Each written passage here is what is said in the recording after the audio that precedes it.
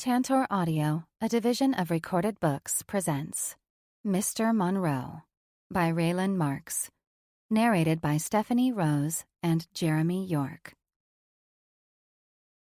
Introduction. Nat. I sat across the table from Bree, my happily married best friend, and smirked. I watched as she pushed a caramelized carrot around her plate, her mind far from the dinner I'd dragged her to with a colleague from my real estate firm. Polly had invited me to talk shop, I was sure, so I asked Bree to come and serve as a buffer, which she was happy to oblige. I wasn't the type to suffer through a work dinner on a Friday night. No, thank you. I feel sorry for you, I nearly whispered with a smile. Her head snapped up, and then she glanced over to Polly, who was caught up in a conversation with a friend who'd stopped by our table 5 minutes ago. The two were going on about a missed dinner date, or some such nonsense. And since I'd never met this Diane character before, I couldn't care less. I was getting mildly impatient, since we'd all faked our way through the meal, Polly acting as if she enjoyed working in the same real estate firm as me, even though I was her most formidable competitor.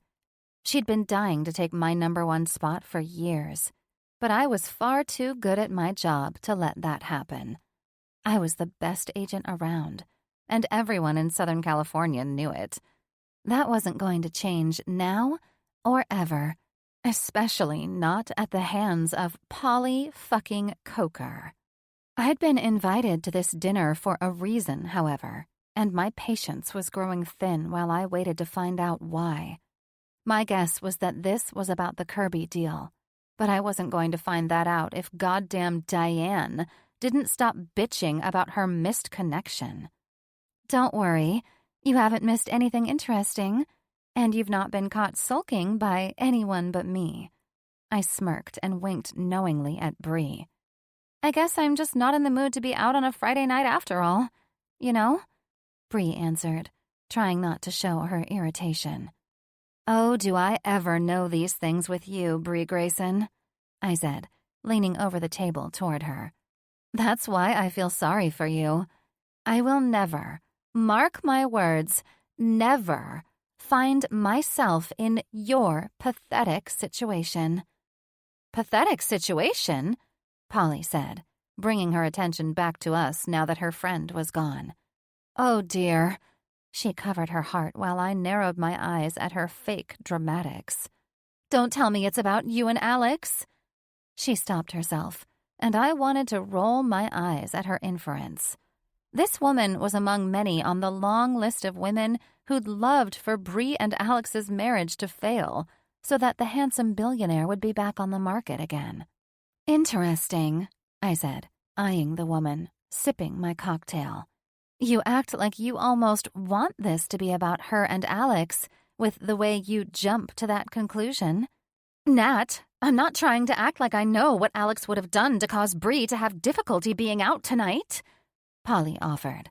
Bree went to respond, but I reached across the table, patted her hand, and gave my girl a knowing smile, pleading with her to go along with this for me.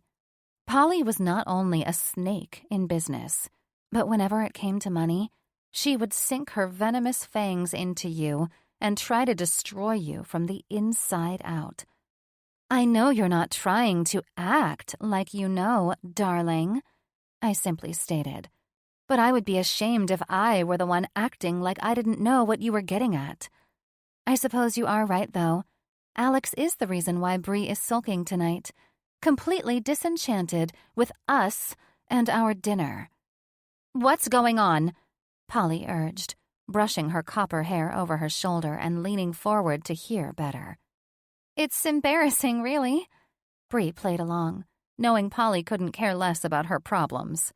Women like Polly only cared about whether Alex Grayson was going back on the auction block. I wouldn't have been surprised if that was why I'd been invited to dinner, and not because of the Kirby deal. But I think this was about Polly wanting to keep friends close and enemies closer. She and I were in a bidding war to land a massive commission for a developer. Bree and Alex's company was in the mix, too. And with their world-renowned architecture firm in my back pocket, Polly knew my chances of landing this deal were almost unbeatable. "Is that Alex?" Polly questioned after Bree was interrupted by a text. Could anyone possibly be so desperate? The woman had to have been drunk. "Sorry, and no, it wasn't Alex," Bree answered. Her eyes told me she was thinking the same thing I was, that this woman was practically begging for Alex and Bree to split. So pathetic. "This is all kind of embarrassing," she said, mainly to me now.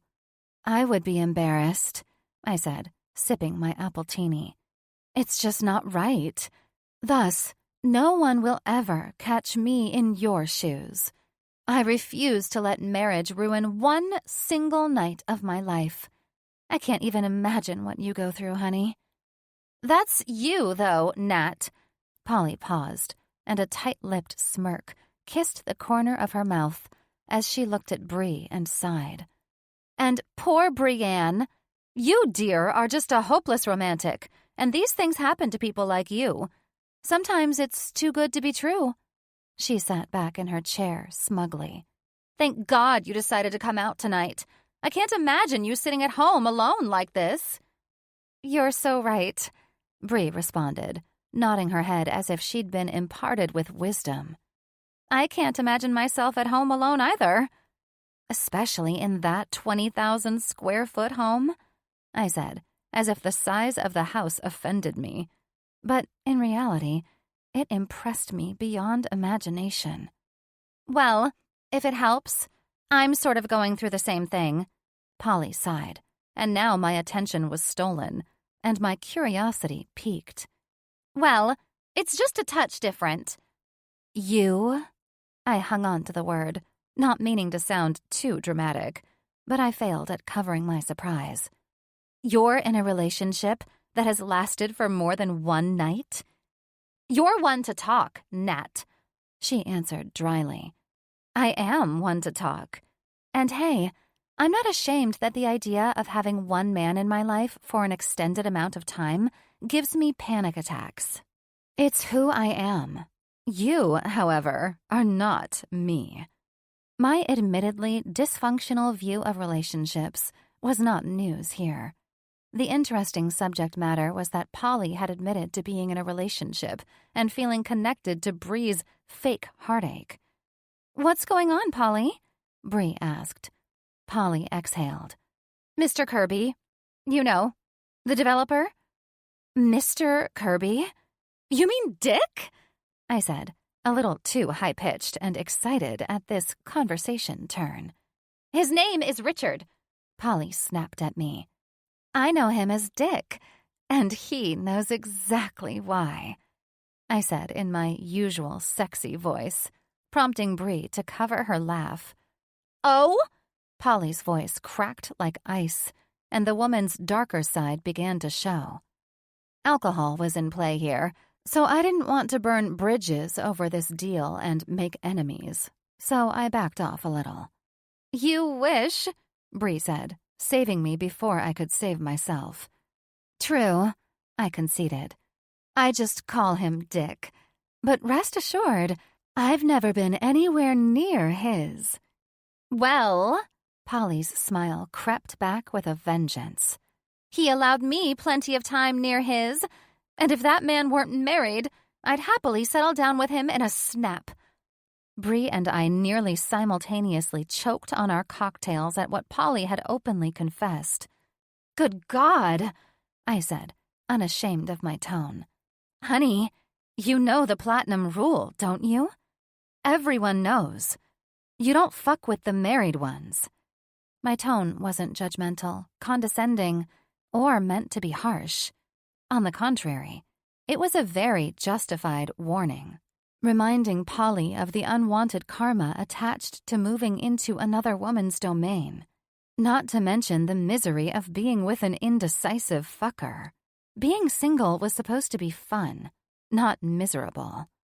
"Listen," Polly said, her sudden humility somewhat disturbing me. "I know that, I just see it as more of one woman's trash is another woman's treasure situation. What the fuck does that mean? I answered. It's a term some people say for getting rid of their junk in yard sales. She answered. Yeah, I know that. You can't compare a woman's marriage to a yard sale, Polly, I returned. Not only for the sake of this woman, who I'm confident has no idea her man is fucking you, but for yourself above all. Richard says they're miserable, and she hates him, she answered. He assumes she's probably cheating on him. And you saw this as your green light to fuck a married guy? I mean, I understand that there are irreparable marriages out there and a multitude of miserable couples who need to call it quits. My parents being ranked highest among them. And perhaps, in some rare cases, it takes meeting someone new to break that toxic cycle. So they take steps to dissolve the marriage. But none of that makes it a yard sale situation, sweetheart. You have no idea what kind of a situation it is, she said, growing flustered. Oh, but I do. It doesn't take a genius mind like mine to recognize that this is bad news for you. The mere idea of succumbing to a married man's charms, a man on business while the wife is in another country, makes me shudder. The words, I'm married, raise a red flag, and I don't hear anything else after that. Nothing about how sad or lonely they are or how mean their wife is. It's a load of shit they need to tell their therapist about. And last I checked, I don't have a degree in psychology. You don't have to be a bitch. It's none of your business what I do personally, Nat. Yes, you're right. It is none of my business. But somehow, you made it my business since I'm trying to land a deal with this philanderer. And land this deal I will, regardless of whether he is using you as his fuck buddy while in the States. I watched tears pool in her eyes. She was already in too deep, listening to charming words from a weasel and a coward, using her as some side chick while not attempting to dissolve his so-called miserable marriage. I ordinarily wouldn't have given half a fuck about any of this, but I wanted this deal and my monumental commission. Deep down, something else drove me to be a saint for a minute. Apparently, I needed to make up for some bad behavior so as not to burn in hell. And here I was, acting like Oprah and trying to impart wisdom about not fucking around with a married man. He won't break my heart, she said after we grew quiet. I know he loves me. He said he and I met for a reason and that I was an answer to his prayers. Classic words to keep a vulnerable soul around. Of course he told you that, or you wouldn't believe his chicken shit lies, telling you he is miserable with the wife he never plans on leaving. Dear God, Bree said, and rubbed her forehead. Polly, everyone knows that married men always return to their wives. Your relationship is probably even what's making him appreciate her more. Don't do this to yourself. Bree's right, I added. Dick has a lot of wealth and power. Do you honestly think he will give up his image because he wants to settle down with some hot American real estate agent? It would expose him as the dirtbag he is. People like that don't soil their reputation with divorce. I didn't need to get started on my views of spouses doing spiteful shit like this to each other, and my prejudices of married men being predators, looking for the next piece of ass because they were too chicken shit to just end their marriages. I couldn't go too hard on Polly, though. I saw the look in her eye that said she'd already given this liar her heart, because he told her exactly what she needed to hear. It was heartless and brutal, if you asked me. But the best part was that I could be just as vicious with these cowards. These men, like my father, ruined everyone's lives they touched. And somehow, they could still look at themselves in the mirror every morning. You fell for him, didn't you? I wanted to hear it from her mouth. She shook her head. You guys don't understand. None of the men I've been with have treated me as well as he has. I love him, and I'll appreciate it if we can end this conversation here and now. You don't know who he is or anything about his feelings for me. He's not some random cheating husband. He's in love with me, even if he is stuck in that miserable marriage for now." "This is the horror of marriage," I bluntly stated, possibly a little too loud. "Whether this man truly loves you or not, if he hasn't ended things with his wife, he's not planning on doing so anytime soon. Or ever." "You don't know that," Polly returned lethally. This shit was hopeless. I was done with the conversation, but not with Dick Kirby. I guess it was easy to see that I hated married men who played like they were single just to get attention. "Fine," I said, sipping my cocktail. "Your love for this man won't stop me from landing this deal and burying him. Forgive me if I'm not so gentle with men who play games on a personal level." "Burying him?" Polly arched an eyebrow at me, warning me as she protected that cheating motherfucker. "I won't let you do that." I smiled at her. "Hold tight to his neck, honey, because you gave me all the motivation I need to use Alex and Bree to spike this bid well over what Dick wants to pay. And he will pay it, because I've never met a desperate and lonely man who would turn my sexy ass down." "So, after everything I confided in you, you're going to use it to sleep with him?" she said, more insecurely than angrily, to my surprise. "You believe you're in love with this man, who will soon leave his wife, yet there is already zero trust in him," I said. "You're a whore," she snapped. "I've been called worse, but I'm not allowing that man within inches of my body. However, a little heavy flirting will get me the deal I want and send him back to the wife he was never planning to leave in the first place. Trust me, you're in too deep already, and you'll thank me for this later. Married men never leave their wives." Bree rose with me as I grabbed my clutch in preparation to leave. "And don't call women whores.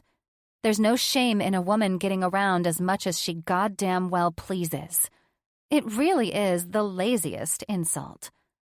I finished with a hint of pride for saving this woman a lot of grief and heartache, knowing I'd be rewarded by nailing this fucker with a hefty bid he couldn't refuse.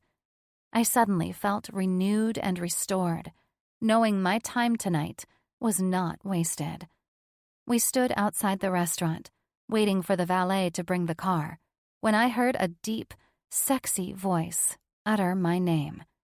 "If it isn't the elusive Natalia Hoover." I couldn't spin around fast enough to get an eyeful of whoever wanted a piece of... fuck. Dear God. Why? Now I was face to face with him, and the glaring reminder that there were a lot more Dicks in the world beyond Dick Kirby. Spencer Monroe. I acknowledged the sexy billionaire, who was uncatchable and untouchable. Polly could have used this man to get over that married asshole, but Spence was just as toxic, in my opinion.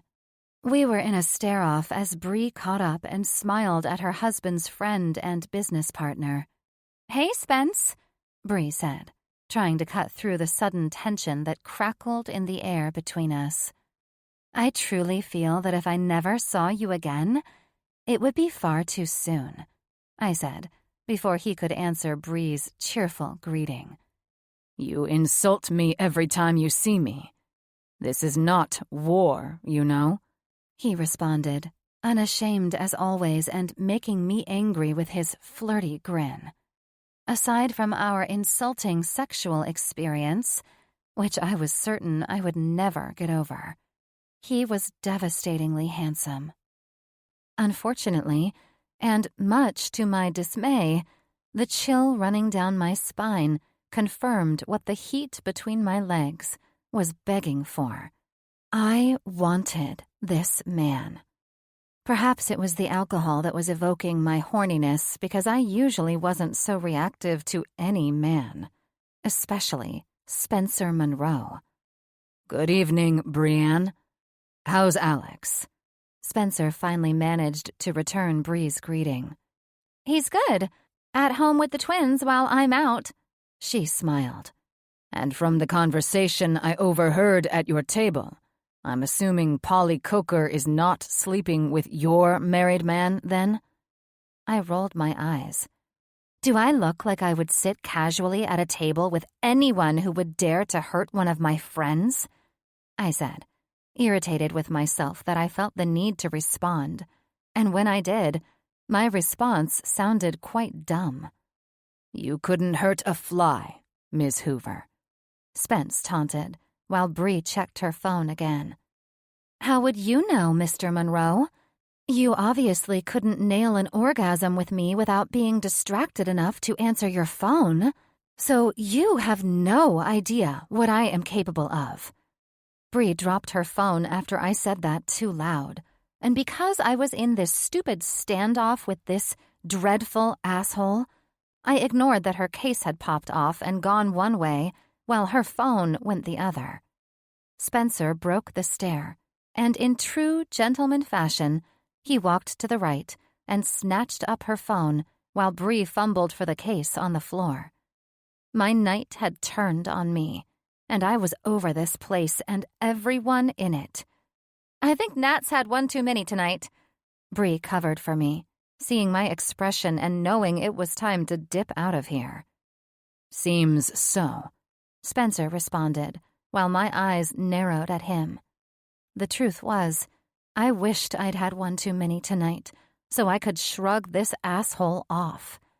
Spencer Monroe had insulted me in the worst way possible, by answering his goddamn phone mid-thrust, right when I was about to climax. I couldn't think of a bigger insult from a man. Maybe I was just that simple of a woman, or maybe I wasn't. I didn't know, nor did I care.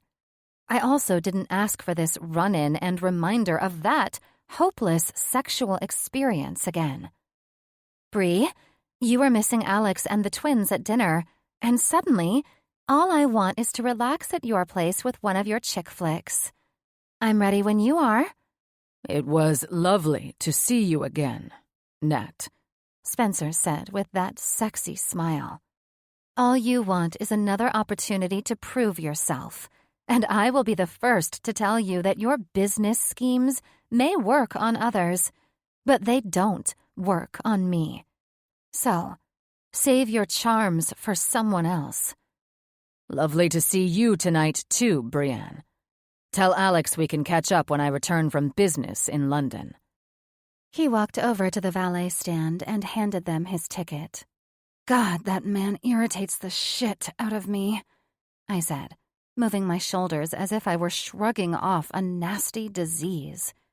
I do not lie when I say I can't stand these ridiculous, unexpected run-ins with him. Oh, Nat, Bree rubbed my arm. Of all the men you've been with, you're the hardest on him. He's part of our friend group, and you'll eventually have to sit in the same room with him without sparring.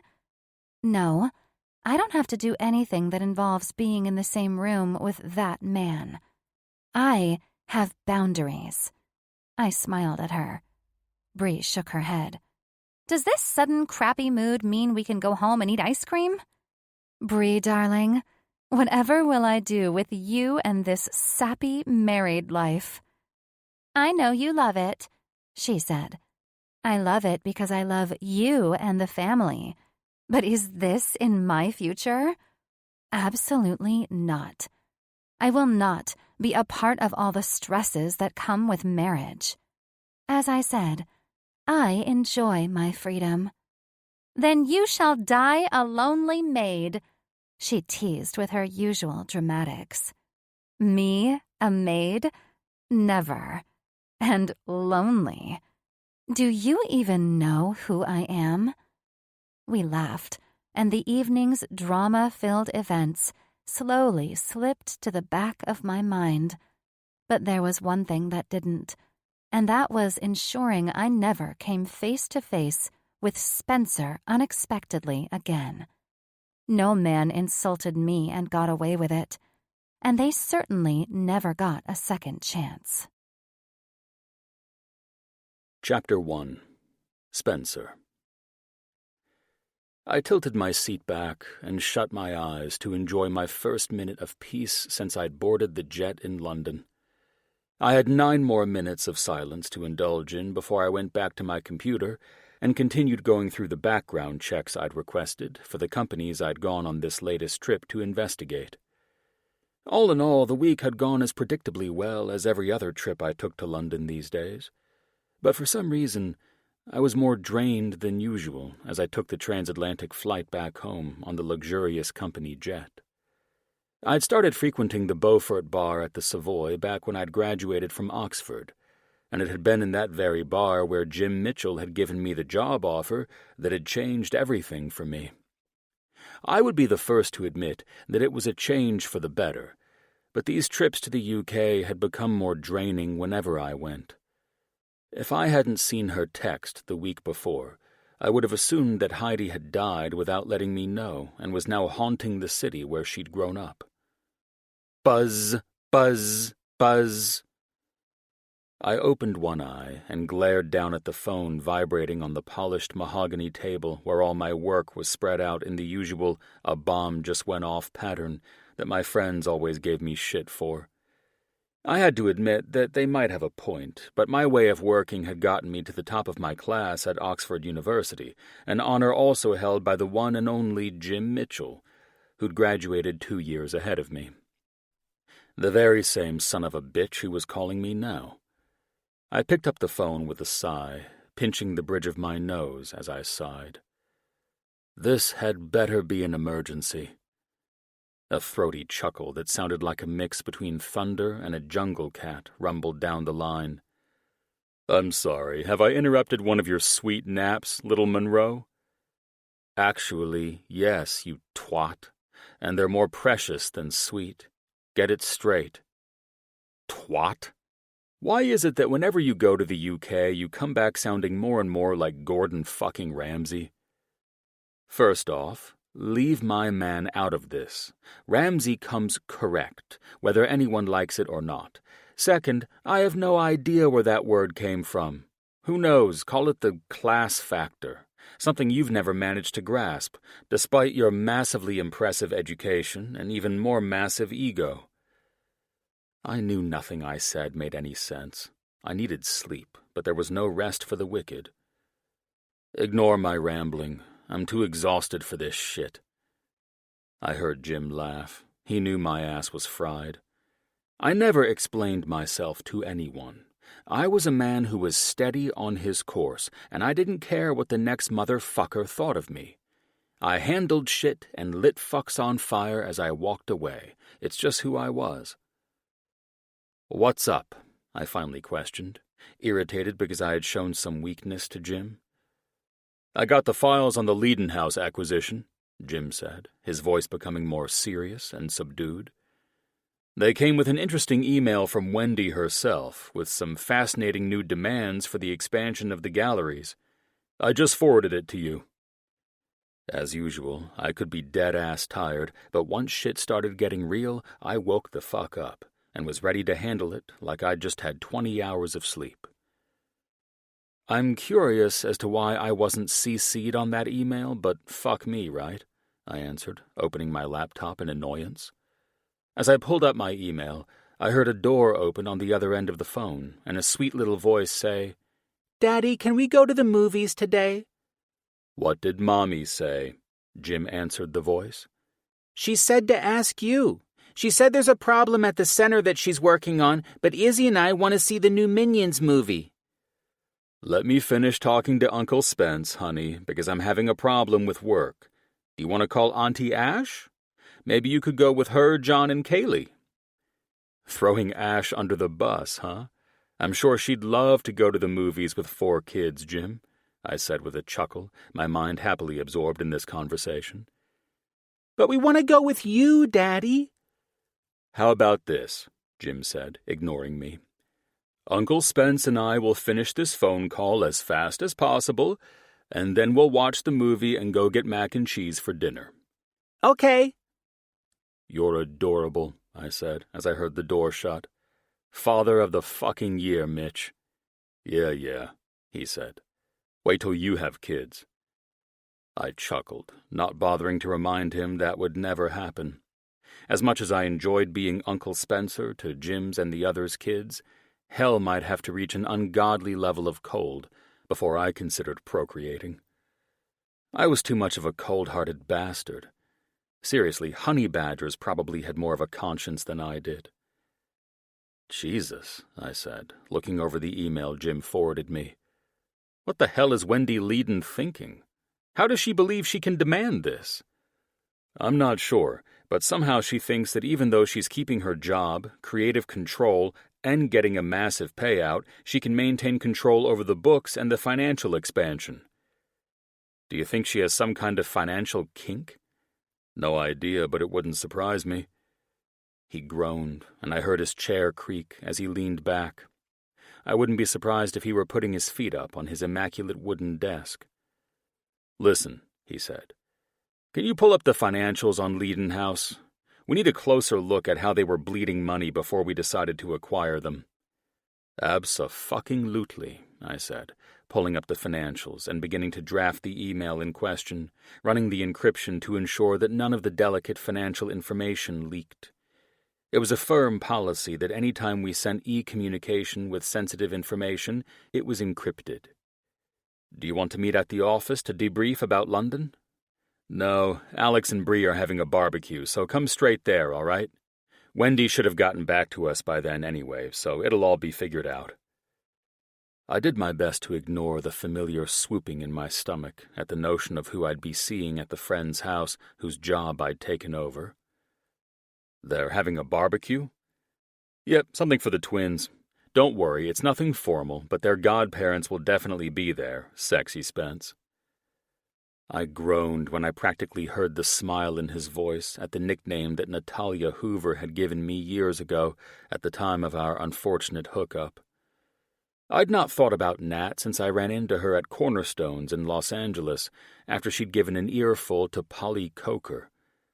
I'd dismissed images of her svelte figure and any passionate ideas about her directly after her sexy ass left my presence that night.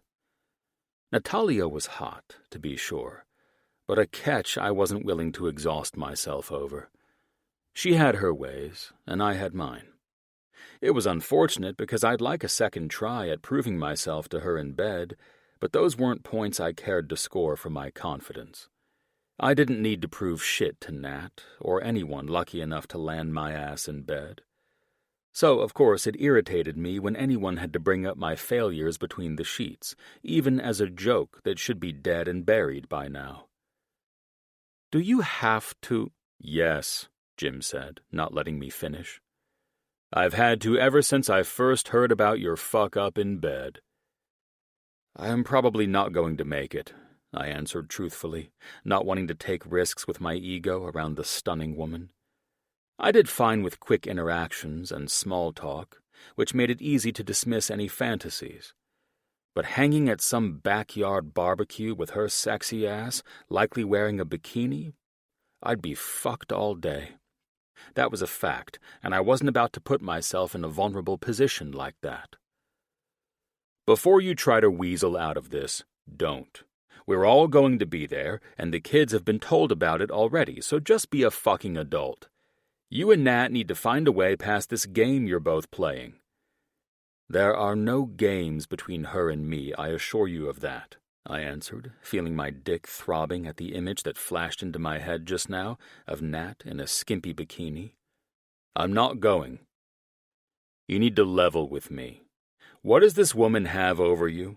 I know it's not your fucking dignity. So, as one of your best friends, tell me what she's done to make you dodge her and her dodge you. I only know this stupid nickname, and I still have no idea what the hell it means. If you have to fucking know, I walked in the same bridal party as her. And it had taken everything in me not to continuously look over my shoulder to stare at her stunning body draped in swaths of emerald green silk, making me think of the curves I'd seen and touched only once, too briefly. And, like a fucking idiot, I'd pulled out of her in the middle of our mind-blowing sex to pick up a business call? Jesus. Now that I was resurrecting this shit, I had to admit I could be a fucking dumbass. But I'd especially been a dumbass who couldn't have predicted that the woman's best friend would melt the only heart colder and deader than mine, that of one of my best friends, Alex Grayson. If Natalia Hoover weren't best friends with Alex's wife, I probably would have never seen the woman again. "And that's how you got this name?" he asked, confused. Yep. I wasn't giving this shit up. I dwelt on this shit for too long in the last 10 minutes. It was time to shut this door and move on to a better subject. "Then you won't have a problem showing up. That is, unless the woman is mocking you or something." Either Jim was fucking with me or he really didn't know. His wife and all those women talk, and I knew Nat wasn't keeping jack shit a secret. Who gives a fuck? I'm done with this conversation and revisiting failures in my past. Time to concede and just show up so Jim will shut up and I can get back to this damn email. Okay. I checked the Patek Philippe watch that had belonged to my father, which I always wore. "I'll see you at Alex and Bree's house in 5 hours. I'm tired as fuck and jet-lagged, but whatever, right? Make sure you get that beauty sleep, sexy Spence. Right after I send you the email you just put my ass to work on, Jimbo. See you there. We'll discuss additional details about London while everyone is entertaining themselves. And I'll be entertained as I watch Avery kick your ass for working at a family shindig." Jim laughed. "She'll be happier that you showed up. I'll see you in a bit." We hung up at the same time, and I hurriedly put the thoughts of Nat Hoover out of my mind for approximately the 100,000th time over the last few years. I'd done it so often that it had practically become second nature. If I let the memories of her stay there as often as they entered, I'd never get anything done. So I hurried to think of other things, cracking my neck as I wrote my email to Wendy Leedon, barely hiding my identity as Mitchell and Associates attack dog. Chapter 2. Nat. No matter how many Malibu sunsets I took in, the experience never seemed to get old. The colors blazing their way across the sky, the fresh, briny smell of the ocean, and the sound of the waves were somewhat diminished, however, by the sounds of 7 young children and the single teenager running around the pool deck, screaming their heads off in delight. It wasn't that I was explicitly opposed to the kids themselves, though. On the contrary, I truly loved them and enjoyed being around them much more than I thought I would. Before Bree got together with Alex, my life had been entirely consumed by work, friends, and the sex that relieved the stress of my days way more than yoga, which my short-lived therapist had suggested I try, ever had. I suppose the yoga had been helpful, at least in part, but nothing could ever be as good for my mental health as a good, old-fashioned, toe-curling orgasm. So, one could easily understand that when I was around a horde of screaming children, I was less than zen. Still, the shrill sounds of some happy kids were worth it if I got to hang out with Bree, Alex, and the rest. I had to admit, I loved the bachelorette life. But I also loved the entertainment of being around healthy family relationships and watching them constantly blossom. It was lovely. But don't get me wrong, I could only do these gatherings with children running around screaming in small doses. I loved them, but when my time was up, it was up, and I needed some peace and quiet. A soft little groan from the warm, sleeping bundle in my arms got my attention, and I looked down at where little 1-year-old Albert's head was squirming around on my shoulder, making its way down to my chest in search of a snack. I chuckled, bringing my hand up to rub my godson's back. "Nothing there for you, buddy." He gave a little baby yowl and rubbed his forehead against my shoulder as he blinked his dark green eyes up at me. "I know. Damn shame, isn't it?" I pressed a kiss to the soft skin of his forehead, closing my eyes as I basked in his delicious baby smell. This was one kid I could see myself getting used to having around. Him and his identical twin, Logan. "What the hell are you telling my kid, Nat?" I turned to face my best friend's husband, whose smile matched mine, the expression lighting up his handsome face. "Nothing not universally known and acknowledged," I said, cuddling Albert closer. "I think this gorgeous kiddo is getting hungry. He's been rootling around for something I definitely can't give him." "Rootling?" He raised an eyebrow at me. "Rootling," I said. "Is that even a word?" "Of course it is," I said. "It's in the Oxford English Dictionary. That comes from your neck of the woods, right?" He chuckled a little bit before reaching his arms out for his son, and I handed the baby over without an argument. I'd gotten used to holding Al's soft baby weight against my hip, but he was getting heavy, and I felt an instant sense of relief as soon as he left my arms. "Come here, big guy," Alex said, rubbing his hand over the back of his son's head. "Let's go see Mama and give Aunt Nat a break so she can find her main squeeze for the night." "What the fuck are you telling your kid, Alex?" I said, the corner of my mouth turning up in a curve as I acknowledged the truth of his statement. There certainly had been a part of me thinking about who I would be calling for a tryst later that night, but I had been doing my best to keep my thoughts pure in the vicinity of the baby. He shrugged one shoulder as he bounced the baby in an effort to keep him calm. "Just trying to make sure he knows exactly who his Aunt Nat is." I rolled my eyes. "Sure." His smile softened as he turned toward where Bree was sitting on one of the lounge chairs with Logan, the older of the twins. "Just making sure he loves his godmother for exactly who she is." I bit down on my lip, swallowing hard to keep from reacting to the emotions his words had brought up in me. I wasn't given to big emotional displays. Never had been. It was one of the reasons why I'd been able to make such an impact as one of the top women working in real estate in California. I had one of the best poker faces on the West Coast, honed through late-night poker games in basements at USC frats and the beautiful, cold house where I'd suffered through my childhood. All this to say that I wasn't here to make a big scene. Ever.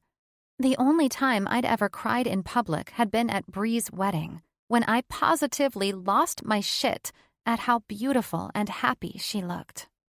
The look on Alex's face when he saw her was enough to melt even the iciest heart. It had been such a touching moment that I forgot about the boundary I'd set for myself and accidentally met Spencer's eyes across the aisle. The swooping sensation in my stomach had taken me by surprise, but I don't know why. After all, it wasn't like Spencer Monroe and I had shared more than the typical superficial sexual exchange. Actually, what I'd shared with him had been even less than usual, since no one had ever interrupted sex to get up and answer a phone call. Looking across the beautiful, well-appointed pool on the deck of Bree and Alex's Malibu house, I bit my lip in annoyance when my eyes landed on the dark-haired, dark-eyed man in the bespoke Zegna suit that would have set him back a good $5,000. God, the run-ins I'm forever having with you, Spencer Monroe, I thought, studying the perfection that assaulted me from the man who'd insulted me in every sense of the word. He had to have come straight from work, and it was clearly the most prevalent thing on his mind, since he hadn't bothered to set his computer aside for long enough to head upstairs and raid Alex's closet for some swim trunks to at least try and fit in with the rest of us. Bree said that he'd gone to London to work on acquiring a deal, and he probably wouldn't even be at the cookout. So, why the fuck was I looking at this man? Again. God, I'd just gotten his arrogant, insulting ass out of my head from seeing him at that stupid cocktail dinner with Polly Coker. I hadn't asked, but that didn't stop Bree from offering the information the last time I'd gone into the Brooks and Stone offices to meet with their real estate team. We'd taken the twins with us when we'd gone to the Henry for lunch after our meeting. Thankfully, the boys had calmly settled into their double sleeper carriage, curling around each other the way they always did, and allowed us to go over the notes from the meeting and to catch up. I asked her how Alex was treating her and his sons, and the pretty blush that flooded her cheeks told me everything I needed to know.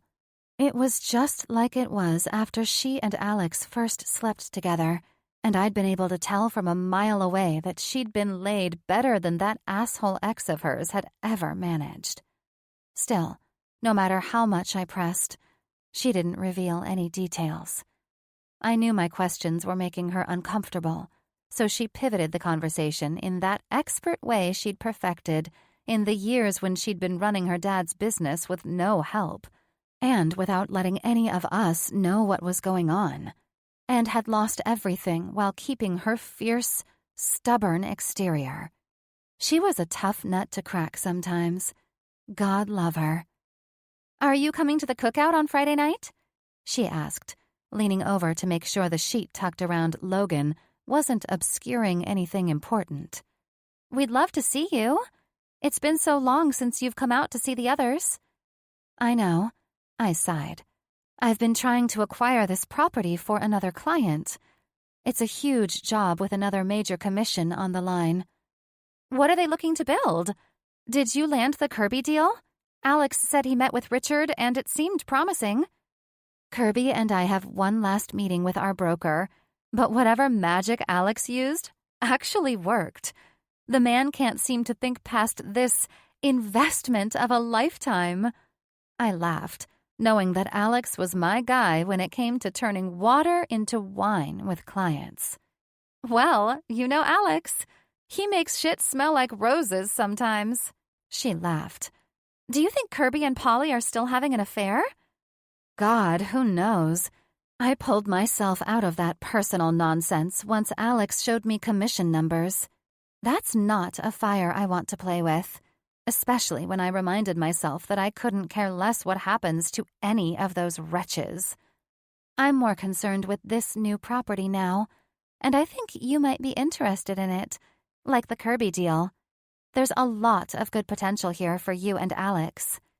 "Which property? You certainly seem excited about it." She laughed.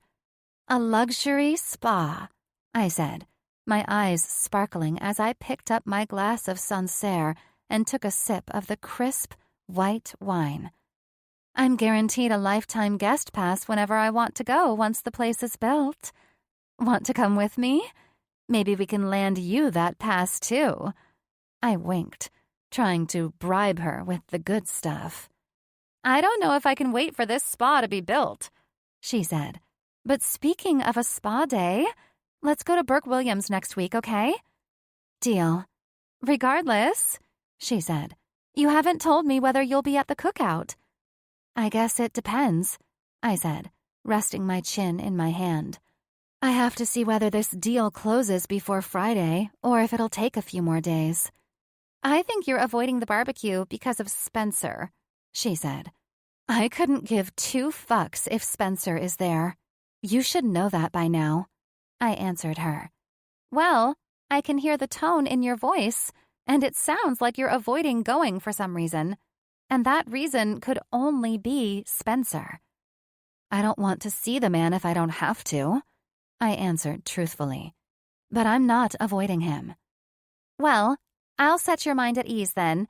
Spencer's going to be in London on business. So if that's what you were worried, Brienne, I said with a sigh, annoyed that this was a topic of conversation as if I were in high school. When have you ever known me to be worried about seeing someone I've slept with? Literally never, she said. But even you must admit you've been a little strange around him. That's my point. I've never known you to try to avoid anyone, and yet you've been treating Spencer like he's carrying the plague. It wouldn't be weird for anyone else, but it's weird for you. I rolled my eyes. I don't know what you're talking about, but I haven't been acting any differently around him than I ever have. If he speaks to me, I put him in his place, and then I move on like any other day. You just saw me do that at dinner with Polly. Great! Then you'll be fine coming to the cookout whether or not he's there. I stared hard at my friend, who looked at me with the smile that she'd taken to fixing on me whenever she threw down a challenge. If, I said, eyeing her, I get this deal in time. Exactly, she said. If you get the deal in time. And then it'll be a double celebration. Good God. I wasn't lying about having a massive project I'd been working on. On the contrary, it kept me in the office for 12 hours a day. All of that was worthwhile when I finally got the contract back from my client with a notarized signature. A half hour after that came the basket with Bartlett pears, a bottle of Sangiovese Reserve wine, and a few other delicacies I hadn't bothered to investigate yet. I gathered the basket to bring to Bree's house, barely saying goodbye to my colleagues as I took off from my Beverly Hills office as fast as possible. As soon as I'd gotten onto Pacific Coast Highway, I lowered the roof of my car, blasted my music, and belted Fleetwood Mac all the way to my best friend's house.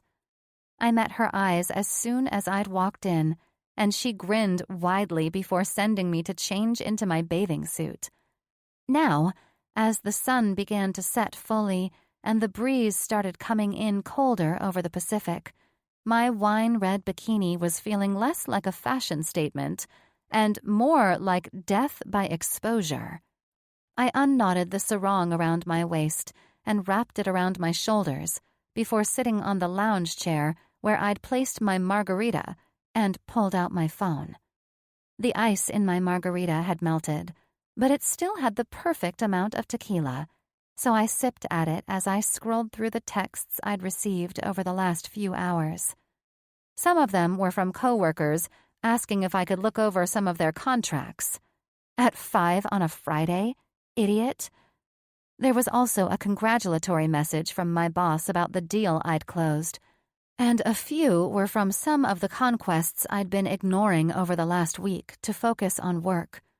I contemplated the names as they popped up, thinking of each of them in turn, and debating the merits of giving them each another go.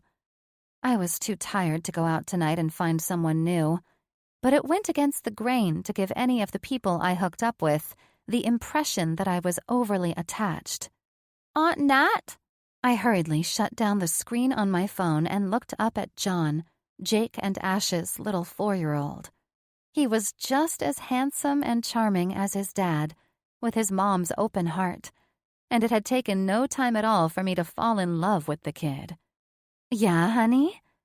Jackson and Addie went to watch a movie, and they said we're too little to watch with them. Tell them we're big kids. I bit down on my lip, trying not to laugh at the little boy's indignation. What will Mom and Dad say? They'll say we're too little. You want to know what I think? I leaned in, smiling like I was going to tell him a grand secret. I think you, Izzy, and Kaylee should watch a different movie and make the bigger kids jealous. What do you think?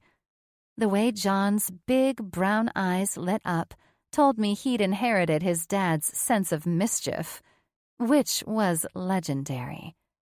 As I watched him shuffle away, I thought that maybe I should have felt bad about the glint of vengeance I'd unleashed, but I just couldn't bring myself to. What kind of monster did you just create? I looked around, feeling everything in me curling at the sound of the rich, smoke-filled voice approaching me, and I looked up at Spencer. The kind that gets what they need, I said, raising my eyebrow as I stood from the chair and looked at my phone again.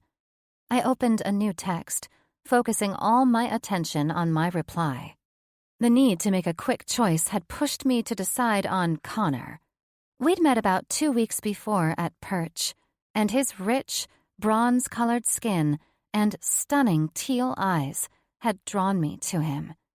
It had been one of the better nights I'd had in a while, and as far as last-minute choices went, he was a really good one. You're pretty attached to that phone, aren't you? I raised my eyes to him, narrowing my gaze to a focused point. Seriously? You're going to call me out for an unhealthy attachment to my phone? Shall we revisit your extremely unhealthy attachment to your phone, Casanova? Are you going to hold that over me for the rest of my life? He asked, leaning back and crossing one leg over the other in such a way that it drew my eye like a magnet to that spot between his legs where, unfortunately, I knew exactly what he was packing. I crossed my arms and let my fingers settle on my biceps as my other hand cradled my phone. I think I will. That was an entirely unique experience. At least, it was for me. Who knows? Maybe you answer the phone in the middle of fucking every girl you get into bed. I turned away from him, thinking I would just walk away and be done with this whole thing. Nat, wait. I hadn't been expecting him to reach out and make a grab for my arm. Unfortunately, it was a true miscalculation on his behalf, since he'd grabbed a hold of the arm holding my phone. Fuck! I yelled as I watched my phone go flying in a spectacular arc before it made a splash, landing in the pool. Chapter 3. Nat. Shit, I said, hurrying to the edge of the pool. God damn it! Fucking motherfucker! Thankfully, no one had appeared from the corners of the deck to tell me to watch my language around the children. I would have let off a round of swears that'd make a sailor blush if they tried to tell me not to cuss when my phone had been destroyed by Spencer, acting like his usual dumb fuck self with me. This was another prime example of why I hated interacting with this man. Stupid shit always happened. And now, my fucking phone was paying the price. I felt myself beginning to seethe as I raised my eyes from the pool. Are you kidding? I didn't manage to get the rest of the words out before Spencer suddenly disappeared from my line of sight. I blinked, thinking that maybe he'd vanished when he realized that he'd knocked my phone into the pool like a buffoon. But the sudden, enormous splash pulled my attention back to the pool, where the last thing I would have expected to see was unfolding in front of me. I couldn't pull my eyes away from where Spencer, VP of Mitchell and Associates, whose dark, espresso eyes could instantly freeze anyone trying to pull one over him, had dove into the Graysons' saltwater pool in a Zegna suit. Aunt Nat? John came over to me, tugging his baby sister by the hand. Baby Kaylee looked even more confused than her brother, and she grabbed onto my leg as she watched the events transpiring in front of us. "What you doing, Unca Spencer?" Kaylee asked as she wrapped her little hands in my bathing suit strap. "Uncle Spencer accidentally knocked my phone in the pool, so he's getting it out for me." "He's in his work clothes," said John, holding onto my leg. I reached down and ran my fingers through his silky, soft curls. "He is," I said, unable to take my eyes off the scene before me. "That's silly," Kaylee said. "It is," I replied. "But don't forget, Kaylee, that the good ones will jump in a pool for you whether they're wearing swim shorts or not. She looked at me in confusion. You silly too, Aunt Nat. I can't argue with you there, honey, I said, kissing her forehead. I was momentarily touched by the sentiment of how Spencer had reacted. What a bizarre feeling of fascination I was experiencing. It was so unlike me to get caught up in a moment, especially with the man I deemed the biggest asshole of them all. Got it. Spencer rose out of the water, holding my phone over his head, splashing a bunch of water around the beautiful terracotta tiled floor surrounding the pool. He ran his hand over his face and pushed his fingers through his hair, shaking out the water like a chocolate lab. I got it. He made his way to the side of the pool and put the phone down before setting his hands on the edge and effortlessly lifting himself out in one fluid motion. I felt my mouth dry out as I saw him unbutton the navy blue suit jacket, which was a soaking wet mess, and drape it over the lounge chair I'd been sitting on, leaving his perfectly cut abs on full display in the white button-down that had become transparent. I immediately started thinking filthy thoughts about how he wasn't the only one dripping wet, and how it was extremely indecent for anyone to look this good while they were getting out of a pool. I set Kaylee down on the ground next to her brother. Go to Dad, guys, I said, gently pushing them toward where their parents, along with most of the other adults, had gathered at the other end of the pool to take in the scene. My eyes sought out my best friend and saw her under her usual cabana. A small modesty sheet was draped over her chest to protect her and whichever twin she was currently feeding, and her eyes were wide as she watched Spencer and me at the other end of the pool. I looked at her as she waggled her eyebrows at me, nodding over at Spencer and mouthing the words, "Oh, yeah." I rolled my eyes. I wasn't so easily won over. And since when were eyes on me to be desperate for a man who fucked it up in bed the first time? Bree most likely caught me while staring at Spence becoming a hero, trying to rescue my damn phone. I shook the sentiments away, knowing these emotions and I didn't operate well together. I was not setting myself up in some emotional place to be insulted in bed again. In the graceful art of pulling myself together, I smirked at Spence while appreciating his robust frame and flawless appearance, which would have sent any helpless woman into a hormonal frenzy. I, however, was far from helpless. This man could free-dive 1,000 feet to the ocean floor to gain my attention, and it wouldn't impress me. The walls that I had up to guard my heart against all men would never be penetrated, and that was the end of it. Spencer handed me the phone, a look of concern on his face. Did I save it? You mean after you drowned it?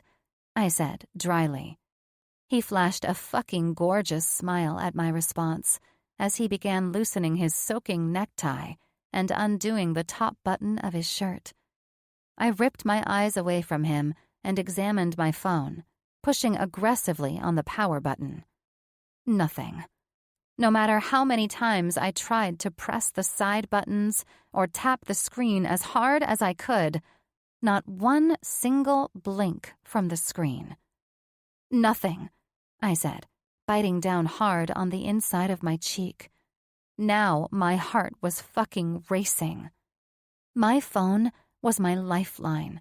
It was how I maintained the quality of my work when I was away from my desk, and how I'd been able to rise in my industry since I graduated from college. Being able and willing to take calls from my clients at every hour, doing everything possible to make sure that they could close on the homes of their dreams, had set me apart. Even if my phone chained me to my job, it was also the thing that freed me from it and linked me to all my connections to the outside world. It was also the only thing that connected me to my brother Shane and my sister Liz, whenever she felt inclined to get in touch, which was almost never. Hey, A soft voice came over my head, and I looked up. are you okay? Yeah, fine. I cleared my throat, nodding at Spencer as I blinked quite a few times to refocus. I was nothing if not a problem solver, and thanks to technology, phones were easily replaced. Of course, drowning the man who'd ruined the phone and ending up in a lengthy murder trial wasn't a problem so easily solved, so homicide was out of the question. I suppose I just had to deal with the phone then. I have an encrypted iCloud account, I said, reassuring myself more than informing Spencer. Everything on this phone would have been uploaded to the cloud. It's just a matter of getting a new phone. I shut my eyes as I groaned internally, thinking about the time and how none of the nearby Apple stores were likely to be open. Listen, He said. my place is 2 houses up the beach, and it's just past 7. The Apple store in Topanga closes at 9. So, if you come with me and give me a minute to change, we can go straight from there. I'll take you to the store and replace the phone for you. I heaved a sigh as I shut my eyes tight, debating the wisdom of this plan. Biting my bottom lip, I tried to measure the pros and cons of going to Spencer's house while he was dripping wet. I needed to put a cork in my irritation and plans for premeditated murder and go into damage control mode to fix this issue, square away my phone, and get my ass back on the grid as soon as possible. Time's a ticking, Nat. That sealed the deal. You're goddamn right you'll replace the phone for me, I answered, feeling my no-bullshit mood surface and take over. He grinned at me. Glad you see it my way. He reached out and took the phone from me, tucking it into his pocket. I only see shit my way. I leaned down to pick up my pale blue Longchamp bag from where it sat in front of the lounge chair before I turned back to Spence. And don't get cocky on me, Monroe. My mood is not to be born, I said, with a threatening arch of my eyebrow. Spencer's eyes bore through mine in this standoff between two powerful minds that never bent to anyone's will or protest. I didn't give a fuck what he said, thought, or did, and his flirty yet challenging grin no longer amused me. You are a mystery, he said, and if anyone on this deck was trying to get our attention, neither Spence nor I could hear them. To be sure, I answered. Now, let's get my phone fixed. I paused and cocked my head to the side, eyeing him. What the fuck is your deal with phones anyway? Huh? He asked, his stern expression replaced with a look of confusion. Yeah, I arched my eyebrow. You know, answering calls whilst fucking, and finding a way to destroy mine in less than a hot second? Oh, for fuck's sake, Natalia, he said, scraping his nails through his hair. Let that shit go. How can I when all I seem to experience is a fucking disaster with you and fucking cell phones? I said. One day, he smiled and softened up with his flirty eyes. I'll prove why you should really be pissed off that I was distracted by my cell phone ringing while fucking you. Wouldn't you love that opportunity? I teased. Let's just go get the replacement phone before I end up in prison. The look on his face, not having the first clue what I was talking about, was priceless and enough to shut me up. For now. The two of us walked to the other side of the deck, and I did my best not to pay attention to the others as we headed for the steps that led down to the beach. Hold up, Spence! We both looked up to see Alex approach, holding Spencer's laptop bag. Spencer sighed in relief, and his face broke into a grin as he reached out for the bag. He took a minute to look back and forth between us, and then a wicked grin spread fully across his face. Have fun, kids. He ran back up the stairs before I could say anything in response. So instead, I sighed and shouldered my bag, holding my sandals in my hand and allowing my feet to shuffle through the soft, white Malibu sand as I walked down the beach, Spencer at my side. We didn't say anything for a while, simply taking in the beauty of our surroundings as the waves continued to come in, filling the silence with a soothing sound. This was nice. Who knew I could use a lovely stroll on the beach this evening? I was nearly fully immersed in the splendor of this, but the distraction of Spencer and me being alone for the first time since he insulted me during sex was what pulled me back to the reality of taking an unexpected walk on the beach. Fuck. God only knew where this would all lead. I tried not to think about anything but getting the replacement phone and heading home soon after to do updates and transfers all night. Jesus, I did not have time for this crap. While pitying myself, I heard the squelching of Spencer's feet in his expensive, likely destroyed leather shoes. "Are you okay?" I asked, breaking the silence between us. "You must be miserable in those wet pants and shoes." "I'll be fine until we get to the house," he said, smiling charmingly at me. "I'd take off my shoes, but I don't feel like carrying any more stuff." Fair enough. Strangely, the feeling of being at war with this man had temporarily faded. My tone and his both had changed. It was as if, for the first time since he fucked up, I was possibly willing to finally let this shit go. If I were honest, the grudge I'd been holding onto with this sexy as sin on a Sunday man was pointless and truthfully served no purpose. "I really am sorry," Spencer said, tucking one of his hands into his pocket as he reached his other hand to the back of his head. "I didn't do it on purpose." "Are you sure?" I looked to the side, biting down on my lip as I took in the gorgeous man and his wet clothes. "I figured you were jealous about me making plans for tonight and decided to overreact by destroying my property." My mood had changed entirely, burdens lifted, and my daring, challenging, and flirty nature returned gloriously. "You were making plans with someone for tonight?" Spence asked curiously. "Yep," I said with a smack of my lips. "Nice guy. You'd like him.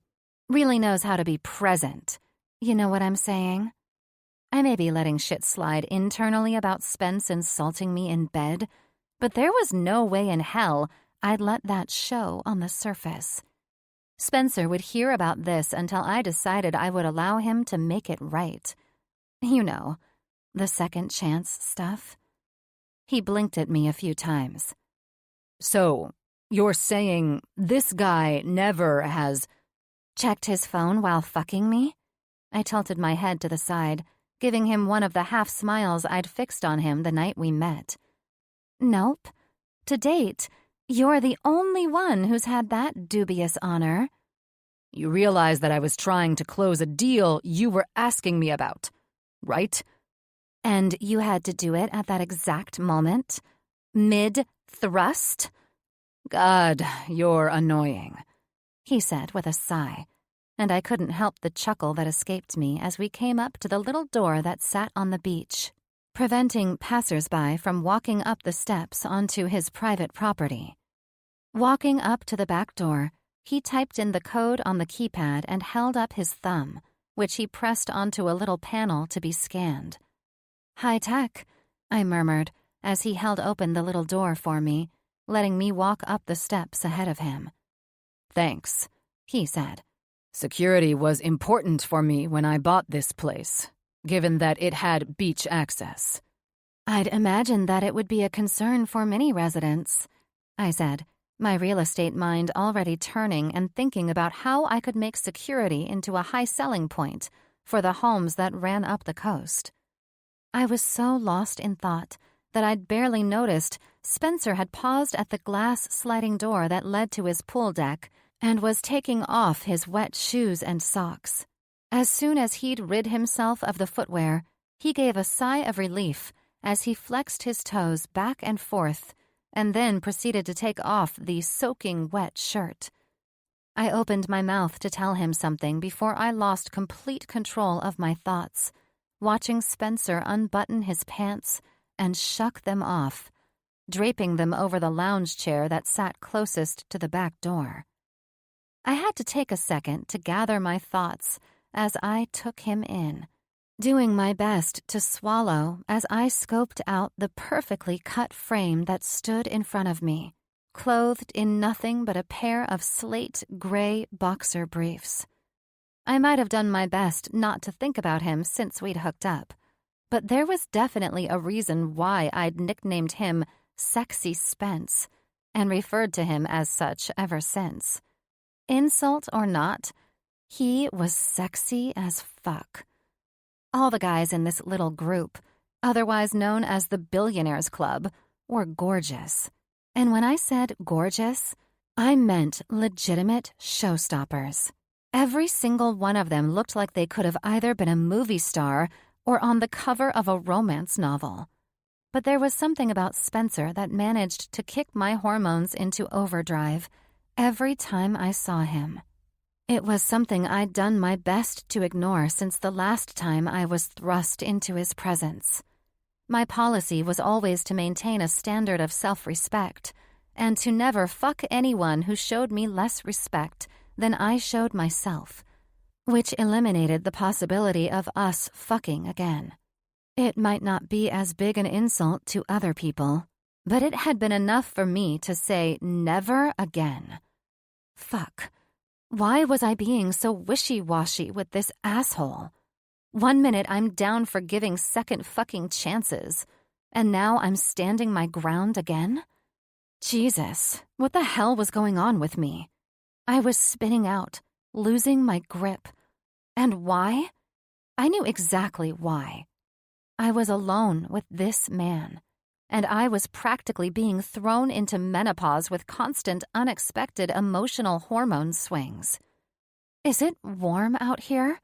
I thought, feeling a hot flash coming on while the crisp, beachy air blew against my face. You okay there? I blinked a few times, looking up at Spencer. He was watching me from a wooden cabinet beside the pool, where he'd pulled out a towel and started running it all over himself. I'm so fucked, I thought, feeling like I was freezing.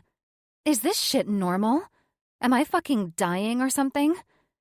Stop thinking, Nat, I ordered myself, while working on getting a stronghold on my emotions. Yes?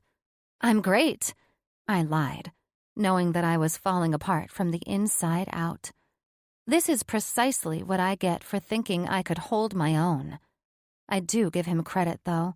It only took his ass stripping in front of me to drive me into a frenzy. I would never forgive myself if I didn't hang on just a little to my last shred of dignity with this guy. Spence held my stare over the few feet that separated us before walking slowly to where I stood in front of the door. Are you cold? No, I said, despite the goosebumps that had risen all over my arms. No, I'm fine.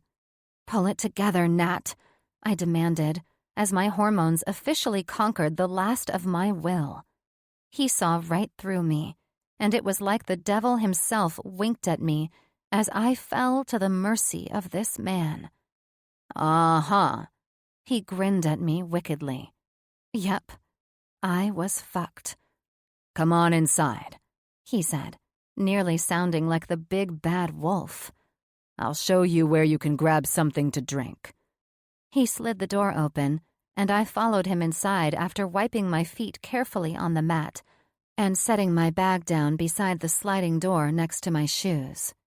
Kitchen's through here, he said, draping the towel over one of the stools beside the bar as he led me through the beautiful, open floor plan loft that made up the ground floor of his house. I had to suck in a breath when I saw the back wall of the house, which was entirely made of glass, and looked out across the ocean. "What does the expert think?" he said from behind me. "Did I choose a decent property?" Referring to this property as decent would be an understatement, I said, exhaling softly as I admired the extraordinary view. This house is incredible. I meant every word I said. If I could have, I would have bid on the property myself.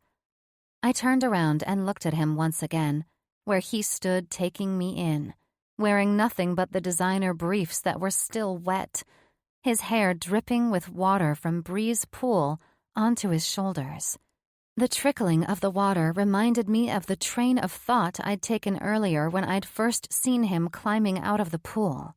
This time I managed to balance and appreciate these feelings instead of fighting them off. "Seriously, are you okay?" he asked, raising his eyebrow while he grinned mischievously at me. "You keep looking like you're about to have a seizure." I eyed him. Your sexy ass is standing in front of me half naked, so what the fuck do you expect me to do? Appreciate it, want it, and of course, give me a second chance at proving I'm the best fuck you'll ever have. He answered, his eyes darkening with the same sudden desire I was feeling. I should have never been left alone with this man, especially with him standing in front of me with soaking wet boxers, reminding me of his length and size. You're very confident, I said, eyeing him provocatively. I get what I want. He crossed the small area in his kitchen and instantly closed the space between him and me. And I want you, he said, his hand snaking up and fingers caressing the side of my neck. My head instantly rocked to the side as his hands cradled my neck. My opening was throbbing and growing wet with extreme desire to have him inside me again. Here and fucking now. No regrets. Just a beautiful specimen of a man inside of me. Give me another chance, Nat. His deep voice nearly growled, with his lips inches from mine. I softly moaned. Wouldn't you love that? His eyes met mine like he could see straight into my soul. More than you know, he answered, his lips pulling up on one side as he withdrew some to beg me for permission and access to my body. His other hand came up, and with a firm yet gentle grip, he pulled me against his hard cock. There was no turning back or making this man suffer any longer. I wanted the second chance he was after more than he wanted to prove what kind of fuck he was. You answer a damn call this time? I reached into his boxers and firmly gripped his hard shaft. I'll rip your dick off. Without any kind of warning, I was in Spencer's arms as he marched up the steps to the second floor of this home. His lips crashed into mine while I ran my fingers through his thick, dark hair. Just by the force of this man's kiss, I knew I was about to get fucked in the best way possible, and I wouldn't regret 1 second of it.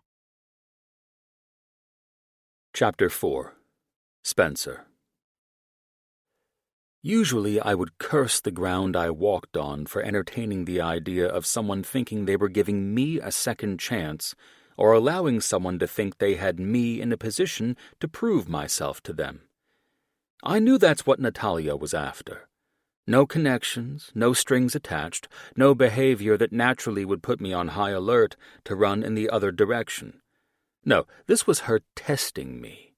And I didn't bend the knee to any woman when it came to sex. I never felt the need to prove myself to anyone. I already knew how good I was. More than that, I knew they were the fortunate ones to be in my arms and for me to pleasure them. Something was different about Natalia Hoover, though. Everything about me seemed to crave this woman on some other level. Shit. Could people have sexual soulmates? Was that even a thing? Who knew? I didn't care. I was just driven to desire after being alone with her in my beach house, and I was taking advantage of her softening up for the first time. Having her in my arms, I had to admit that I fucking craved this woman. Everything about her seduced my senses. The honey blonde of her hair and the rich, floral, salty scent of her skin was even more intoxicating than I remembered, and my memories were impeccable. The feeling of those velvet soft lips against mine, moving in a rhythm that felt like we'd done this 1,000 perfect times, rather than just the one I'd fucked up.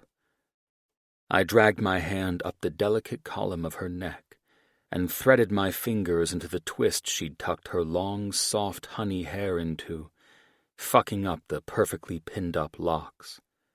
She groaned as I gave her hair a sharp tug, pulling her head back so I could get better access to her mouth, which I opened with a few teasing maneuvers of my tongue. God, she was. "You taste even better than I remember," I said, my words muffled against the lips that opened to me with none of the hesitations I expected. "I have to wonder whether you still taste that good all over." "Did you even get around to that part last time?" she asked, sucking in a deep breath as I moved my lips down the silky skin of her neck. "I don't remember if you did." I paused mid-kiss, pulling my lips back from her and raising my eyebrow. "Seriously?" "I think after 2 Cosmos, all I was thinking about was riding your dick into the next century. It's not like I was opposed to the idea of you tasting me." "Good," I said, holding the stare of her clear sapphire eyes as I backed her up to the dresser that sat flush against the glass wall of my room. I brought her hands up so that they framed her head, and then threaded my fingers through hers as I dragged my mouth down her neck again. I allowed my mouth to linger over the perfect skin that I'd barely even allowed myself to fantasize about in memory, thinking it would be too painful to think about her in that way if I couldn't have her again. "Are you planning on keeping it rated PG all night?" she asked, as my hands drifted down to her waist, playing over the delicate curves of her breasts and hips, relearning the body that had turned me on so much that night. "You're wearing too much," I said, as I slipped my finger under the strap of her bikini top, which she wore with a sexy skirt that had tempted me from the moment I arrived at the barbecue. "You're probably the first person who's ever said that when I've worn this bathing suit," she said on a rich exhale, the breaths beginning to come harder and faster as my lips latched onto the warm swells of flesh, pausing now and then to luxuriate in the sun-touched flavor of her skin. Something about her reminded me of the mesmerizing blossoms that covered all the lemon trees near my family estate in northern Italy, where I'd spent my childhood. Every fall, when I'd gotten sick of the shit that accumulated in the house, I'd run out to the orchard, where the trees would be covered in so many flowers that it looked like snow had come early. I would tuck myself under one of the trees and hide until my brother, Stephen, or my dad came to find me. It was never my mom. The soft warmth that clung to Nat's skin, smelling of sunshine and white flowers, and the warmth that came from limoncello, reminded me of the freedom of those moments, rather than the loneliness. These intoxicating sensations spurred me on in the desire to spend hours losing myself in the secret nooks and crannies of this woman's body. "Fuck," I growled, feeling a hunger for more. I slid my hands down to cup the full, perfect halves of her ass and lifted her in a quick, fluid motion, swallowing the shocked gasp that escaped from her in another kiss as I placed her on the long credenza that sat flush against the glass wall. "Interesting that you've been taking your sweet time with this for about 15 minutes, and I'm not any more naked than I was when we started." I backed away a little to look into her face, and couldn't help the laugh that came out at the sight of her expression. It was a mixture of arousal and annoyance that I'd never seen. It pulled me out of the trance I'd fallen into and back onto my game. Shit, I forgot how sexually challenging this woman could be. If you want to be naked, I can make you more naked, gorgeous. I'm just trying to give you some idea of what you've been missing out on the past couple of years. You have no idea how much I've wanted you. I could tell she hadn't meant to say the words when she bit down hard on that perfect bottom lip. They'd slipped out of their own volition. Figuring the least I could do was ignore her embarrassment and the admission that she clearly hadn't meant for my ears, I slipped my hands to her back and undid the clasp of her bikini top, peeling it off her and tossing it to the side without another word. I sucked in my breath at the sight of her perfect tits and how the round fullness would soon fill my large hands. Regardless, I said, doing my best not to come just at the sight of them and feeling my cock straining uncomfortably against the silky fabric of my briefs. Now that I have you here, I'm finally going to make up for that damn phone interrupting me the last time. She groaned as I let my mouth draw a careful line down her center, never letting my lips leave her skin for more than a second as I made my way to a very specific goal. Then, without my prompting, she parted her legs, offering me access to that sweet center of hers that I'd been aiming for. I removed her bikini bottom in one quick tug, tossing it aside to join her top on the floor, and kneeling in front of her so I could drink in that rich scent of hers from where it was most concentrated. Pressing a kiss to the soft skin of her inner thigh by her knee, I dragged my lips up the length of her leg so that they stopped just south of her perfectly groomed pussy, which had begun to glisten with obvious arousal. Moving my finger up to the cleft between her legs, I slid my finger up the damp slit there, feeling my heart start to race at the sound of her sharper gasp. I looked up at her face, gratified to see how the blush had risen and how she was biting down hard on her lip. You're at my mercy now, my fucking sex goddess, I stated. We'll see about that, she challenged back in a delicious moan. I raised my eyebrow before slipping my finger inside her, tilting it up on instinct and groaning with her as I found that delicate spot on the front wall of her pussy and pressed in. She was so incredibly tight that I couldn't resist inserting another finger as I braced my other hand against her other knee and leaned in. Fuck my fingers, I said, in almost an order. Fuck, she whined and held on to the word as I slowly pulled down on her G-spot. Fucking hell! Her hips moved with my hands pumping into her and pulling hard into her spot. That's it, I whispered, my dick throbbing and dripping, kneading her tight, wet pussy around it. Damn, you are so fucking sexy. I stated that fact while I watched her body fall to whatever I wanted. Her eyes glazed over in ecstasy, and nothing but moans fell from her lips. I licked my dry lips, watching her with utter desire, and knowing I would fuck this woman into paradise after she gave me the orgasm I neglected to achieve on our first and only night together.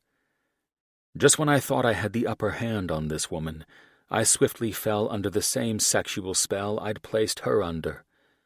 I'd had enough. I needed to taste her, and now. Her thighs quivered at the first swipe of my tongue up her drenched center.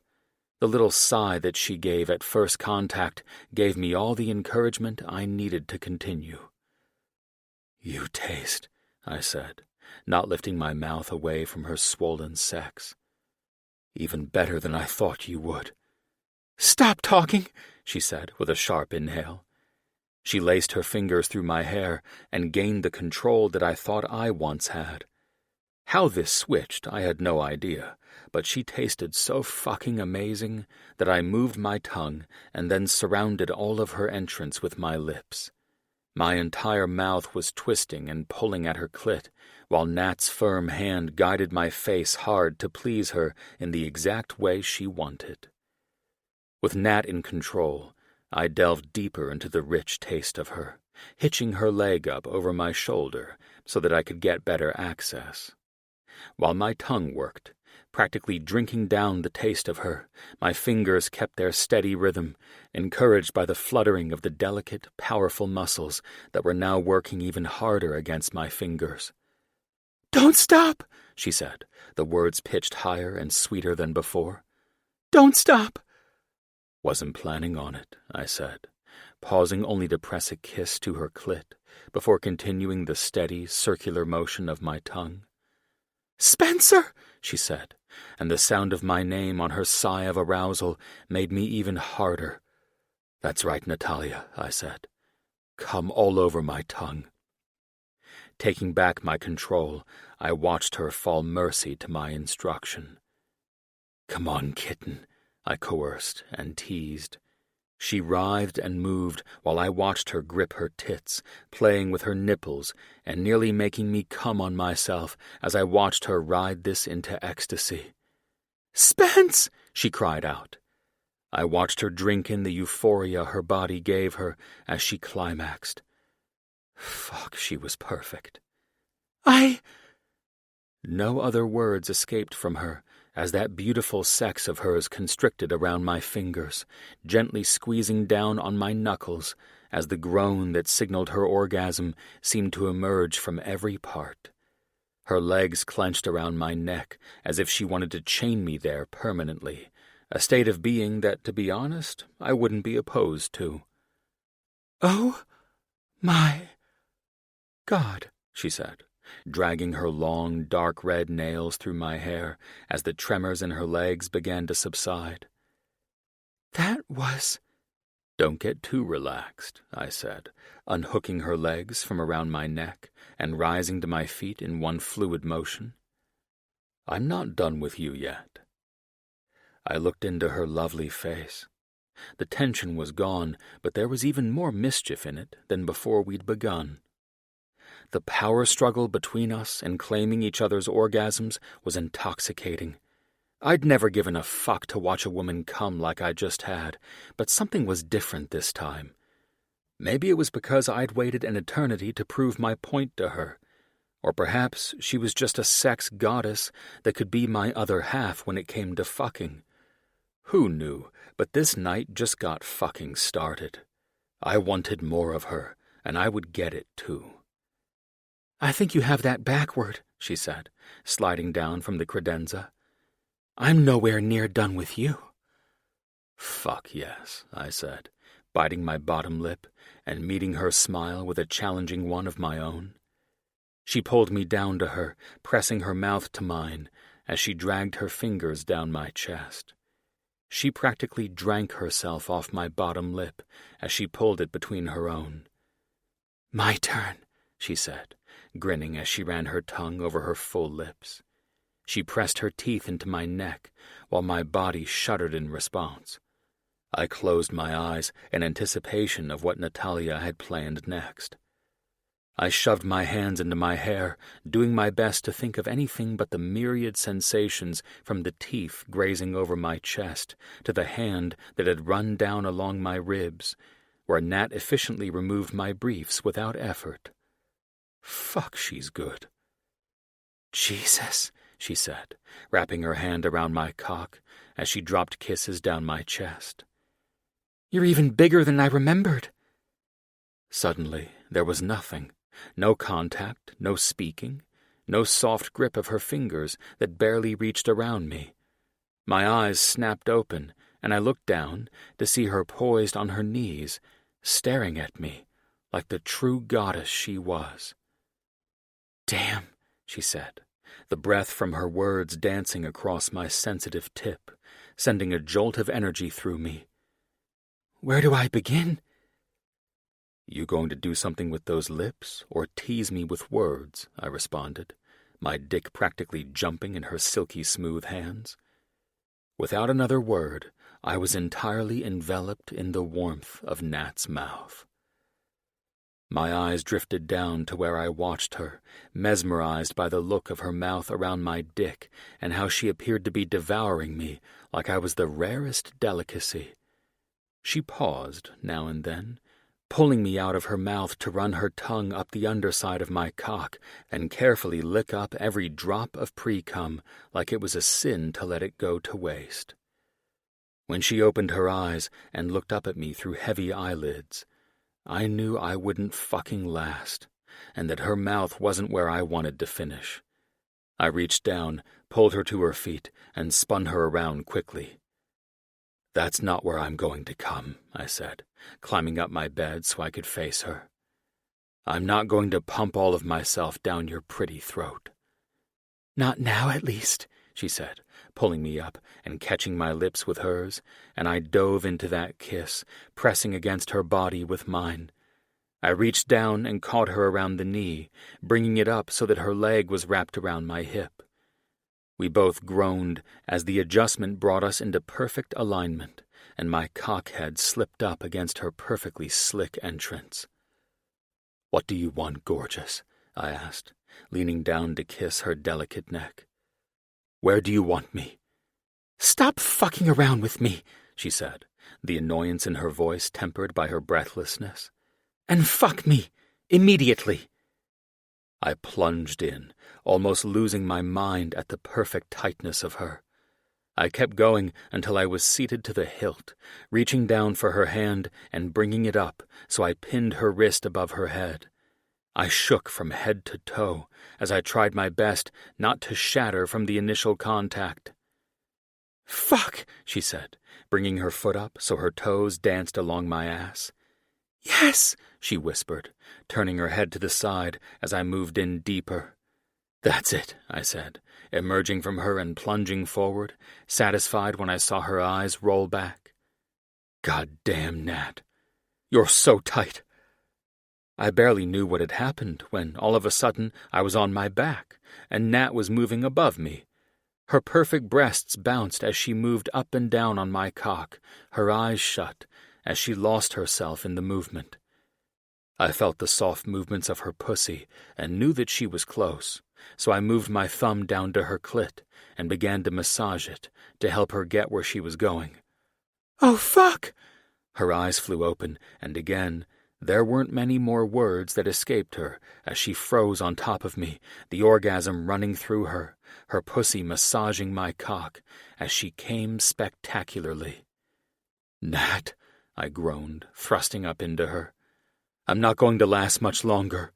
"Then don't," she said, leaning down and letting her nipples brush over my chest. "I want to feel you come inside of me." Those words were my kryptonite, and I reached up into her hair, bringing her mouth down to mine before I flipped her onto her back and thrust into her deeper than I had before.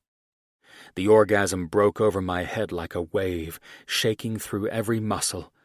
I froze inside her, feeling her pussy fluttering around me in a final, surprising climax as I flooded her.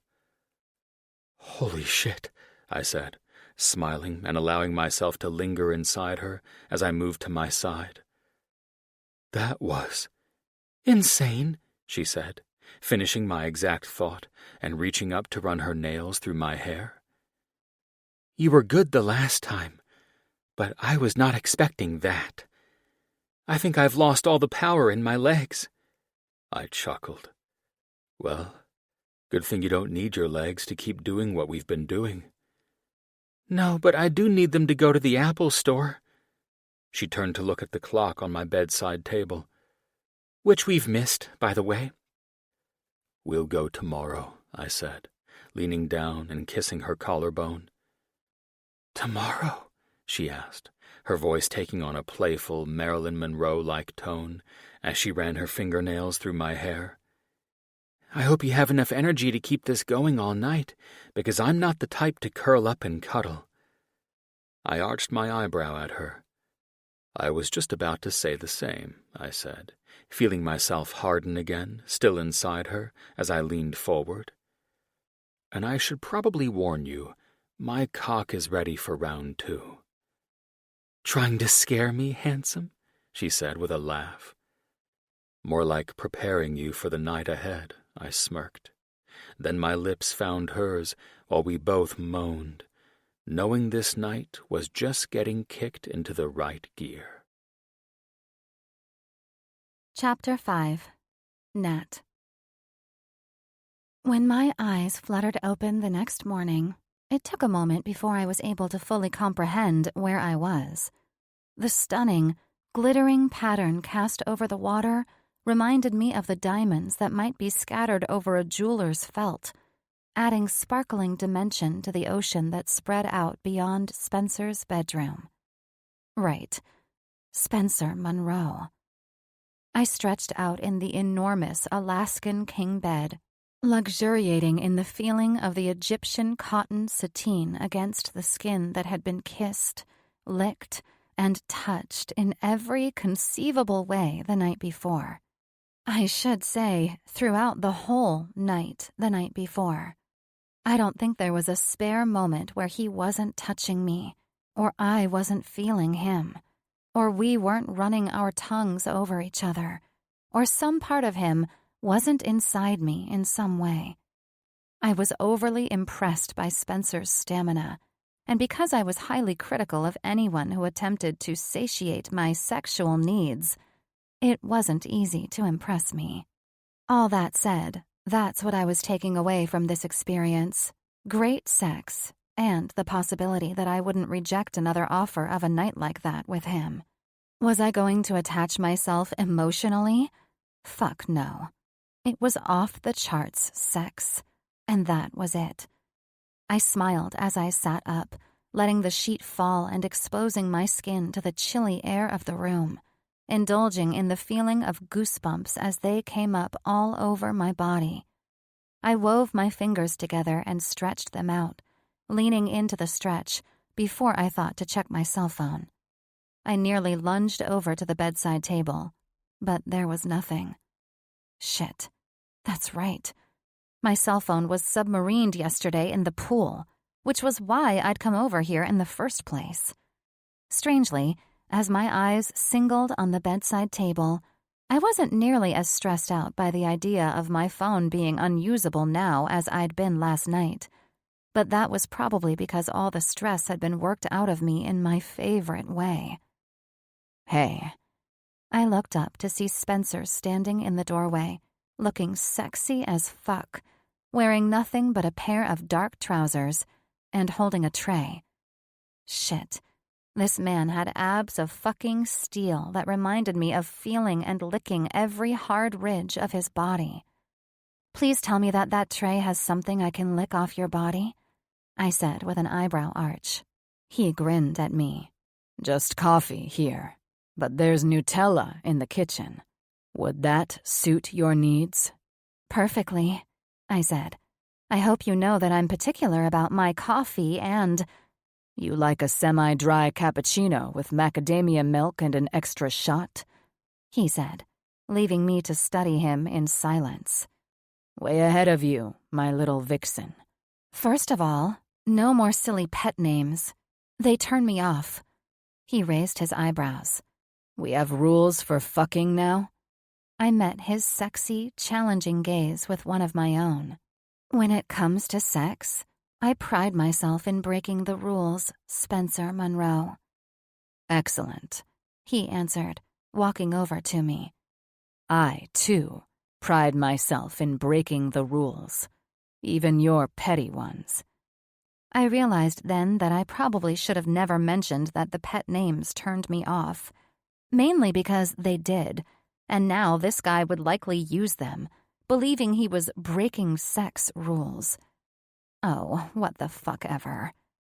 How do you know how I like my coffee? I questioned, more concerned about that than goofy names. I have my ways, he said, setting the tray down on the bed and handing the coffee cup to me. Nice try, Casanova. You texted Bree and Alex. I sipped at the coffee, giving a perfectly straight face, refusing to let on that the coffee was perfect. I hope they gave you shit for it, too. I certainly would have. I'm sure you would have. Oh, speaking of texting, He held out a small rectangular box. "You're back on the grid," he said as I took the box from him. I raised my eyebrow before lifting the cover off the plain black box and sucking in a breath. It was a brand new iPhone, so new that I didn't think this model was even commercially available yet, and the back was in a beautiful slate blue that I hadn't seen before. "All your data's already been transferred," he said.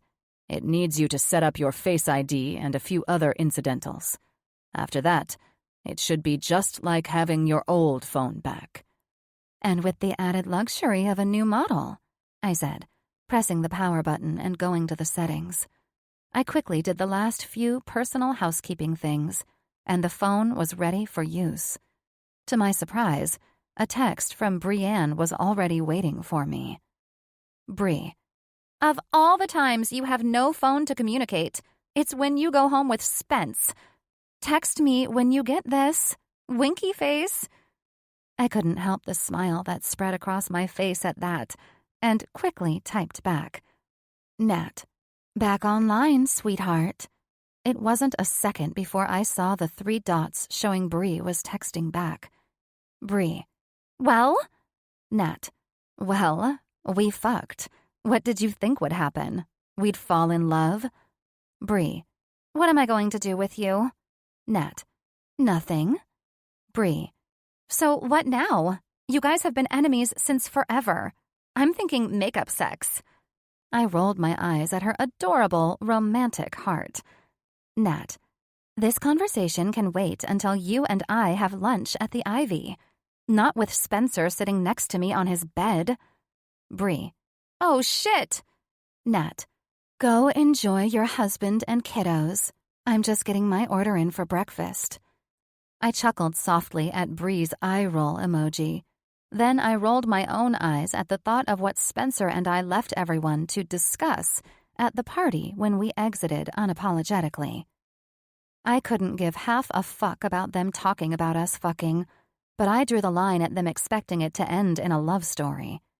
Don't get me wrong, I loved this group of friends, but their cute little romantic endings weren't my style. They just weren't. And I could guarantee all their little happily ever after asses believed that this would lead somewhere. The thought of that alone irritated me. Good fucking luck getting me to settle down and pop out a handful of kids. Not in a million years. "You work fast," Spencer said, and I looked up to where he was sipping on his coffee and watching me with an amused look. "Extremely," I said. "You know, doing the critical work of texting my best friend." He chuckled. "Fair enough." I set the phone down on the side table, suddenly spotting a problem. "I will need a case, and they probably don't sell them in stores yet." "There are a few downstairs for you to choose from whenever you want." Well, well, well. Look at your spoiled billionaire ass. You think of everything, don't you? I said, pushing off the sheets and doing a quick stretch. "I wouldn't be where I am today if I didn't." His eyes ran down my body with enough force that it felt like a physical touch, grazing every part he'd been the night before. "I'm starved and need something to eat," I said, realizing this coffee wouldn't settle well without some food in my system. Spencer's eyes lit up with a fire I'd seen multiple times the night before. "I know what I want to eat," he said as his tongue teased me, gliding over his bottom lip. I felt myself heat up between my legs in anticipation, and my toes curled as he gently pushed me back into the pillows and began to feast on me like a starving man at a banquet. Breakfast could wait. I don't know what private chef Spencer contacted, or when, but by the time we were done and headed downstairs for food, there was a massive spread of pastries, eggs, bacon, and other breakfast foods. Holy shit! This is exactly how I expect to be treated after pleasuring a man beyond his greatest fantasy, I stated, taking in the 5-star feast in front of us. "I figured you'd need the calories after last night," he said, slipping his hands into his pockets and looking like a fucking snack on the beach. "I won't argue with you on that," I said, snagging a piece of bacon and nibbling on it. "Speaking of which," he said, looking at me with those fuck-me eyes of his. "I don't know about you, but I've never spent all night fucking like we did. You, Natalia Hoover, are quite the woman to have in bed." I'd had plenty of nights like last night, but when I thought about it, I'd never had anyone make me feel like Spencer had in more ways than one. Something about the feelings I was uncovering here, with him, was making me intensely uncomfortable suddenly. Since college, I'd managed to keep sex and feelings neatly in separate boxes. After my high school boyfriend, a cute football player who fumbled his way around my pussy clumsily and had absolutely no idea what he was doing, I decided that I would be in control of who I let into my bed. I didn't need any of the damage brought on by feelings. It wasn't to say that there hadn't been anyone who didn't want more with me, or anyone who hadn't made me wonder what it might be like to pursue something beyond a few trysts. However, I inevitably remembered just what kind of a mess could be caused by feelings, and that put an end to those fantasies. I found myself thinking of Spencer in ways I hadn't thought of anyone in years, seeing him in ways I thought I'd dismissed decades ago. Now that I was presented with these feelings, I had no idea what to do with them, or myself, or Spencer, other than simply dismissing them. I'd had a lot of great sex in my life, but I never had anyone quite like Spencer. I was losing my appetite with these thoughts and needed to shake them. Getting away from Spencer for a moment would help clear that energy so I could reset my mind and get back to what I enjoyed, if we were to play a little longer before I left, which was fantastic sex. But there was no way in hell I was jumping straight to that while seeing this look in his eyes and feeling these emotions. Fuck that shit. This wasn't me, and I needed to clear my mind. "Where's the shower?" I questioned, causing a much-warranted look of confusion on his face. "The best one is in my room.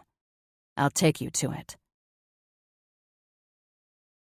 The water in Spencer's shower poured out several jets on the ceiling, coursing over my head and body.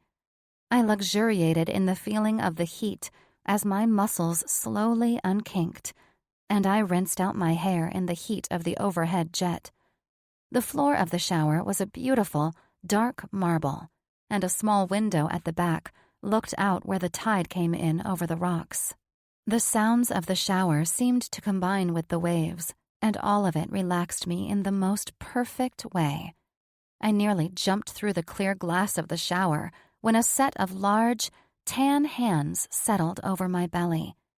I looked over my shoulder to see that Spencer was in there with me, aligning his body perfectly with mine.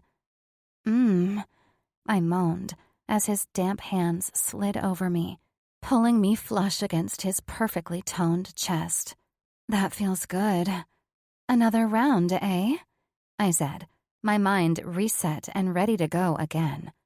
Spencer picked up a washcloth, soaping it thoroughly before dropping to his knees and running the soapy cloth up between my legs and over the backs of my thighs before spreading me out.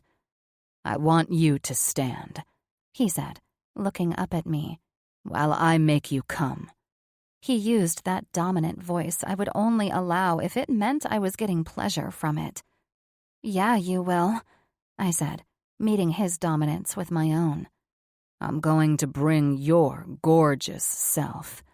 Spencer leaned forward and applied his tongue in that expert way that he knew would drive me insane. "To your knees." I was thankful that he was holding me up, because if his hands hadn't been there, I might have already gone to my knees. I put my hand out to grip the tiled ledge next to me, grasping the cool wall as his tongue began to move in tighter and tighter circles. "Hang on," he said before suddenly lifting my foot and hooking it around his neck, draping my lower leg over my back. I need better access. I almost melted when he dipped his tongue inside me, tasting the very center of me as he stripped me down to my most basic, fundamental parts, and getting me to practically forget my own name, to forget everything but my desire for him. "Holy shit," I said, feeling my breaths coming sharper and sharper. "Spence." "Come for me, Nat," he said, the vibration of his words stimulating me even more. "Come in my mouth. I want to taste you." My thighs began to shake as he slipped his finger inside me, pressing it against my G-spot. "Shit, yes." The gasp that emerged from me dissolved into the sounds of my orgasm as I shattered, feeling the tension unspool from the base of my spine and flood from the top of my head to the tips of my toes. I almost collapsed on top of his head. I'd barely been given a second to absorb my orgasm before I was backed toward the slate wall, my hands braced on the ledge, and my legs parted with a gentle nudge of his knee. "Are you ready for me?" he asked, pressing his lips gently to the pulse point on my neck as he brought his hand up to wrap around my neck, pulling it gently up. "I need to be inside you." "Good," I said, reaching back to thread my fingers through his silky dark hair. "Fuck me." He lined himself up with my entrance and pushed in so slowly that I thought I would go insane, waiting for him to insert himself fully into me. His legs shook as he fit into me so deeply and tightly that I felt myself beginning to clench around him as soon as he was inside.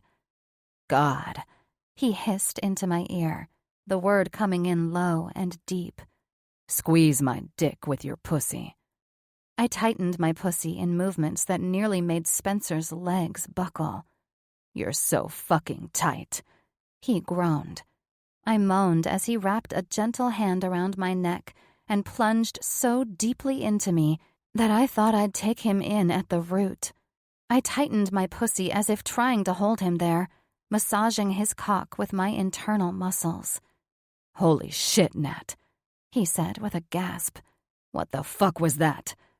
"Exactly what you asked for," I said, tilting my head back on his shoulder with a grin and doing it again. "I don't think I'll be able to hold on," he said, starting to pick up his rhythm as he dipped his hand between my legs and made his way steadily down to my clit. "And I want to get you off one more time before I go." "Very... Oh, God!" I gasped as a sudden spasm of pleasure flashed through me while he fucked me deeper. "Very generous of you." "I try." His teeth grazed against the side of my neck, raising goosebumps all over my body. "Come on, Nat," he said. "Let me feel that pussy come one more time." One more flick of his fingers sent me careening over the edge, and the spasms from my previous orgasm rippled through me, extending the pleasure of my climax as I came apart in his arms, practically shattering on his cock.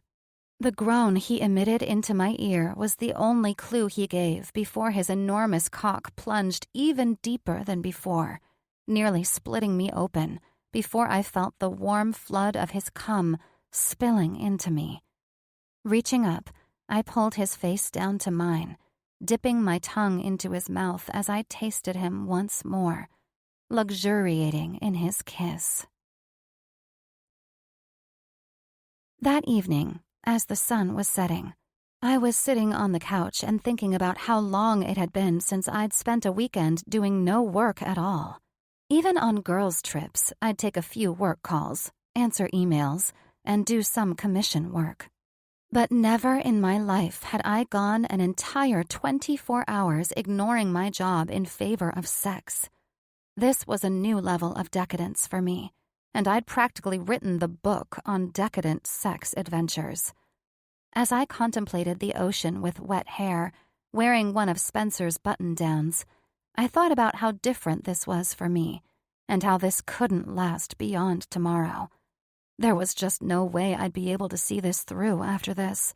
even though I would definitely be missing this house. And the sex. I would certainly be missing the sex. "Hey," Spencer said, coming over and setting his face by my shoulder. I reached up, threading my fingers through his hair once more as I dipped my tongue into his mouth. Another new thing for me was this cutesy kissing and relaxing together with a man without a drive to just have sex. I would have naturally shoved all this away, but it was so damn comfortable that I would be a fool to run from it. So, I did what I always did when I found things relaxing and agreeable. I indulged myself. "I hope you're hungry," he said, settling in at my side. "I decided to order Nobu to the house." "To the house, huh?" I grinned. "You ashamed to be seen with me?"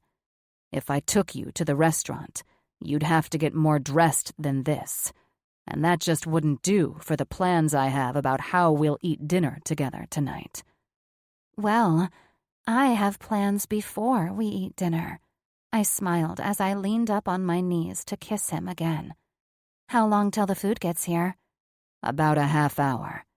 "Plenty of time for a warm-up round," I said, turning and climbing in front of him. Shit, I was enjoying this too much.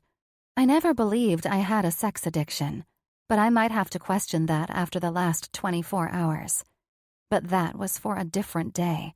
There was no way I would let that cloud my mind when I had only a few short hours left in this man's pleasurable company.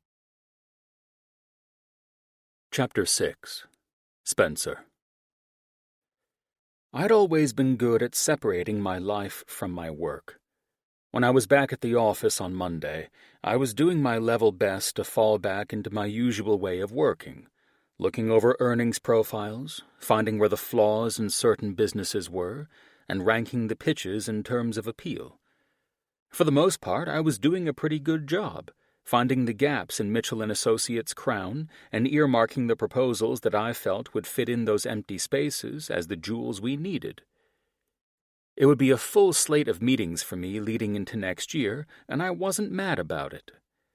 What threw me off, though, was the sudden intrusion into my mind's eye of a perfect pair of tits and the way they looked yesterday in the dawn light. Or the memory of the heavy scent of white flowers and musk, and how it seemed to wrap its seductive tendrils around me. Or a pair of ice-blue eyes staring up at me from where they were poised above my cock, merging a look of innocence and daring that, combined with her skillful mouth and tongue, was undoubtedly more than I expected from Natalia Hoover. I was not, and never had been, the person to lose time thinking of a woman once I'd enjoyed her. Maybe it made me a shit stain, but my life had suited me to the ground so far, so I wasn't sorry for it. I wasn't exactly the type to get chained down to any woman, physically or mentally. Period. That was exhausting to even think about. I still had no idea how my closest friends handed over their freedoms to their wives as they'd done. Alex, Jim, and I had all run together at Oxford, and not one of us had a lasting relationship the whole time we were there. So no one was more surprised than I was when I'd gotten the news about Jim and Avery, but like everyone else, I figured that hell would freeze over before Alex got tied down. He'd always been the first to say that his Johnny Depp look-alike ass was incapable of loving a woman, and then Bree walked her dimpled smile into his life, and his determination to never be able to love another had gone up in smoke. A consequence of Bree and Alex's relationship, that I couldn't decide was unfortunate or not, was Natalia's presence in my life, which had become more or less constant. I'd been prepared to write off our first interaction as an unfortunate blip in two active sex lives and was willing to put it behind me. That was until I discovered that Bree, Alex's business partner at the time, had become his life partner, and that her best friend was the woman I still winced about when I thought of my most cringeworthy sexual experiences. Once I started seeing Nat consistently, the thought entered my head unfailingly that I needed to make the last time up to her, if only she would look at me longer than a second at a time. But if ever there was something to know about Natalia Hoover, it was that once she decided you were a waste of her time, you might as well consider yourself written off. She wasn't one to waste her precious, limited time. That was partially why this whole thing sent me into such a tailspin. That and the fact that I'd had her in my bed all weekend, and my shower, and my couch, and my kitchen island, where I'd licked a series of things off her body, including peanut butter and chocolate ice cream. "Pull yourself together," I told myself sternly, as I reached my hands up and ran them through my hair, practically pulling it up straight. It's not like you haven't spent a weekend fucking the occasional girl here or there before. My phone buzzed, and I looked down to see that a text had come through from Jim with 2 screenshots of emails from Wendy Leedon that made me roll my eyes. I needed this to get my mind off fantasizing about sex with that woman. Shit, if I weren't careful, I'd be chained to Nat mentally and totally fucked. I knew better than this. If I got caught up with her and lost focus of my job, I'd resent her for it. I was not known for breaking hearts because I enjoyed doing it. It was just part of the cold-hearted bastard I was. Jim, I'm confused about why Wendy Leedon is still sending me emails without CCing you, especially regarding things that directly have to do with your expertise. I groaned audibly as I leaned back in my chair, bringing my hand to my chin and scratching along the slight line of scruff that had begun to grow over the weekend. I reread Jim's text and then responded. Spencer. Not sure why I'm not on the email string, but whatever the reason, I'll take care of it. I may just handle this shit in London instead of playing these stupid fucking games. Jim. I'd rather you stay stateside, so I have you on the other deals that I'm not too confident about. Spencer. You'll survive without me. Put Sophie on it if anything goes sideways. She's got enough spirit to keep things in check until I get back. Jim. I guess that'll have to do. I hate to admit it, but sometimes I want the bulldozer around. Spencer. Stop acting like a bitch. I chuckled and leaned back on my chair, setting my feet up on the desk as I rubbed my hands over my face. The day wasn't going horribly, but I didn't have everything as under control as I liked to believe that I did. Buzz, buzz, buzz. I opened my eyes again, wondering who was calling my cell phone in the middle of the workday. Taking my hand away from my eyes, I reached for it, figuring it would likely be Jim having the last word since I'd just teased his ass by calling him a bitch. It wasn't. Shit. What the fuck manifested this phone call? I cleared my throat before swiping my thumb across the bottom of the screen and raising the phone to my ear. Hey, Stephen. Spence, how are you? My brother's smooth Oxbridge accent came down the line, colored with the slight hints of our childhood in Italy. I'm fine. I'm just at work. Where are you in the world right now, Steve? Provence. Nadia and I decided to take a short pre-wedding trip before heading to Sirmione. Right, the wedding. I kept the secondary groan inside this time, trying to make sure my brother didn't get any sense that I'd forgotten that he was getting married. You forgot, didn't you? I forget nothing. Besides, the reminder is glaringly right in front of me on my computer's calendar, I said, which was true. I had added this date to my calendar when my brother told me he was marrying Nadia, whom I'd gotten along with every time I'd met her. I was excited for the two of them. They seemed perfect for each other. I was also thrilled to see my sister and her daughter, both of whom I adored. However, visiting my family estate in Sirmione was a bittersweet thought in my mind, and for good reason. The ghosts of my past were there, and going to this wedding meant I had to face them. Something that, if I could find a good enough excuse, I'd definitely not choose to do. Spence, we're going to be doing a fitting in Milan for the suits the week before, so if you can be there 3 weeks before the day of the wedding, that would be ideal. Fuck my life. This day was coming a lot sooner than later. My heart started to race as if I were a kid again, and my mother calling my boarding school for a spontaneous visit home without telling me. Ah, shit. Listen, I started as I pinched the bridge of my nose. I just can't up and leave to another country for weeks at a time. I have a few critical meetings here that I can't miss, and then I have to head to London on business. Nonna's been asking about you. She says that you haven't called her in a while, and that she's going to die without ever speaking to her favorite grandson again. I chuckled. Nonna invented Italian Catholic guilt, and you're seemingly happy to be her messenger all of a sudden.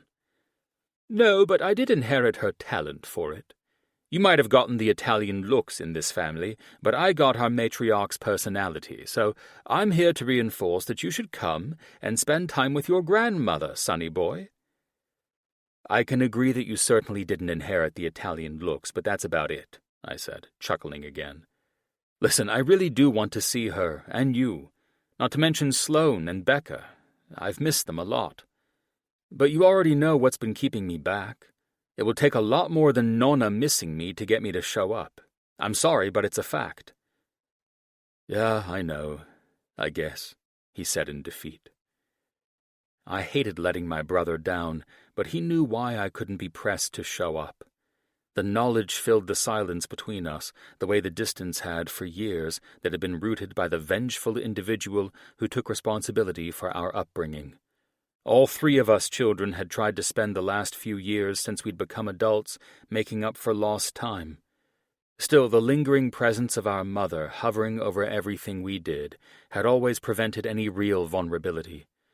She weighed over us like a vicious phantom, even though she was still alive and kicking. I'd done my best over the last few years to become neutral toward my mother, but there was a part of me that still felt a seething, fiery ripple along my skin at the thought of seeing her again, and I was loath to admit that. I couldn't abide that any person should have that kind of control over me, much less the woman who happened to give me genetic material and then take much, much more. But there we were.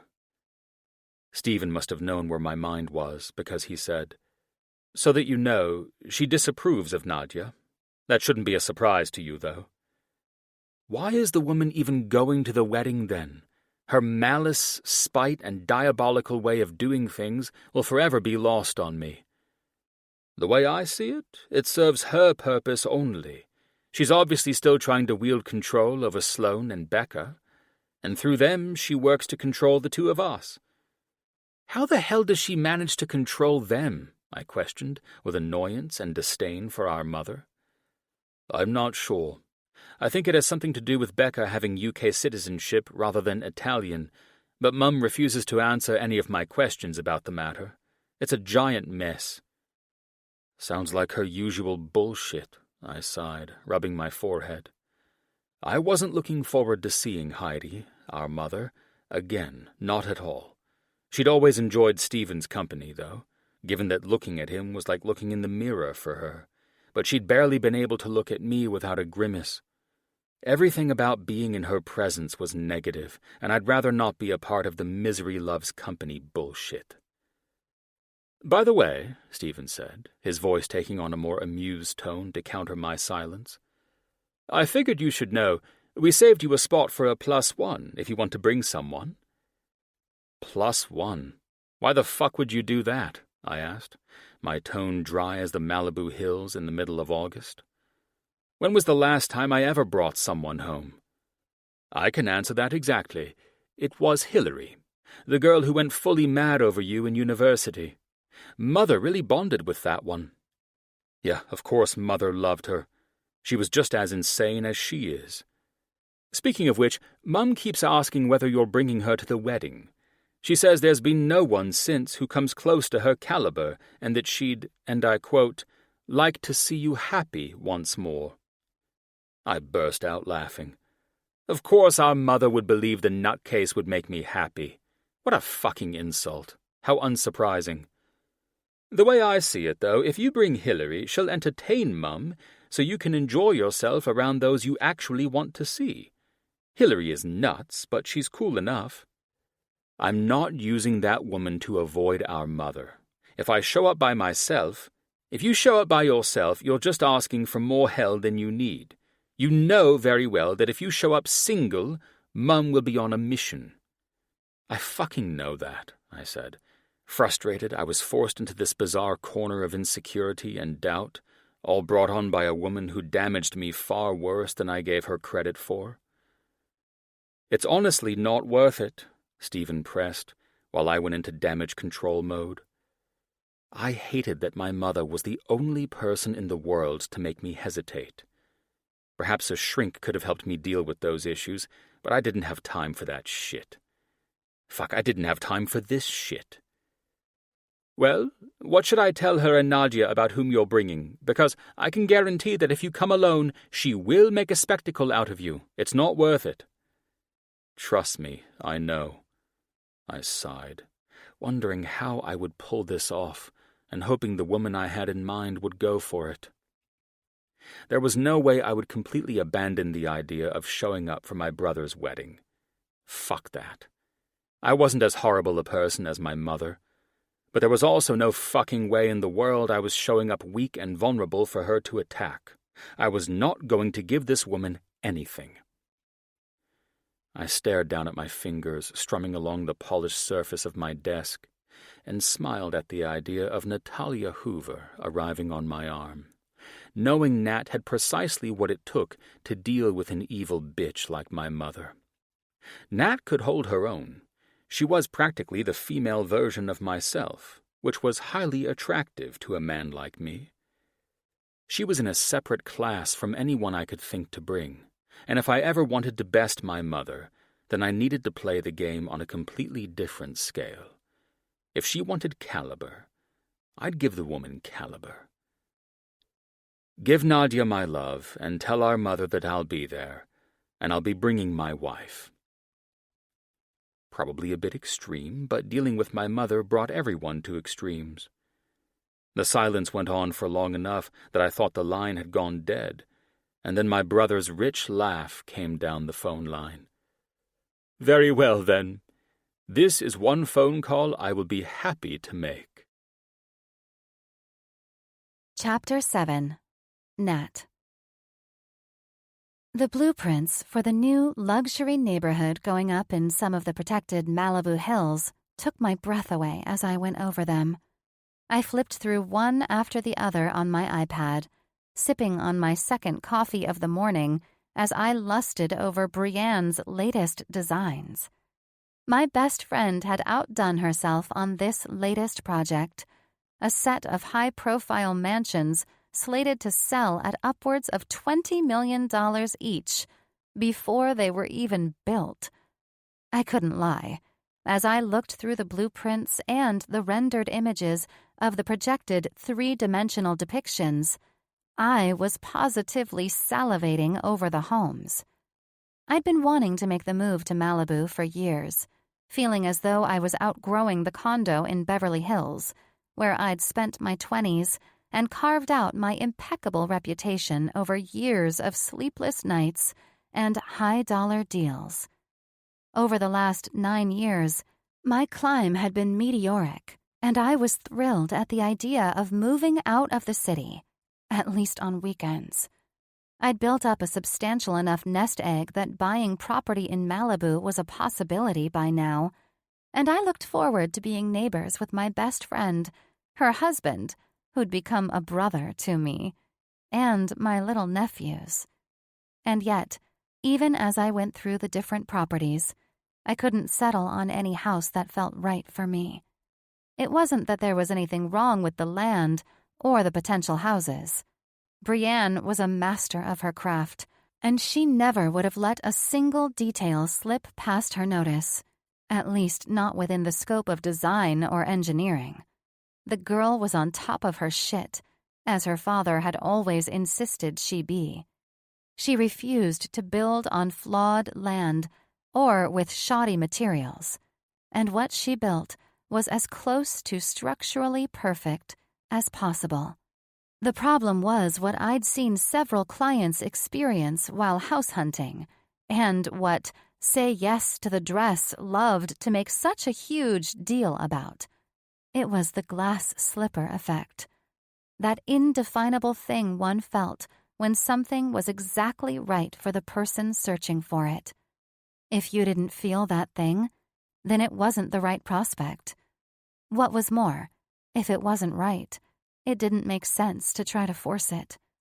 Not with a wedding dress, and certainly not with something as crucial as a house you were planning to drop a $6 million down payment on and likely live in for 60-odd years. Strangely enough, a week before, I would have jumped at the prospect of owning one of these homes. They were stunning, private, and exclusive. Everything I would have picked for myself if I could have. Now, though, when I thought about buying one of them, my mind was filled with thoughts of a stunning home built mostly on the water, made almost entirely of glass and stone in a range of beige and black. Whenever I saw the specs for the beautiful bedrooms with views that overlooked the canyons and eye lines all the way out to the water, all I could think about was that those bedrooms weren't built over the water itself. Whenever I saw the infinity pools built directly into the mountains, I thought of how it would be impossible for me to walk from the pool to the beach. Whenever I looked at the drawings of the living rooms and kitchens, I thought of how none were the ones where I'd been slathered in ice cream and licked all over. This was too much. All of it. Everything from the fact that I clearly was not moving on from the weekend I'd spent with Spencer Monroe, to the point that I was using his house as the barometer to measure my future, told me that I was in serious trouble where this man was concerned. Yesterday had been abnormal enough. I'd woken up in his bed once more, and this time I'd woken up before him, giving me the opportunity to wake him up with my skill below a man's waist. Then, after a few pleasant hours of eating a delightful breakfast, talking, and a last little bit of fucking, I put my bathing suit back on, unable to stomach the prospect of my work clothes and heels again after a weekend of wearing nothing but Spencer's shirt. I pulled my ass quickly out of my fantasy when he offered to walk me back to Alex and Bree's. I was serious as a damn heart attack when I knew I had no business going there with him or with anyone. My first red flag was that I actually liked the feeling of the offer. And then I remembered exactly who was offering it. There was no way I was getting emotionally involved with Spencer Monroe. When Bree and I did get around to talking about him, she only got my humorous side of things. She heard nothing about wearing his button-down shirts or anything to fire up the gossip mill that would land Spencer and me in the next happily ever after episode in the lives of my married friends. I had to repeatedly remind Bree that she had to stop comparing me to her or her married besties. I loved them all, but they were worlds away from the type of person I was. It wasn't going to be a discussion, so I killed it the second I saw the hopeful look in her eye. Sorry to dash everyone's hopes and dreams, but Natalia Hoover was not going to be that woman who found true love on the arm of a man. Instead, I'd find it where I felt I needed it, in myself. And yes, I truly loved myself more than any other person in this world. She and I left the conversation at that, and I was, once again, back where I needed to be after sneaking off with Spencer for the weekend. The sharp sound of my intercom buzzing got my attention, and I gasped as I almost jumped out of my skin. I leaned forward, pressed the response button on the box on my desk, and said, as imperiously as possible, "Yes?" My door opened, and my assistant, Troy, looked in at me, a bit confused. "Is everything okay with you?" "Fine as always, honey," I said, covering my iPad once more and crossing my arms over my chest as I stared him down. I liked Troy. He was intelligent and quick on the uptake, but quite presumptuous. Outside of your random concern for me, is there something I can help you with? Nothing at all, he said, the edge of his mouth turning up in a bit of a smirk. It's just that... He paused, and I eyed him with concern. It's just that what? I pressed, curious as to why Troy was acting like he was about to announce a surprise birthday party to me. He shook his head, and the smirk became a full-blown smile. Well, he sighed in what seemed defeat, then frowned. Your husband asked me to let you know he's here to see you. My what? I know. I was pretty surprised when he told me the happy news, too, though I was more surprised that you hadn't told anyone around the office. Troy, stop talking.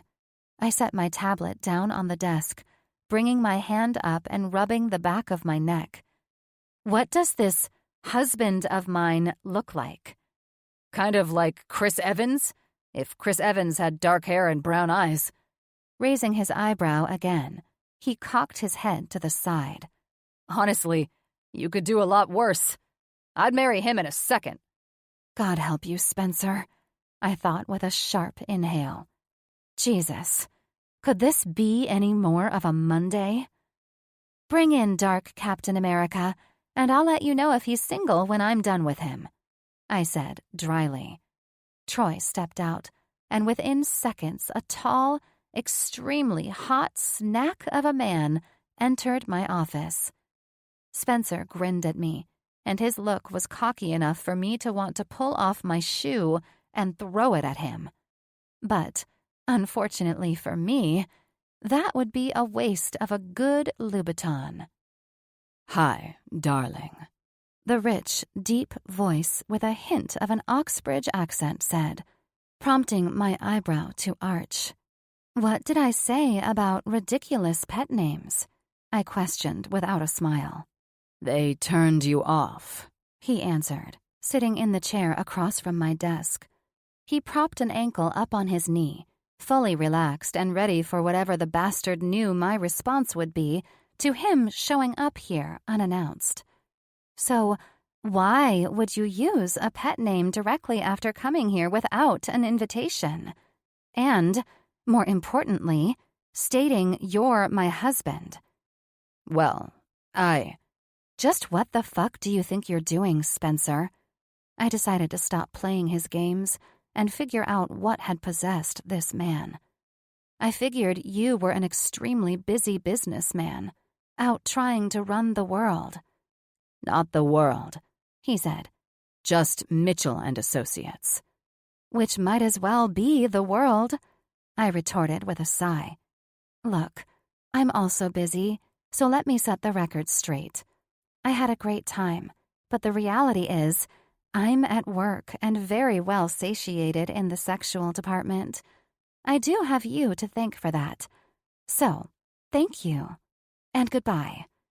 Before you kick my ass out of here, he said, holding up his hands. Hear me out, please. I twisted my Cartier watch on my wrist, glanced down at it, and up to him. You have exactly 1 minute. Go. What do you think about joining the Mile High Club? My jaw dropped open. Listen, dick fuck, I said. I may have seemed like a high school girl while riding your cock all weekend, but that doesn't mean I am one. Asking me to join the Mile High Club is like asking me on a date to Chuck E. Cheese. I'm going to need your ass to grow the fuck up and be a little more direct with me about what you want and why the hell you came to my office today proclaiming you're my husband. He smiled. You are quite the woman, Nat Hoover. I know, I answered confidently. You've officially wasted 5 minutes of my life asking a ridiculous question. Either leave or get to the point. Jesus. And Jim thought I was aggressive? I struggle to understand why. Does he know you like propositioning women to join the Mile High Club so you can fuck them on his private jets? Because I swear if he doesn't fire your ass over that stupid shit alone, There's something wrong with him, too. Spencer's eyes narrowed at me, and suddenly I felt like I had just finished an interview and was hired for the job. What was this sneaky bastard doing? "Clock's ticking," I reminded him, hoping he'd spit it out because I needed to get to work. He sighed. "Okay, forget the Mile High Club invite. How about this?" His wicked grin piqued my intrigue. "I'm curious about your bucket list." "My what?" "Your sex bucket list," he said. "I swear I will never speak to you again if you ask me another childish question. Are you nervous? Seriously, what the fuck is wrong with you and these lame attempts to get me to fuck you on an airplane?" His lips pinched together tightly, and his eyes grew darker. "What do you think about going to Italy with me?" I waved my hand out to him. "You see? Now that is a language I speak. Not saying that I will go to Italy with you, but I appreciate the direct approach." Spencer smeared his hand over his forehead, and now I was more confused than ever, wondering why he was so off. "Dear God, man, you're a mess. I'm not sure asking me to go to Italy is quite what you're after now either." "It's not. Well, not entirely." "Well then, what entirely are you trying to ask me?" "My brother's getting married," he said. "and like most successful men in my particular line of work, we have complicated family issues.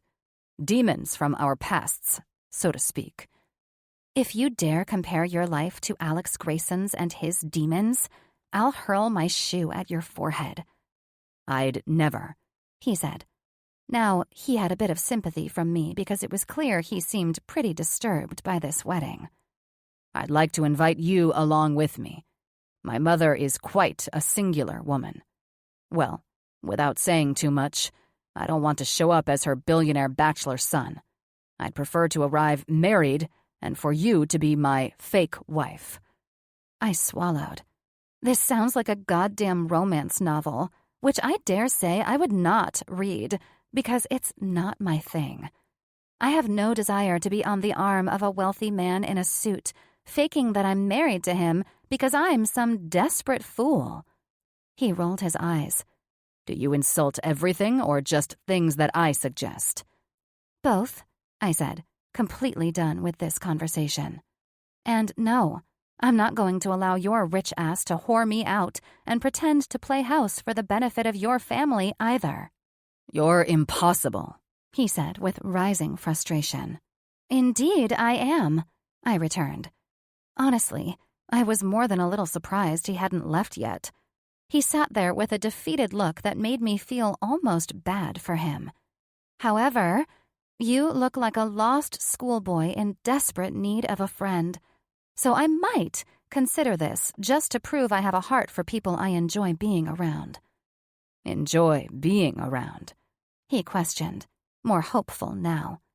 "The sex was pretty damn good, Mr. Monroe, and I believe a lovely jaunt to the old world would give me just the excuse to indulge myself in it some more."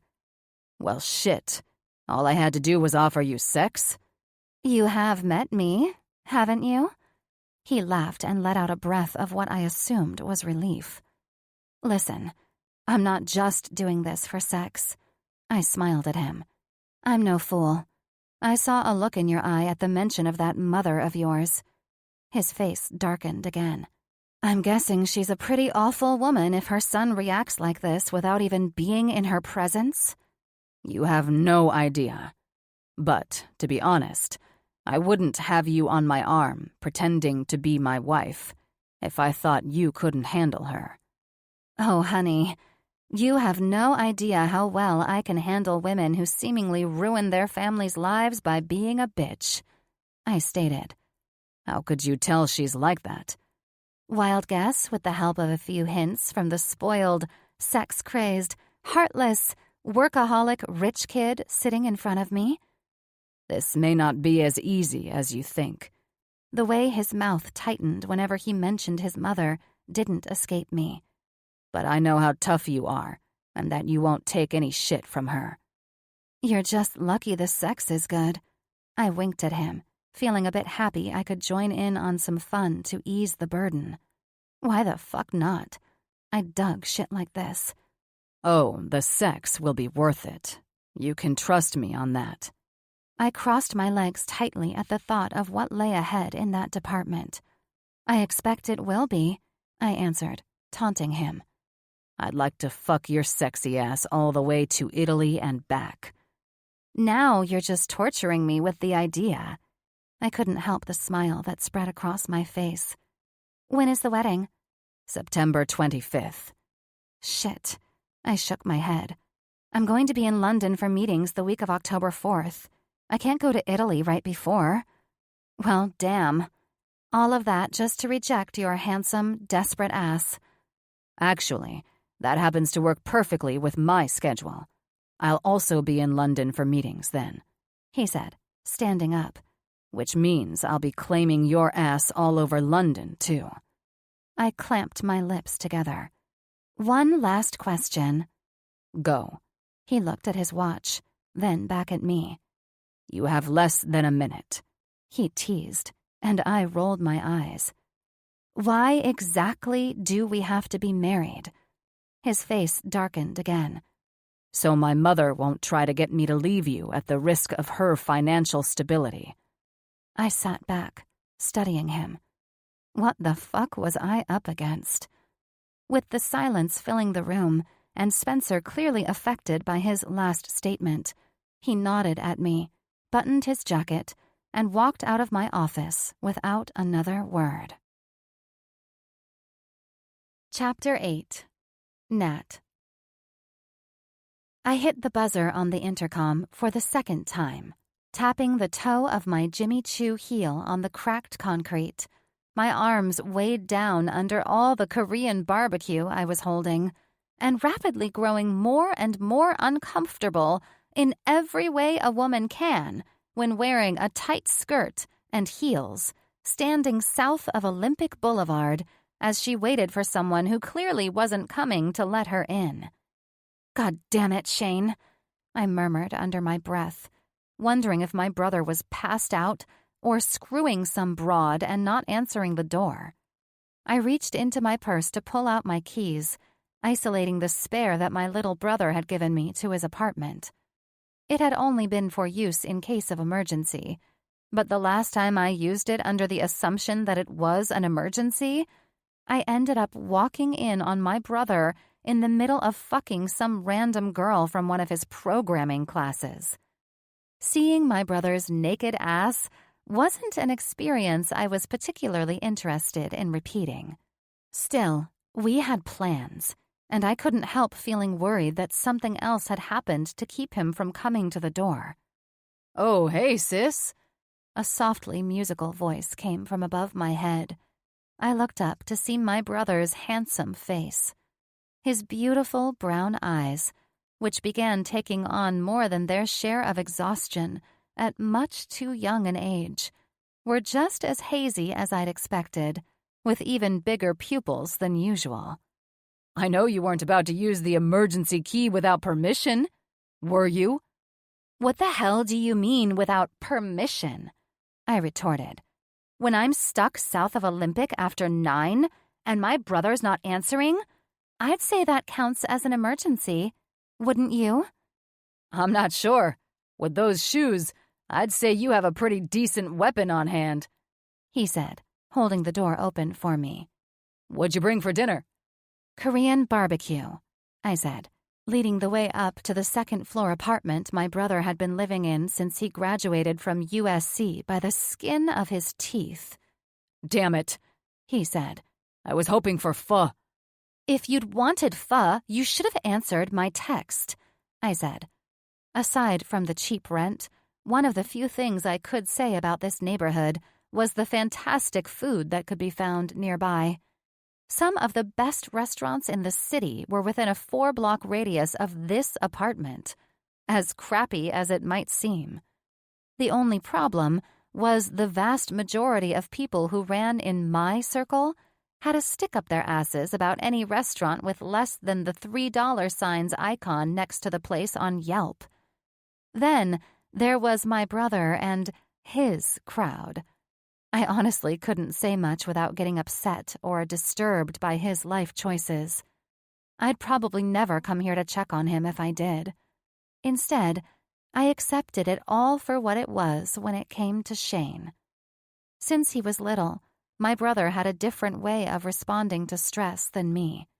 While my father's bullshit had simply made me shut down and turned me into a human ice sculpture, as he'd often referred to me, it had had the opposite effect on Shane. Unfortunately, our older sister, Liz, had more or less checked out by that point, so I never got a sense of how she responded to Dad's antics. When Shane acted like an asshole, though, I was the only one left to deal with his behaviors, and I quickly discovered that the only way to work with Shane was to make the whole thing into a game. Whenever I made him dinner as a kid, he'd tell me what I'd given him to eat wasn't what he actually wanted. The first few times I tried to appease him, but it didn't take long before one day I snapped and told him that he should have spoken up before I cooked. He blinked at me sheepishly and apologized before picking up his fork and beginning to eat with the best table manners I'd ever seen him use. It was strange how silly things such as that forced us into a sibling bond while living in a highly toxic family. Of course, it was all nonsense. I see that now. But it helped us survive that home. Damn, you brought enough to feed an entire army, he said as I spread the food out on the table, going to get the mismatched plates from the kitchen. I don't know if I'm hungry enough for all of this. Well, you'll have leftovers then, I said, not looking at him as I felt my stomach drop at the words. My brother had always had a legendary appetite, so hearing him say that he wasn't hungry immediately told me everything I needed to know about his current state of sobriety. Just eat what you're hungry for, and leave the rest for tomorrow. That doesn't seem very fair. You're the one who got it, so you should take it with you. If I took it, it would go bad. I'm going out of town tomorrow and won't be back for a few weeks. A few weeks? A familiar pang entered my heart at how my little brother's face fell and how disappointed he seemed. He quickly blinked it away, fixing me with another charming smile. But I knew he must have felt many different emotions at the thought of me leaving. What an exciting life you lead. Where are you going?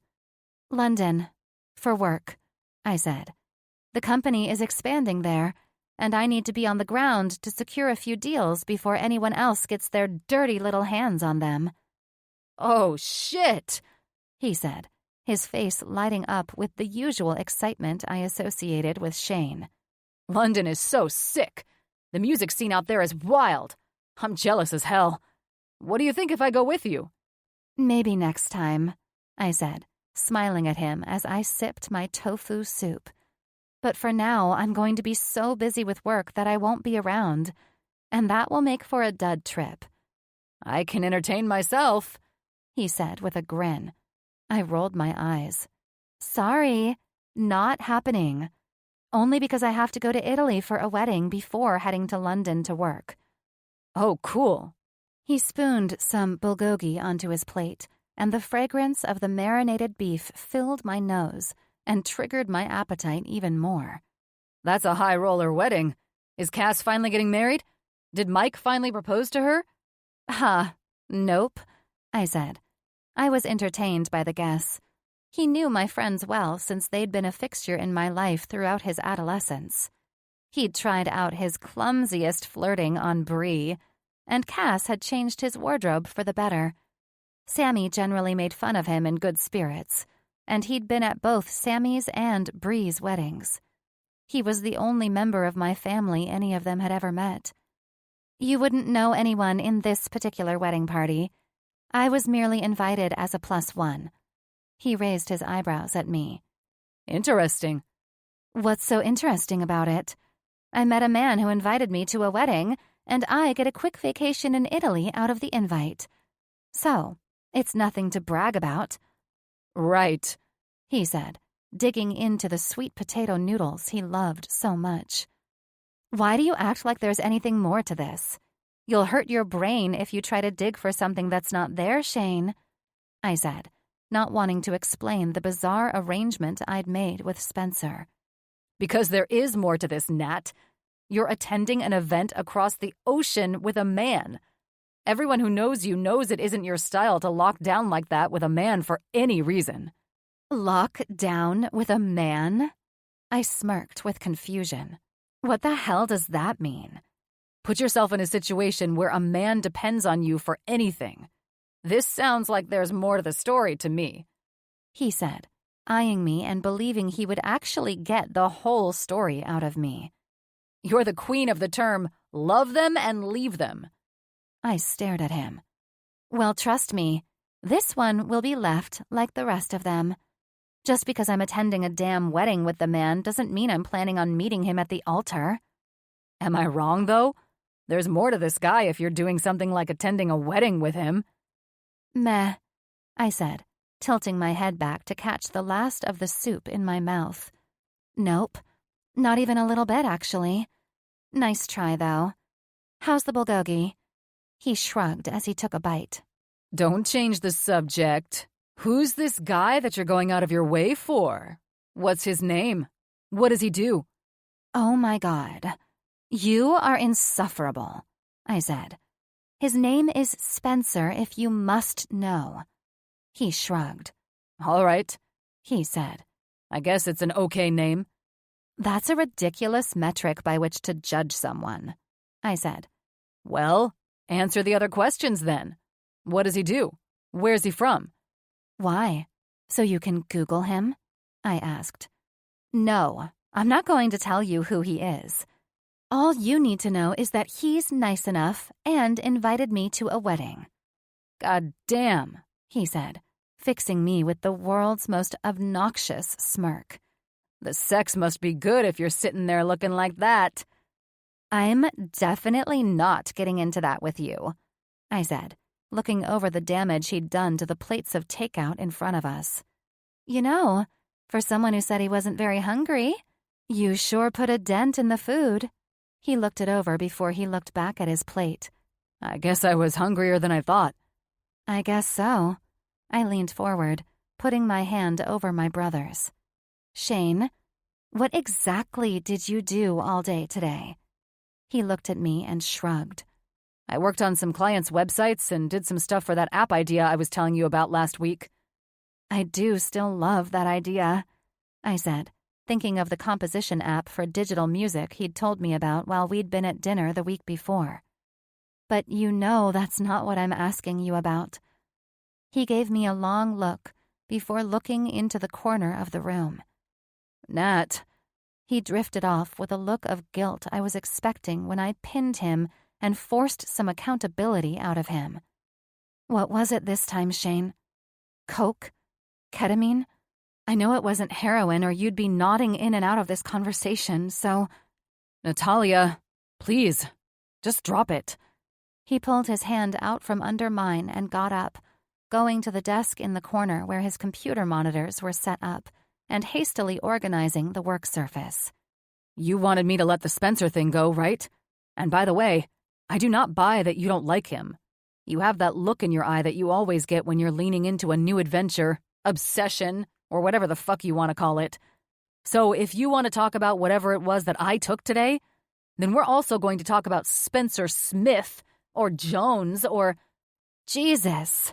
Okay, I said, holding my hands up in surrender. "If I tell you his last name, will you let it go?" Yes, he said. "And you won't Google him?" He shrugged, sitting at the table. I'm not sure.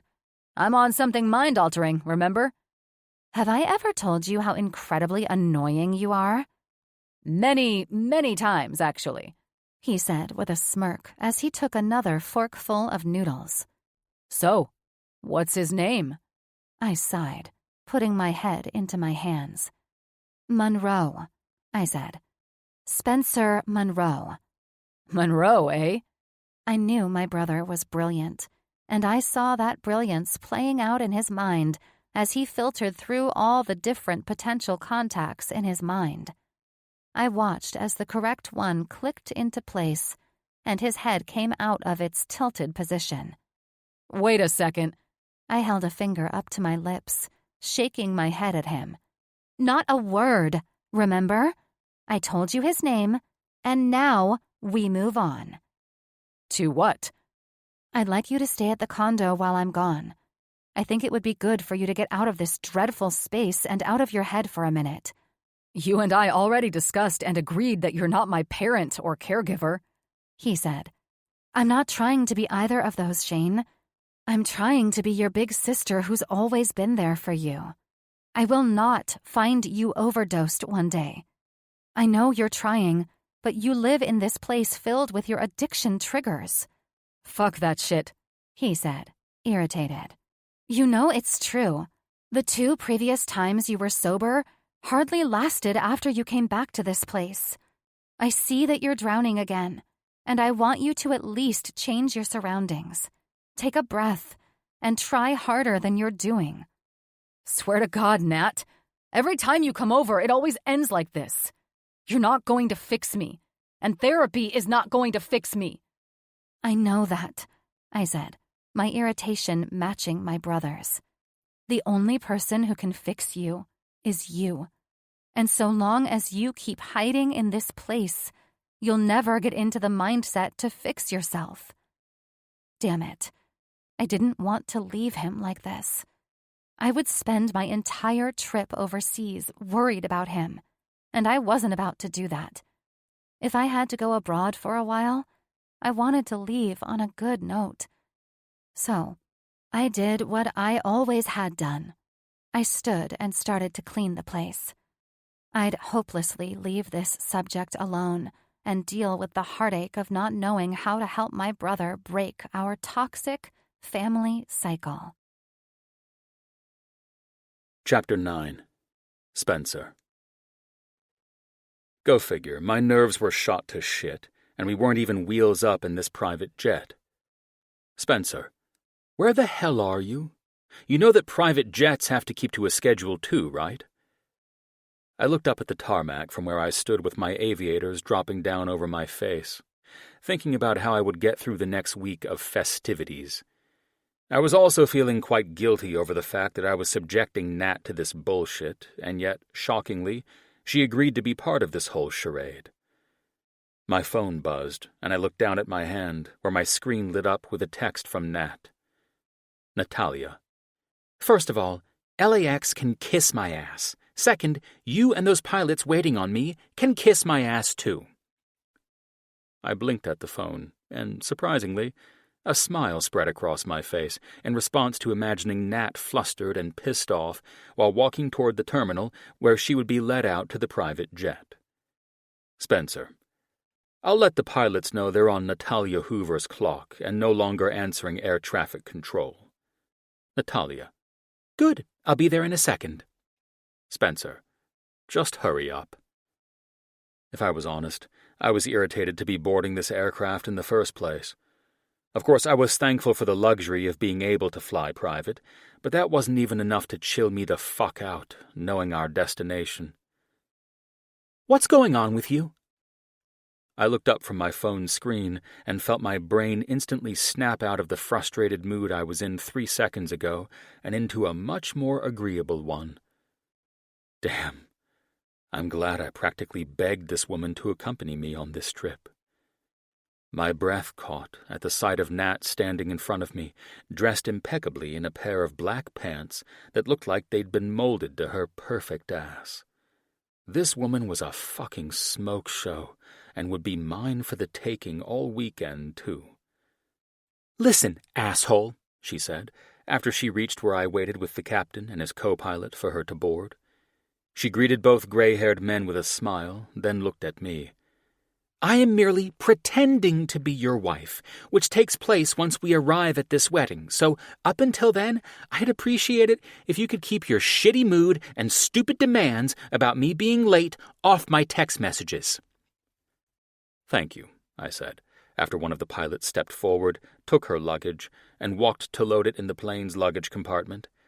Then I looked at Natalia. Sorry if I was abrupt, but seriously, you're almost an hour late. Perhaps you'd like someone else to play the role of Spencer Monroe's wife. No, I answered, feeling slightly irritated that we were arguing in front of the captain, and hoping he wouldn't bring this gossip back to his crew when they were out together, enjoying their vacation in Italy and London. What the fuck is going through your head right now, Spencer? She questioned, as I started to question sudden insecurities, wondering why I would even give a fuck that these guys thought about me in their spare time. I ran a hand through my hair and pulled her arm to encourage her to board the plane so we could get out of here. Listen, I started, my tone much lighter than before. I'm sorry for being a dick. I'm just dreading this entire thing. She patted my arm. Trust me, you'll dread this much more if you keep taking your frustrations out on me. She stopped and turned to me as we entered the luxurious aircraft. Look, keep me happy, and you'll be well taken care of. But piss me off, and I'll make your mom, whom you're dreading to see, seem like Mary Poppins, she said, as the flight attendant greeted us. We made our way to the heart of this stunning aircraft. I promise we will stick to the Happy Wife, Happy Life program, I said with a smile, feeling her luxurious fragrance assault my senses. So glad we could get our first fight out of the way, darling. Then her eyes widened as she took in the newest jet Jim had added to the fleet of aircraft he owned. Holy shit, this is like a fucking hotel. I swear you men are more ostentatious than any woman could ever dream of being, she said, as the flight attendant returned with champagne on ice.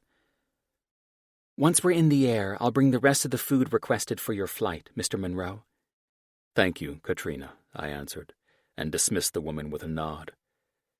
After the flight attendant left us, Nat and I stood there in silence for a few minutes, unsure how to maneuver around each other in this new space. In my beach house, we'd very quickly stripped each other's clothes off after years of dancing around each other, and in Nat's office, the sarcasm had quickly taken hold. Now, in this arena, I didn't know what to do with her or with myself around her. This wasn't like any other relationship or situation I'd ever experienced, and I was more at sea than I'd ever been with a woman. She looked around. Where should I sit? There are kind of a lot of options. Wherever your dazzling ass desires, I said, gesturing toward all the seats in a sweeping motion. They're all equally comfortable, and it's really just about what you'd like to spend the flight doing. Thank God, I recovered my momentarily awkward moment and got back to the foundation of what I knew we both were.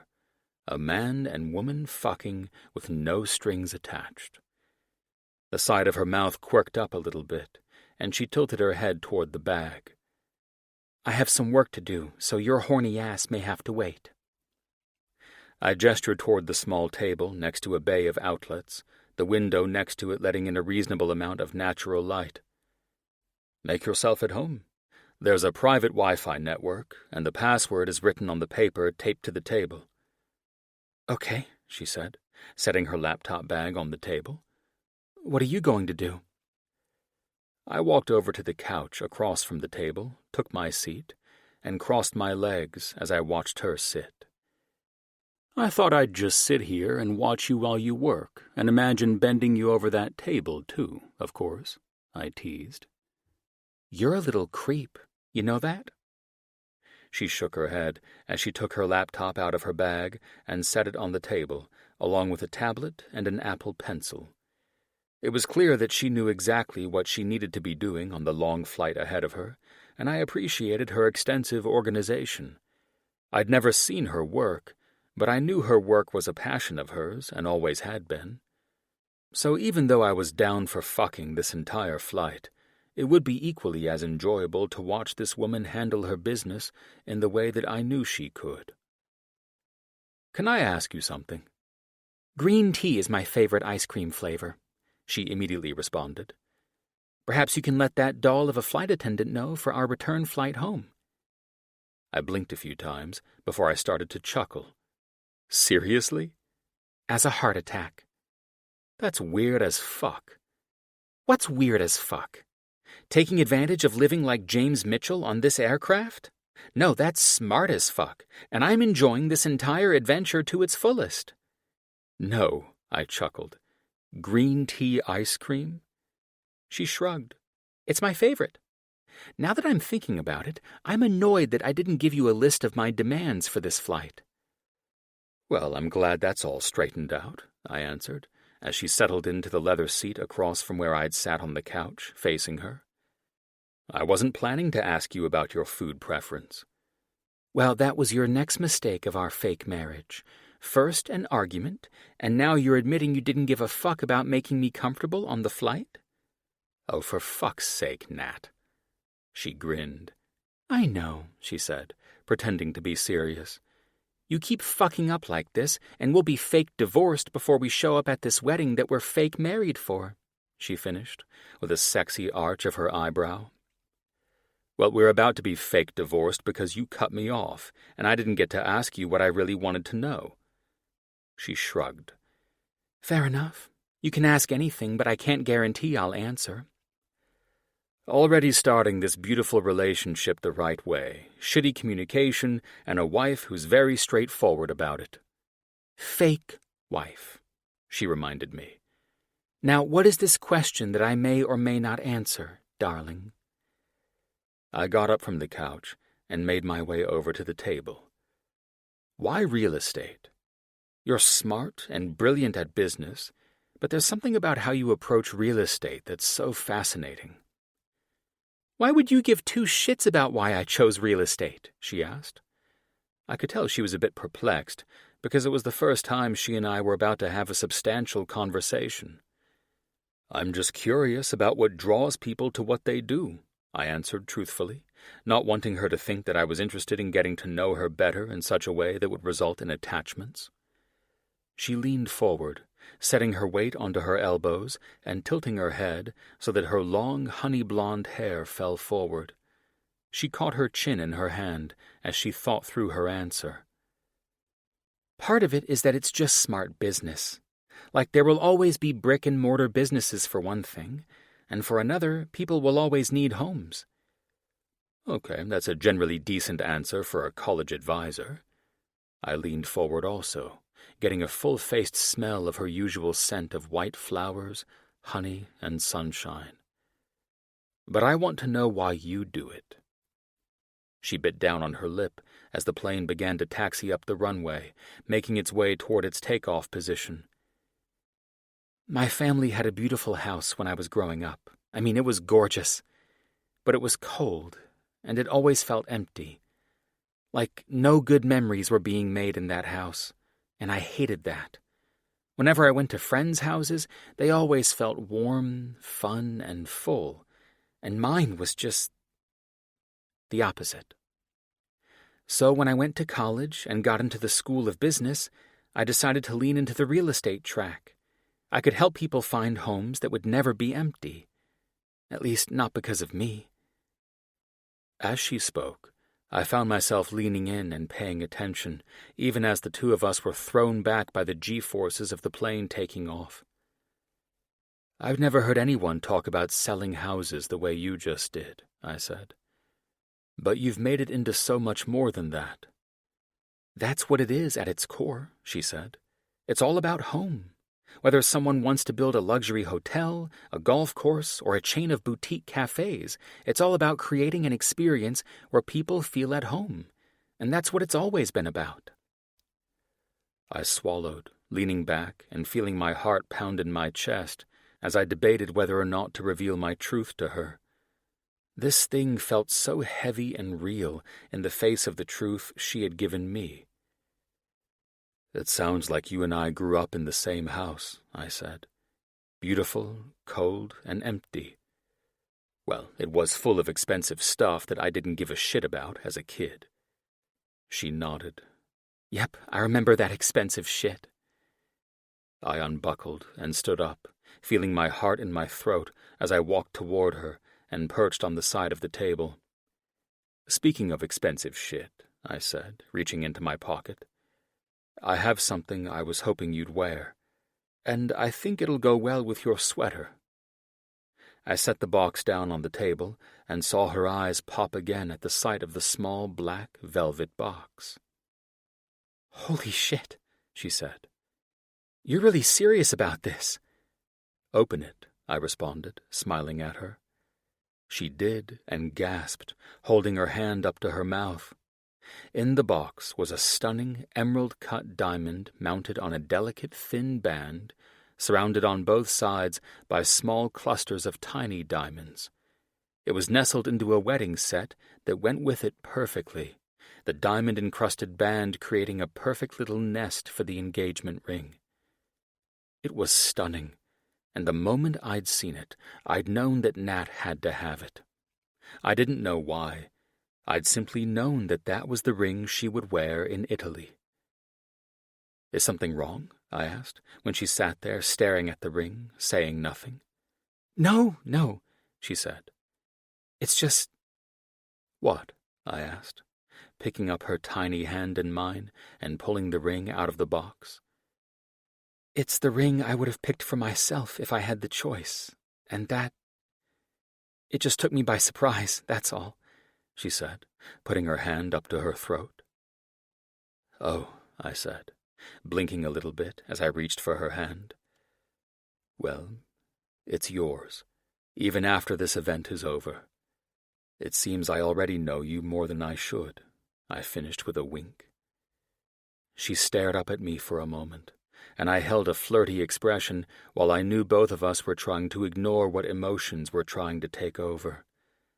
Emotions that we were both foreign to.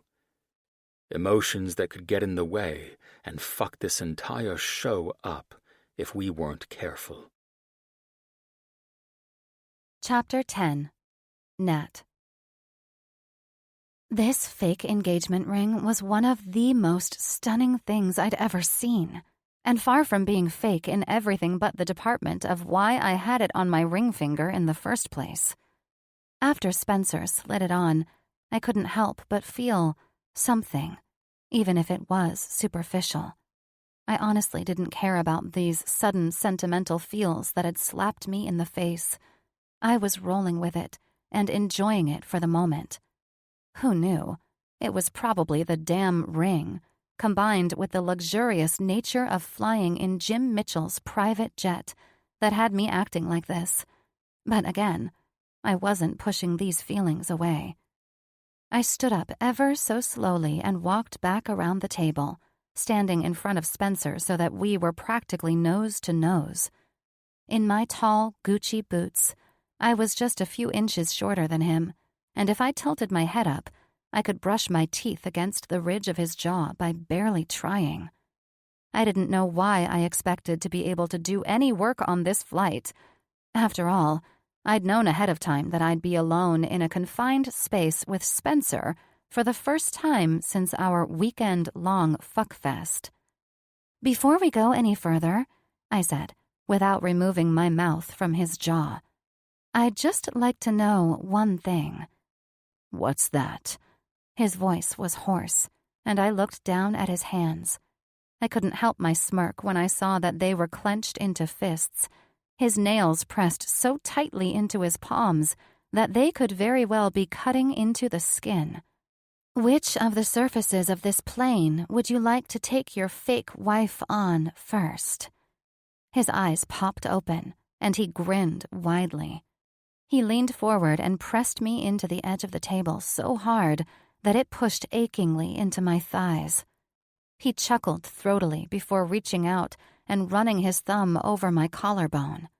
I shuddered as the goosebumps erupted all over my skin in a single, rippling wave, as though I were getting a preview of the pleasure to follow. "I mean," he said, reaching up to slip his fingers under the hem of my sweater, "I will gladly take your sexy ass anywhere on this jet. But—" "No," I said, reaching to hook my fingers through his belt loops, pulling him forward and pressing him against me, indulging in the hardness I felt straining against his pants. "No buts. Where are you going to fuck me, Spence?" "Well, this is Jim's personal jet, he said through his teeth, and I couldn't help but grin as I heard the strain in his voice as I moved my hands over the muscles in his jaw that were so tense. I thought they were in danger of snapping. I'm not. You're the one who opened this whole thing by asking me if I wanted to join the Mile High Club, I said, making quick work of the buttons on his shirt. Isn't that one of the main draws of having a private plane? Being able to fuck without fear of the FAA? It's a bonus, he said, shutting his eyes. To Jim, I'd imagine. But in the entire time I've known you, I said, flipping us around so that his ass was the one pressed up against the table and smiling when his eyes popped open in surprise at the maneuver. I've never imagined you were afraid of Jim. I never said I was afraid of that man, he groaned as I slid my hand under his waistband. Though he did mention to keep the fucking on the plane to one confined space. Well, I said, backing away while keeping my fingers wrapped around the cock that had begun to throb and pulse, letting my hand move leisurely up and down his length. You can just tell Jim that while he may have some say over where you have sex, he has no say over where I have sex. He narrowed his eyes and grinned before leaning down and pressing his lips to mine, hard. I lost my breath in the kiss, reaching up to cup my hand under the base of his skull and drinking in his intoxicating taste. I let him bend me back, swallowing down the different flavors of him before finally pushing him back onto the table. This was my opportunity to take control after all the moments he'd observed, felt, touched, and tasted me during that weekend. I used my unoccupied hand to undo his belt buckle and hastily pull his boxers down, allowing his erection to spring free of the silky, navy blue briefs underneath his expensive suit trousers. My ridiculous brain very briefly thought, damn, I appreciate a man who values good underwear as much as I do, before I was distracted by Spencer's velvety soft lips against my neck. I shut my eyes at the sudden influx of dampness that flooded through me at the feeling of his mouth on me, almost making me forget about the initial plan I had for him and his pleasure. Forcing my eyes open, I pulled my hands away from his cock and set them on his chest, pushing him back so that he was sitting on the table, bracing his weight on his hands. Someone might walk in on us, he said, raising his ebony eyebrow at me as I knelt in front of him and set my thumbs in the dimples of his hips, licking my lips at the sight of the erect cock before me. I glanced up at him and blinked a few times as I gripped his cock and massaged my hand up and down his length once more as I squeezed gently. Do you think I have anything to be ashamed of? I said, pitching my voice low as I leaned forward and pressed my lips to the small divot in his hip.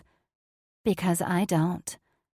No, he said, holding my gaze as he twisted around to pull the intercom on the table toward him. No, I don't.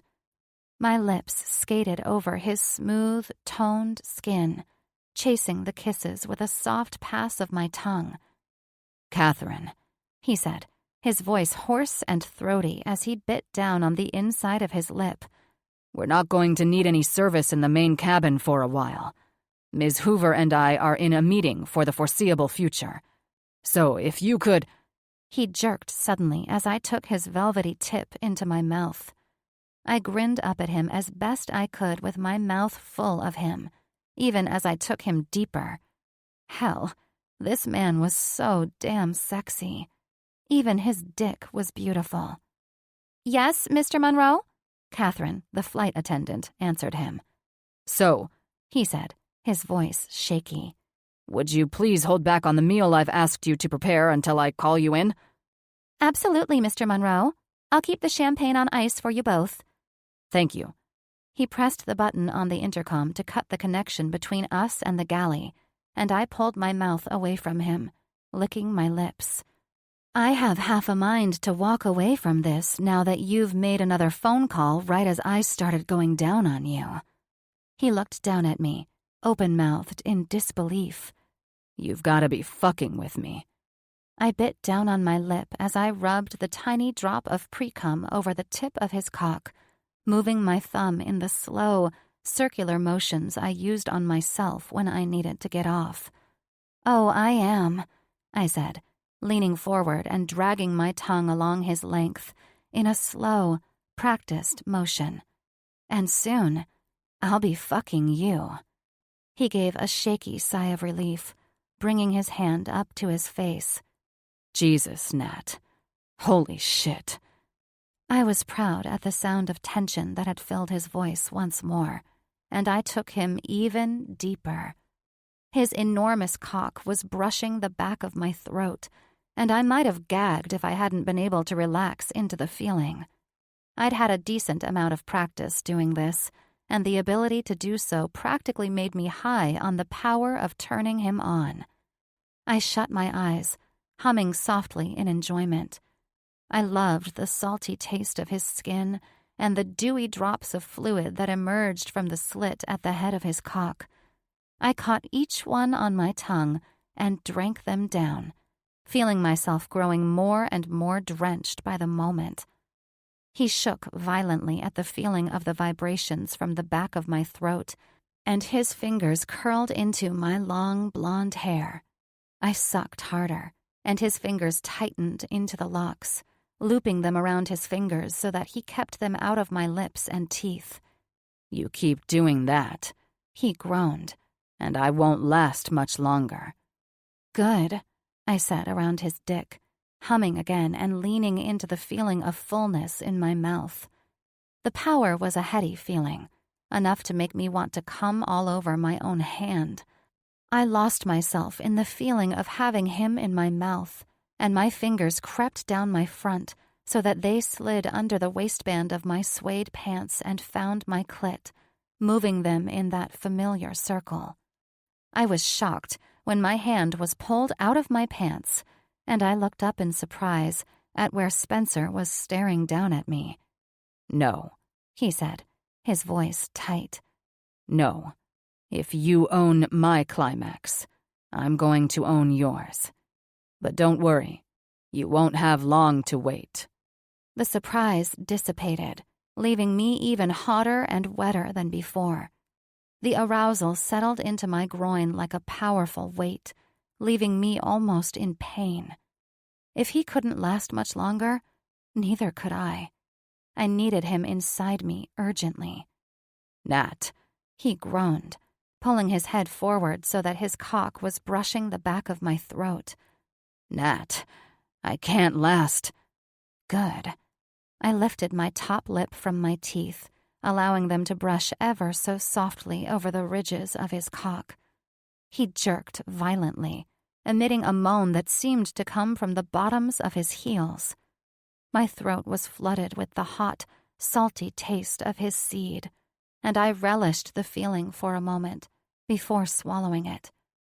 He panted heavily as he stared down at me, holding my gaze as I dragged my tongue over my lips, catching every last drop of him. He was still for so long that I half expected him to pull me back up to my feet so that I was face to face with him once more. But that wasn't what happened. Before I knew it, he was on the floor with me, grabbing my face and pressing his lips to mine, merging our breath. I sighed into his mouth, opening under him and accepting his tongue as it moved and darted in. We didn't disconnect as he bore me down to my back, moving his hands up under my sweater and the sheer lacy material of the bra I wore underneath it, as he placed himself between my legs. I was amazed at what I felt there, opening fully to him and draping my foot over his ass. "No recovery period?" I asked. "Don't need one," he said, moving down my body as he slid his hands under the waistband of my pants. "Not with you." I looked up at him, held his gaze as he took his turn moving his mouth down my body, shucking my sweater over my head and exposing my skin to the cool air of the airplane. Goosebumps rose all over my skin out of the combined feelings of cold and arousal. He pulled the lace of my bra down, and my nipple popped out of the cup and into his ready mouth. I couldn't help the groan that emerged from the very base of my spine as the precursor to what was about to come because of his next few actions. I shut my eyes, losing myself in all the sensations of his fingers, tongue, and mouth as he went straight for my pussy. Unlike the last time, there was no lingering. There was none of the teasing, slow burn that there had been in turns over the course of the last weekend. No, he was clearly on a mission, just like I had been. My toes curled in my boots as soon as I felt Spencer's tongue grazing over my lower lips, like he was licking up every drop of ice cream from a melting ice cream cone. I reached down to drag my fingers through his hair, but there was more that I needed. I pulled him up to face me and kissed him as deeply as he'd kissed me. "Why'd you interrupt me?" he asked against my mouth. "I wasn't finished with you." "You can always do more of that later," I said, practically devouring his kiss.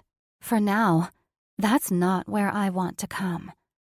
"Show me," he said, tilting his head back to receive more of my kiss as he moved his hands down over my back, sliding them into the waistband of my pants to cup my ass. "Show me where you want to come. Show me exactly how." "I just want you," I said, hooking my hands into his shirt collar as I fell onto my back, pulling him with me. "I need you inside of me now." Both of us had forgotten that my boots were still on because it surprised the two of us when my pants didn't go down past my knees.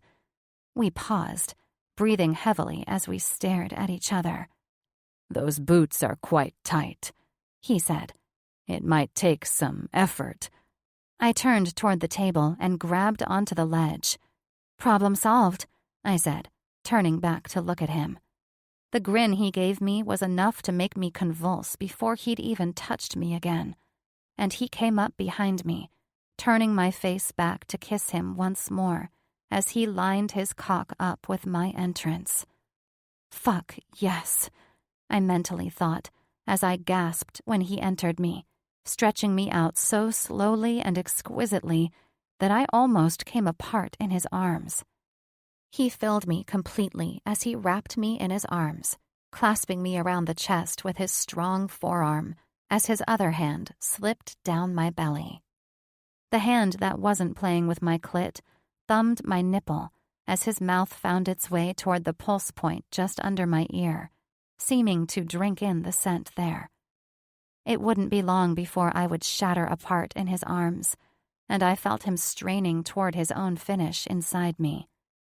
The fluttering of my strong, delicate muscles around him told me I was inches away from a devastating orgasm.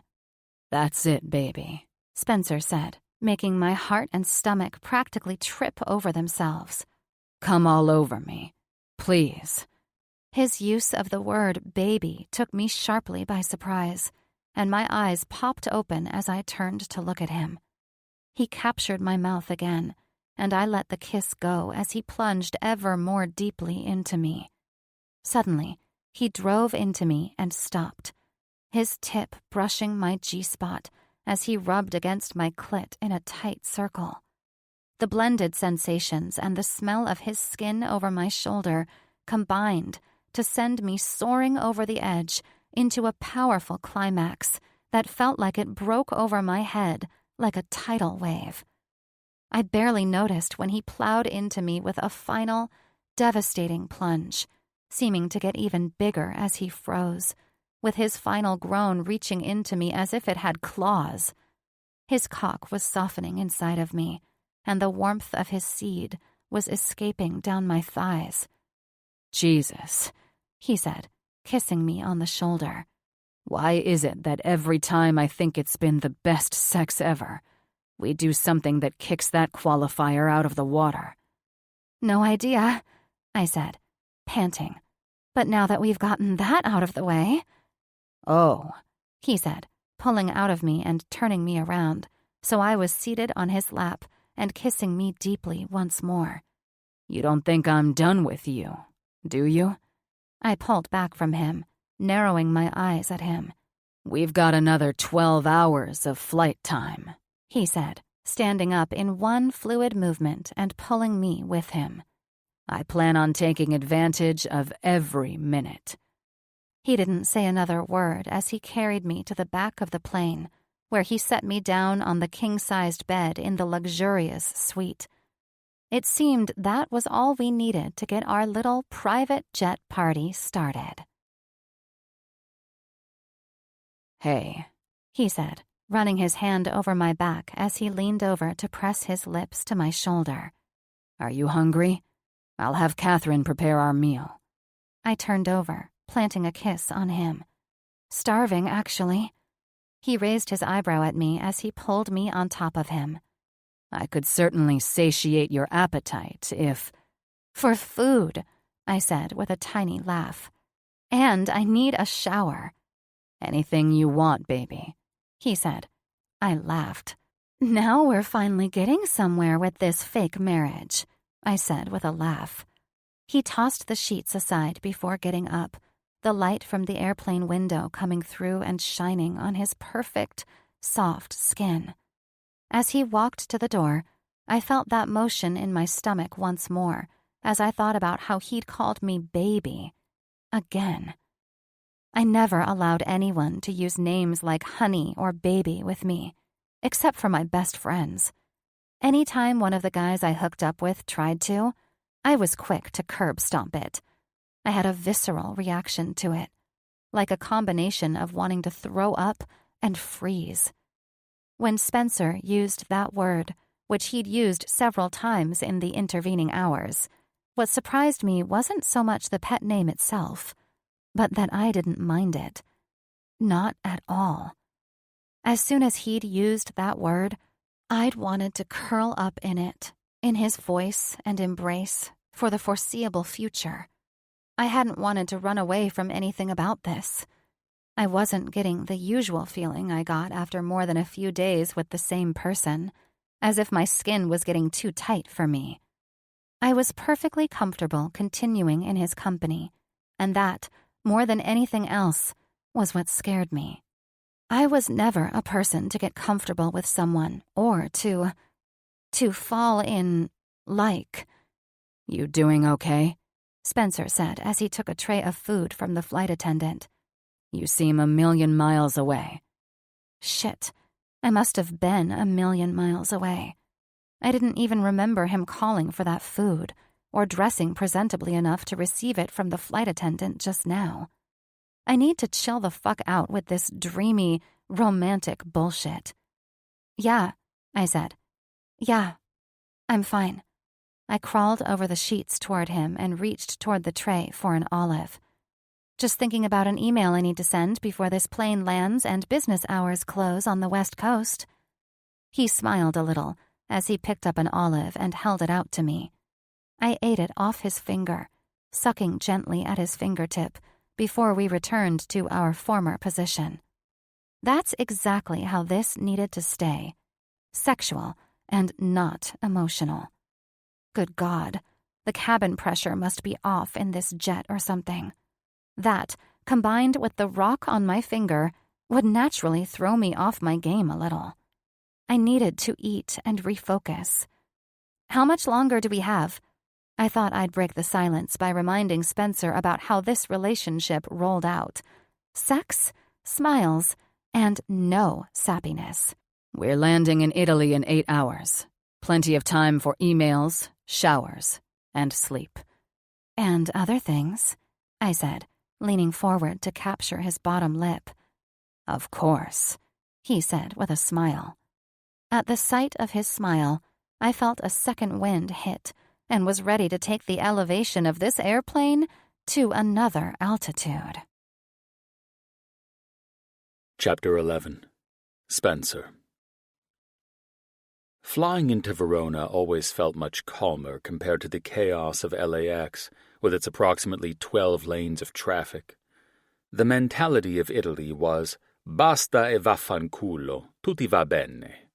Stop it and fuck you, everything will be fine, which drove my Type A personality up the walls. Even so, there was no place in the world like it, for better or worse. As much as I wasn't looking forward to dealing with the dirt that was undoubtedly about to be dug up during the coming week, there was always something about coming back here that immediately calmed me down. From the soft sounds of gentle Italian to the green and gold fields that stretched out into the distance, I felt a sense of serenity as soon as I got there. Although I wasn't sure that didn't also come from the woman at my side, gazing in wonder at the rolling hills toward the walled stone city in the distance.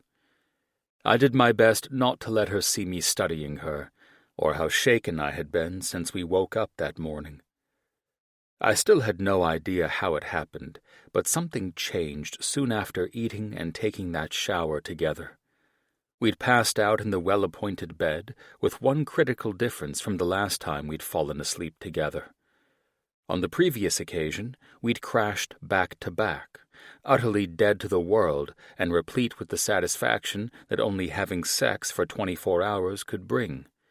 The next morning, we woke up in that same back-to-back position. When we'd awoken, we turned to each other, drawn as if by a magnetic current, and proceeded as usual in the only way we could communicate that didn't end with an argument. This morning, though, as we entered English airspace, I started to stir out of the jet-lagged sleep I'd fallen into with all the weight of a cannonball, and was shocked to discover a delicate hand poised on my chest, her fingers draped over me.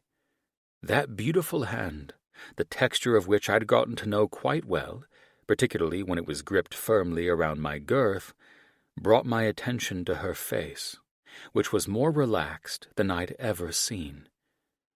Her eyes, which I ordinarily saw sharpened into a glare or a dry smile given to quick sarcasm, were relaxed into a configuration that made her seem so much younger than usual. It was as if every piece of flame-tempered armor she used to protect herself had fallen away, and all that was left was the real her.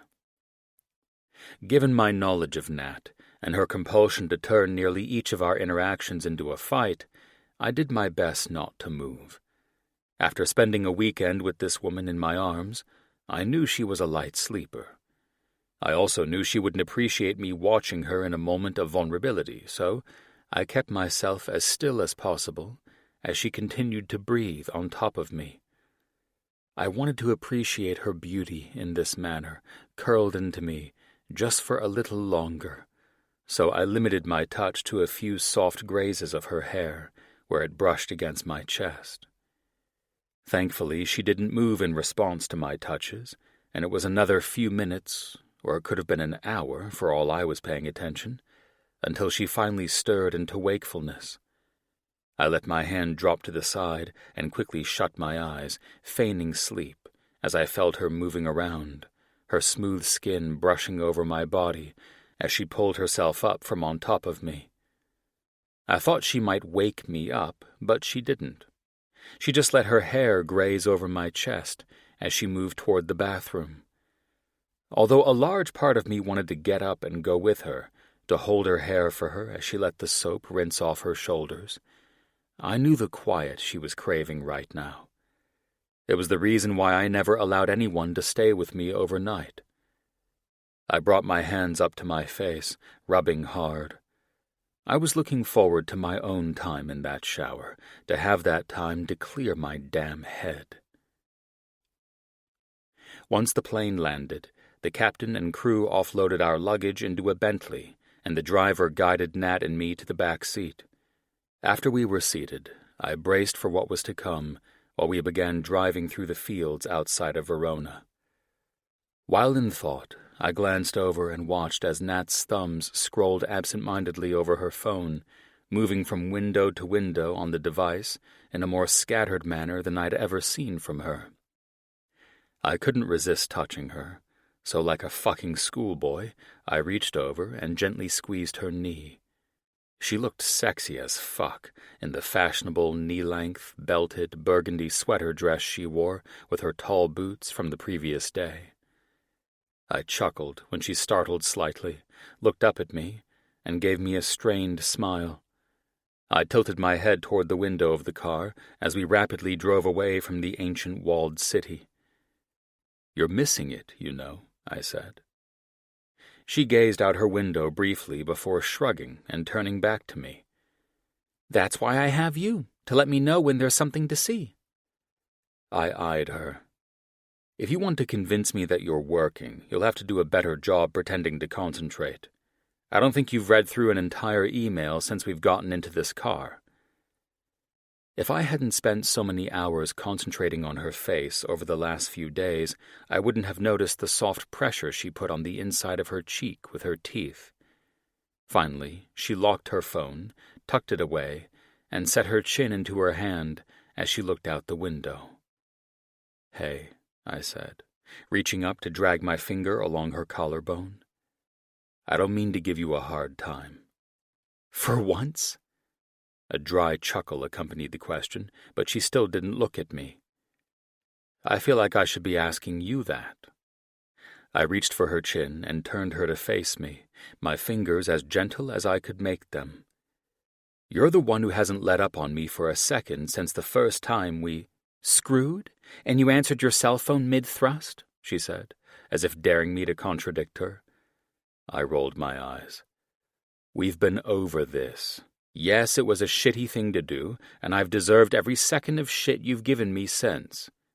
I sighed, blowing a hard breath through my teeth as I wondered how to proceed. Fuck it. She was in a weird state of mind. We both were, and right now we were headed into a lion's den.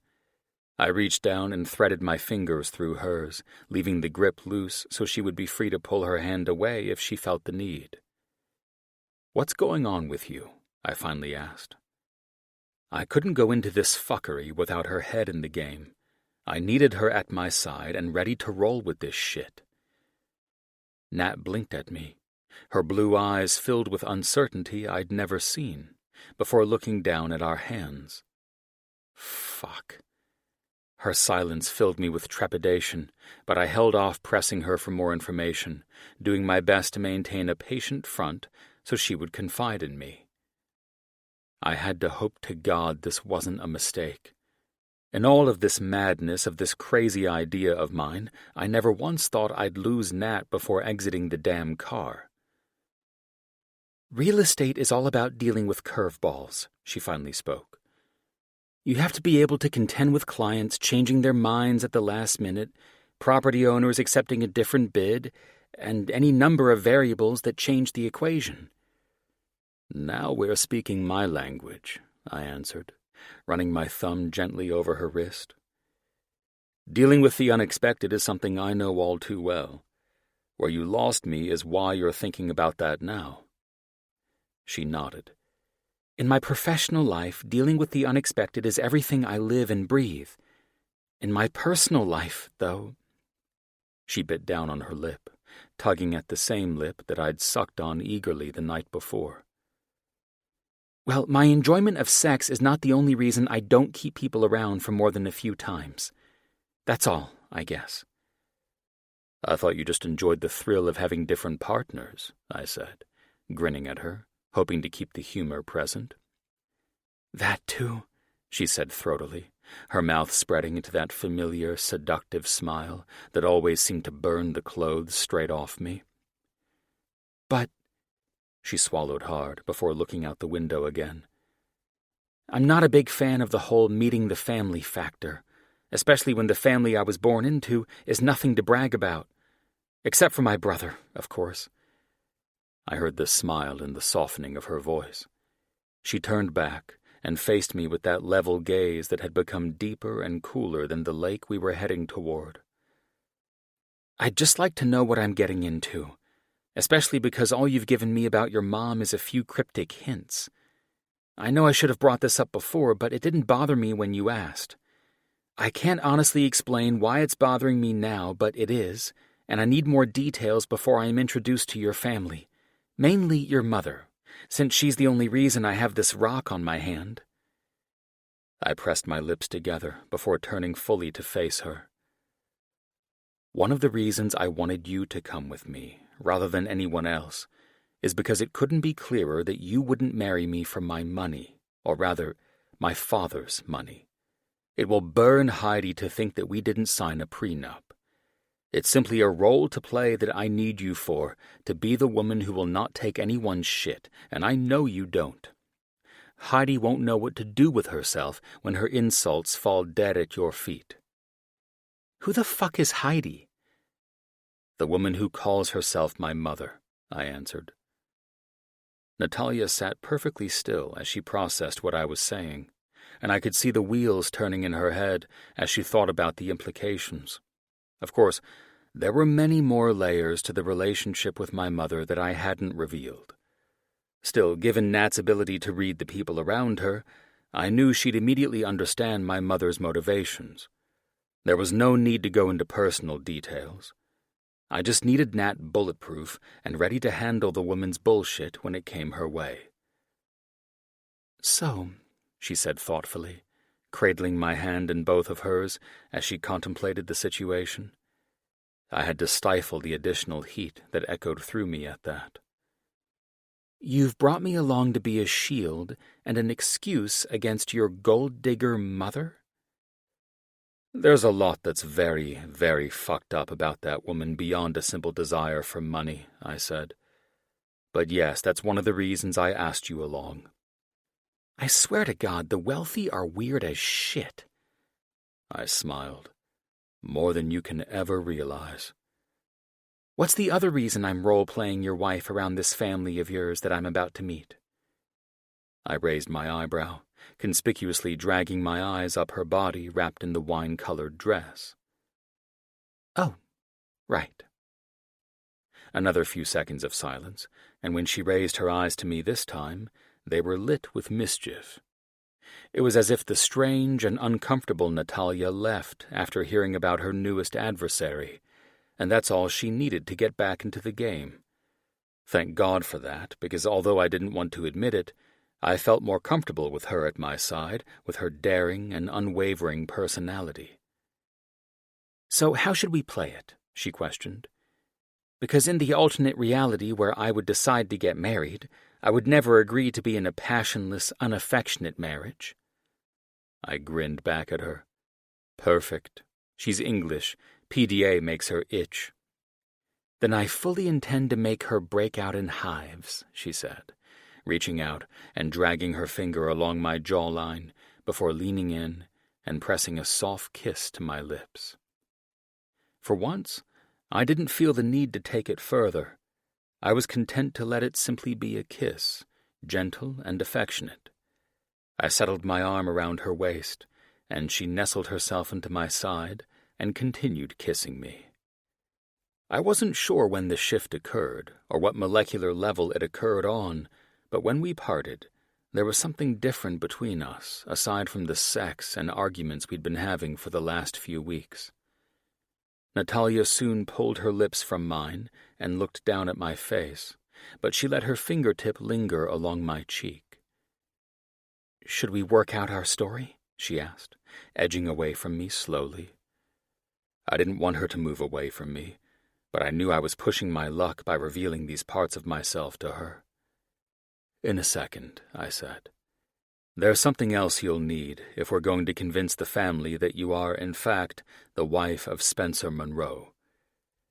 I reached into my pocket, pulled out the other small velvet box I'd been holding on to, and opened it to reveal the delicate, thin band that I'd gotten to go with the engagement ring.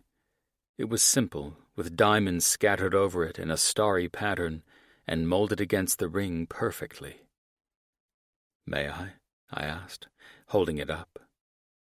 I couldn't figure out why I was going through all these dramatics, but it was a lovely feeling, given what I knew was waiting for us at the other end of the line. I had no issues playing up this fake married life a little more than was necessary. "Sure." I must have been imagining the slightly breathless quality of her voice as I took her hand and gently slipped the ring over her knuckle, where it fit perfectly just above the lovely engagement ring I'd given her. I sent a text when we were 5 minutes out. As the sleek black car pulled into the familiar, elegant driveway, I felt a different mess of emotions in my stomach when I saw the small group that had gathered on the steps to greet us. "I feel like I should be the nervous one," came the voice beside me, and I turned to look at Nat as she folded her hand into mine, squeezing tightly. "After all, I'm the one coming to meet the family after a super-secret elopement." I sighed, taking her hand into my lap. "Trust me," I said. "You'll get why I'm less than enthused about this soon enough." "Is it the whole family that's problematic, or—" "It's just my mother, Heidi," I said. "I think you'll take to the rest of them quite well, actually." She grinned. "Well, I'm ready, but there's one problem that I can foresee." "What's that?" She lifted her hand and wiggled her fingers at me. "We're a bit uneven, aren't we? Won't they find that suspicious?" "Oh, yeah," I said, grinning as I pulled out the velvet box and opened it to reveal the ring I would wear in this charade. She smiled as I pulled the platinum ring out of the box and slipped it onto my ring finger. "Feels weird as shit," I chuckled. "Looks weird as shit," she said with a laugh. My nervousness subsided when we both got our heads straight about our fake nuptials and these silly rings we wore to prove our worth as a married couple for the weekend. "Ready?" "As I'll ever be," she replied. I leaned forward to open the car door and get out first so I could reach down and help her out. I grinned as she stretched one elegant leg out of the car, her high-heeled black boot the only mysterious clue to her appearance. This woman was drop-dead gorgeous. Natalia emerged as elegantly as the goddess I knew her to be, and I stole a look back at the family. I couldn't help the warm satisfaction that came from the sickly smile that stretched over my mother's face. "You should know," I whispered into Nat's ear, "that I'm having some particularly dirty thoughts about these legs of yours." "You better be," she said. "I'd hate to think I wore this outfit for nothing." I chuckled, folding her hand into mine and pulling her over the cobblestone drive toward where the whole family waited with their pompous formality. My brother was the first to break rank, stepping forward with his usual quick gait. He stood before me and gave me a quick once-over before reaching his hand to shake mine. "You look like shite." "I don't know what you expect," I said, my voice falling into the slight Cockney twang it always found when I was with my brother. "Not all of us are just having a leisurely drive-in from Provence." He scoffed. "How do you explain your lovely wife's appearance, then?" "You'll hurt yourself if you try and figure that out," Nat said, with that damn sexy arch of her eyebrow toward me, then looked at my brother. "Natalia," I said, extending my hand toward Stephen. "This is my brother, Steve, the future groom." Nat stepped forward to shake his hand. "It is so lovely to finally meet you, Stephen. I've heard a lot of wonderful things." "Is this how you greet family?" he asked, leaning forward and capturing her in one of his usual bear hugs. "It's great to meet the lady who finally tamed my ass of a brother." I slid my hands into my pockets and grinned at Nat's widened eyes, with my brother impulsively hugging her. I probably should have warned her that Steve was the type to embrace everyone, regardless of whether they were comfortable with it. Needless to say, the man was my polar opposite, and a lot of the reason why everyone loved to be in his presence a lot more than mine. "Stephen, behave," came my future sister-in-law's melodic voice. "It's so good to meet you, Natalia. I'm Nadia." "A pleasure," Nat said, stepping forward to embrace the lovely woman with soft brown hair and gray eyes who'd walked out to where Stephen stood with us. "I'm sorry to be crashing your wedding, but I'm so happy for you both." "Nonsense," Nadia said. "We'll make it a celebration for us both. I'm not the only bride here. "But you are the woman of the weekend," Nat said firmly, holding her hand. "The only white dress will be yours," she finished, with a confident and fun wink. The cool air virtually dropped 15 degrees as the woman who considered herself the queen of the proceedings stepped forward, looking toward Nat and me with a frosty and expectant expression. "Spencer, my darling son." "Mother," I said, fixing her with a tight smile as I wrapped my arm tightly around Nat, instinctively pulling her into my side. "It's been a long time." I looked down at Nat, and she lowered her eyelids in a subtle approximation of a nod before turning back to face the woman who'd given birth to me. "Mother, meet Natalia Monroe, my wife. Natalia, this is my mother, Heidi." Nat's icy blue eyes met my mother's, and as they stared each other down, I couldn't tell whether I'd made a miscalculation by bringing Nat here. Not many knew what my mother's smiles hid, but I'd been on the receiving end of her venom enough times to know what it was always preceded by. "It's lovely to meet you, Heidi," Nat said, radiating the smooth class she always projected. "I've heard quite a bit about you." "I wish I could say the same about you," my mother said, just as evenly. "However, Spencer prides himself in keeping his life private from his family, so it's not meant to be an insult." "It wasn't taken as one. Thank you for considering that, though," Nat responded. My mother's eyebrow arched, and her bright red lips pulled up in one corner. "You're intriguing." My mother looked at me, then back to Nat. "I suppose that's one reason my son has given you his name," she said coolly. "My mother has a way of trying to figure out the women I dare to bring home," I said in a deeper tone than I had expected. I noticed Stephen had shut down already, as he always did when Mother was sizing up new blood. Another compelling reason I hated being around my family and this woman. "Spencer doesn't lie," my mother said, seemingly enjoying this awkward introduction. "I'm very interested to know the woman who caught my uncatchable son in her net." "Funny," Nat said, bringing up the hand that wasn't looped into my arm to rest on my chest. "And what do you find humorous?" Heidi said. "You saying I caught your uncatchable son," she chuckled and smiled at me, her blue eyes dazzling. "Sadly, that's not how it went." "I'd say I caught her," I replied, smiling down at Nat. "And it was a narrow catch at that." "Fascinating," my mother replied, hanging on to the word as if she were sizing us up. "Well, this is all lovely," Nat said, looking around at everyone.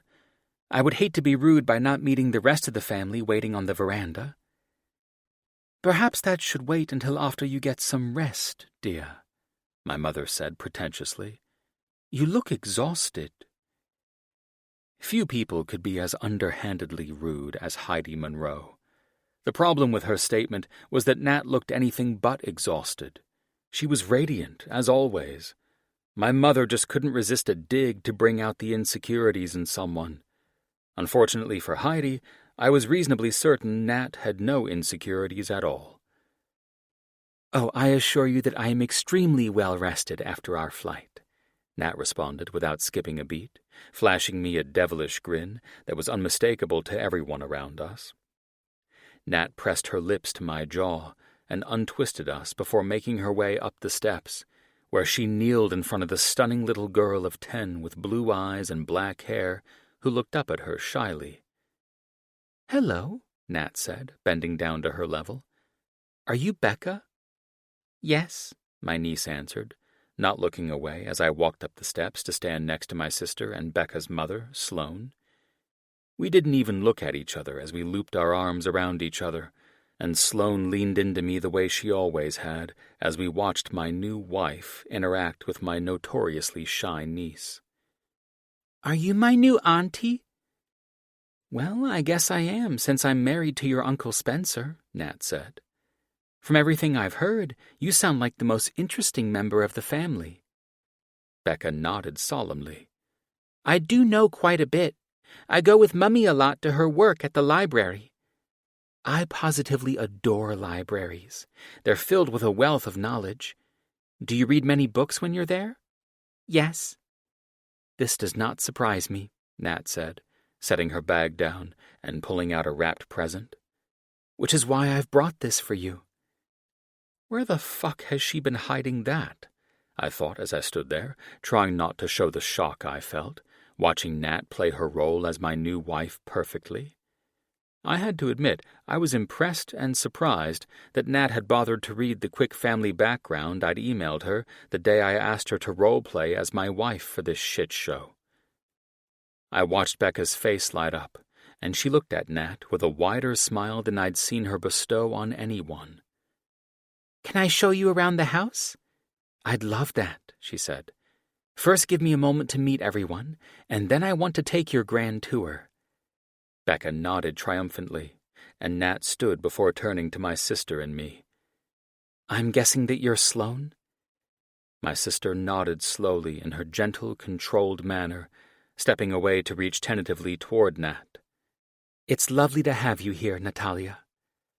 Nat's embrace was warm and giving, and she folded Sloane into it as Becca came toward me, wrapping her little arms around my waist. I reached down, squeezing her tightly.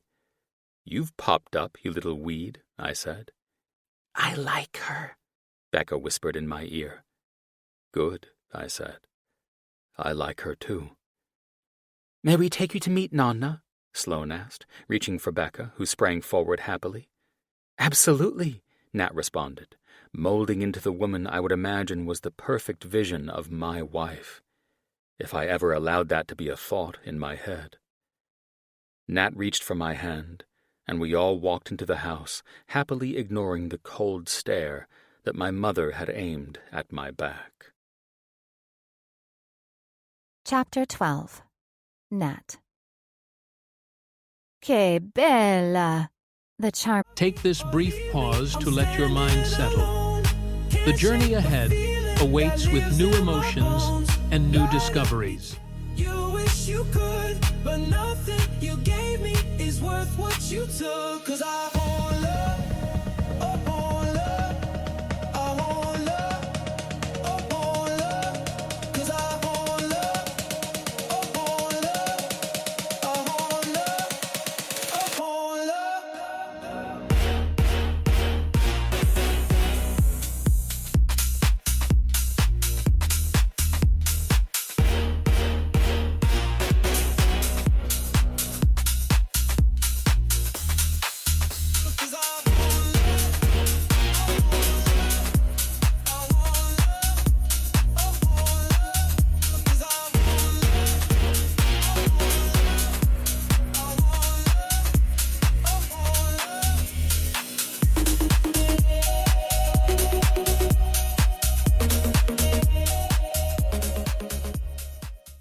Elderly woman said as she pinched my cheeks and turned toward Spencer. Amore mio, questa ragazza è perfetta per ti. I didn't speak Italian, but I got the gist of what she was saying, and I looked down at the floor. Grazie mille, signora. I knew that much, at least. I'd done a little Googling on the plane the night before, and thankfully, Italian was somewhat comparable to Spanish, which I could almost speak fluently. Her dark eyes lit up. Parla italiano? I shook my head apologetically at her. No, español un poco. I faced her with a sheepish smile as I took her hand in mine. But it's such a beautiful language. I'd like to learn. Talk to my grandson, she said, holding my face again. And my great-granddaughter. Very clever, my girl. You learn it very fast. I hope so, I said. You have to, she said, pinching her hand in the signature gesture I'd begun to see ever since coming to Italy. You part of an Italian family. You must speak the language. I smiled at her. I understand. It looks like I have some studying to do. She shrugged one shoulder, elegantly clothed as it was in a cashmere sweater. Later, though. Are you hungry? I knew Mia Bambino was coming home today, and I asked for some of his favorite foods to be made for lunch." I looked over at Spencer, who nodded subtly at me. "I'm starving. We didn't really eat breakfast, so—" "Mai basta," she said softly as she got up from the comfortable chaise near the sunroom window. She'd been sitting there when we were led inside to meet her. Becca had happily taken on the role of my tour guide, pointing out different facets of the house and explaining interesting facts as if she were a docent. When we made it to the sunroom, Becca greeted her great-grandmother with a kiss on each cheek before sitting down on the floor next to her feet. Watching as Spencer introduced me to his nonna, Graziella. The distinguished woman kissed him before hushing him, seating me next to her, and insisting that I call her Nonna, which was good because it was one less name not to botch. All of us went out to the terrace, taking our seats around a table that had been perfectly and formally set. Spencer pulled my chair out for me, letting his hand linger on my shoulder in one of the sweet, casual touches we'd been indulging in since we put the simpler wedding bands on each other, the ones that still felt foreign to me. Before he could take his spot in the chair next to me, though, Becca slid into it with a sweet, expectant look up at me. I bit the inside of my cheek, struggling to hold back a chuckle at the girl's daring attitude. "Bex," her mother chided softly. I cocked my head to Sloane, Becca's mother, softly signaling that I was happy with her daughter joining me at the table. "Watch out," Spencer said from my other side so only I could hear, claiming the other empty chair. "She'll give you the whole history of the region if you're not careful." "Good," I said in return. "At least someone around here is high-value company." He chuckled, weaving his fingers through mine and bringing my fingers up to his lips. "Watch it, or I'll have to shut this mouth of yours later." "Oh?" I murmured and reached for the glass of chilled white wine in front of my plate. "I'm counting on it." "Well, son," Heidi said from down the table as she took her seat across from Spencer. "You certainly have picked up some terrible American habits, haven't you?" I glanced at Spencer's dark expression, then back to Heidi, unable to keep my mouth shut.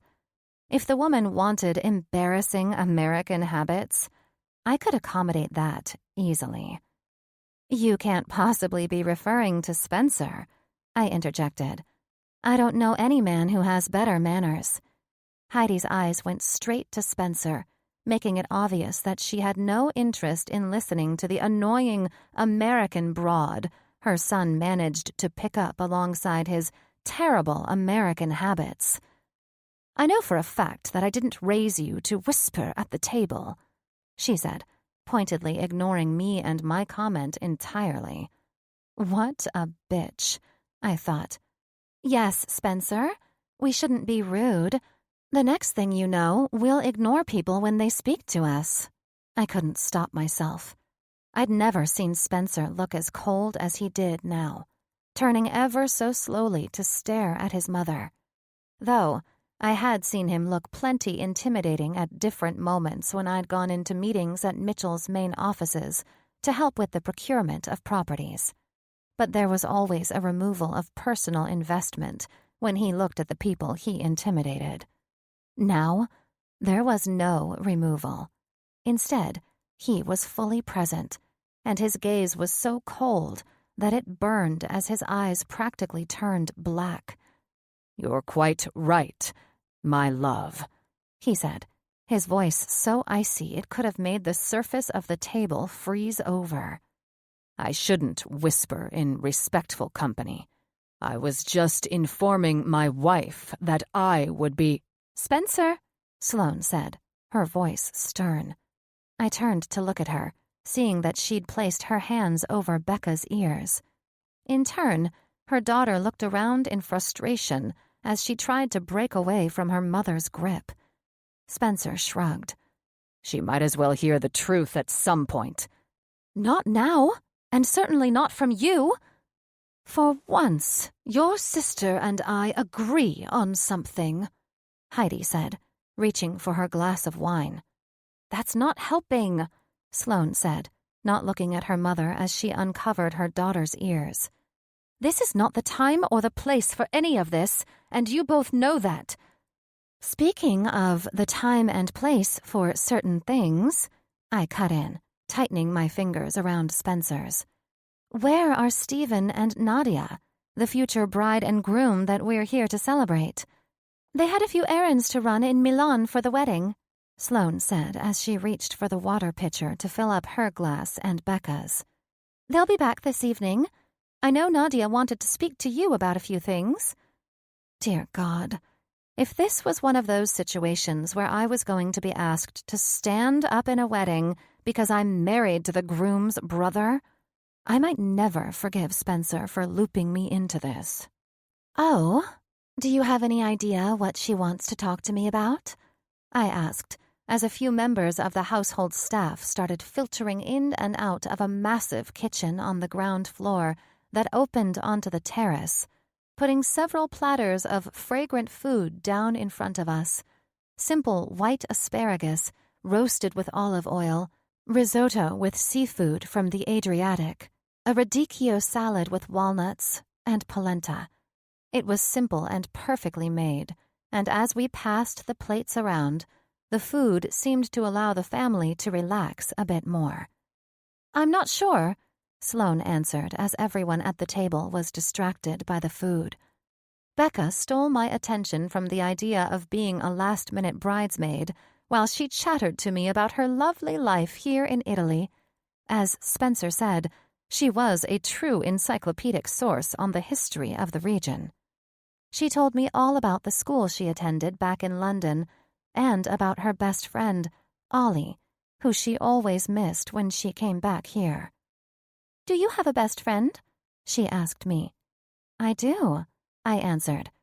Is she lovely like you? My eyes widened as I smiled down at her. Even lovelier. I winked at her. What's her name? Brienne, but we all call her Brie. It's easier, I guess. How did you meet my Uncle Spencer? She questioned. I could only laugh at how I'd really met the man sitting at my other side. However, Heidi, the bitch glaring at us frostily, wouldn't appreciate hearing that tale at the table if she thought whispering was ill-mannered. I met him through my best friend, Brie. I lied. You did? How? Well, Uncle Spencer is best friends with Brie's husband, Alex.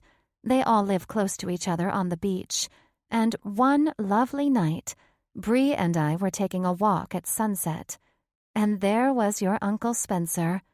The rest is history. I was never one for being a creative storyteller, so I knew I should quit while I was ahead. This adorable little girl was much too inquisitive, and I'd never remember all the lies I'd have to tell if I got going. I'd love to visit one day, she said, making me feel like shit for lying. It was time to squeeze out of this conversation as efficiently as possible before I ended up inviting her to our beach house and dragging out this fraud even longer than anticipated. Easier said than done, though. Her sweet smile and how she rubbed my arm before answering a question that Nona asked about her studies made me feel like a wretch. Lying to kids now, Nat? Super cool. I was suddenly seized with a hint of self-loathing. Becca was around the same age as Addison, Jim and Avery Mitchell's daughter. I was instantly drawn to Addison, and Becca was no different. They were such sweet, smart girls, and they would probably get along famously if I were ever able to get them in the same room. This train of thought isn't helping things. Fucking hell. I needed to get a hold of myself. I wasn't a goddamn playdate organizer. It was time to focus on the task at hand instead of getting all squishy inside at the thought of two potential besties. The squeeze of fingers on my hand caught my attention, and I looked up into my fake husband's eyes. Spencer's face was sympathetic, and I knew he understood exactly what I felt. He knew everything that would come out of my mouth to this family would be some form of a lie, because my being here was based on a lie.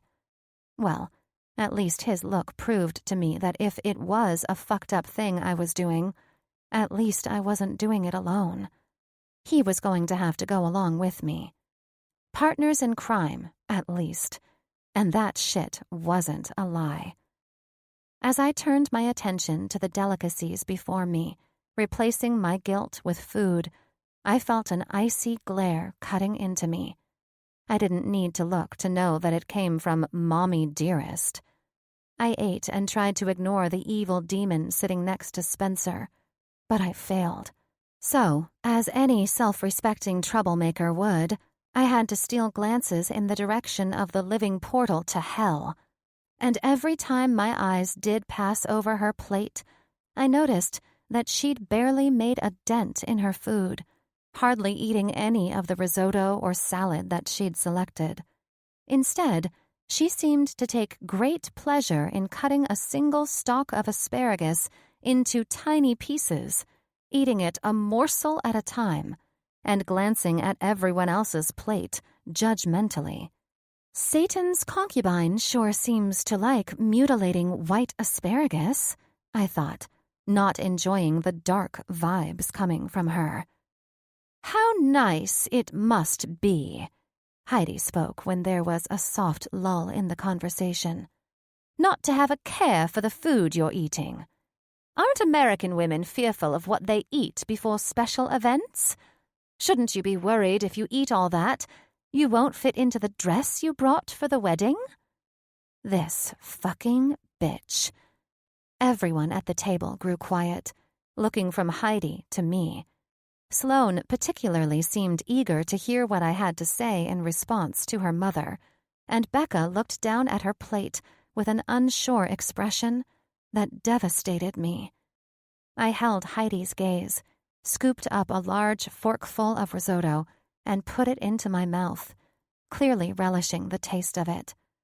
I don't know about the other 300 million Americans, I said once I'd swallowed, but I certainly would never plan on coming to the land of pasta and wine so I could watch what I eat.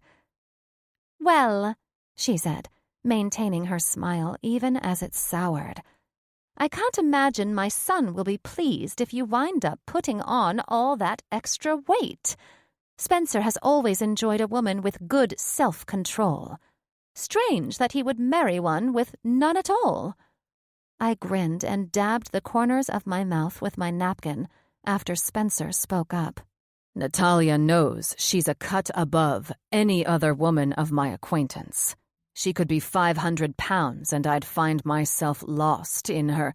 Oh, well, at 500 pounds, you'd definitely be lost in her, Heidi said, laughing at her joke, while the rest of the table sat in mortification. I stopped and looked at Becca. Earmuffs, kid, I instructed, while showing her that I needed her to cover her ears. She did, and I looked back at Heidi. Allow me to cut straight through this bullshit, I said, putting a hand on Spencer's arm, stopping him from even thinking about trying to stop me from responding to his swamp monster of a mother. First, I don't require any man's approval of my appearance to feel good about myself, and Spencer is no exception.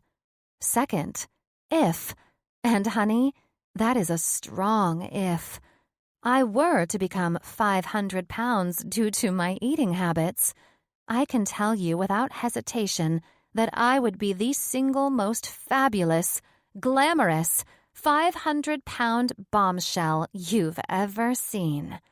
And while I'm sure you have no sympathy for people who struggle with their weight, I don't, she interjected. You don't say, I said sarcastically. Well, I have great compassion for them. People all over the world, even places other than America, if you can believe that, struggle with their weight. It can be an uphill battle for one's entire life. But luckily, Those people aren't waiting around for sympathy from people like you." "Well, I think you're blowing this out of proportion. All I said was that you won't fit into your dress if you keep eating like this." "No, that's not at all what is going on here," I said. "You intended to intimidate me, and you used the one thing most women tend to be insecure about, their weight.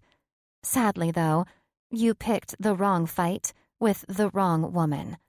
If there is one thing that I have a deficit of, it's insecurity."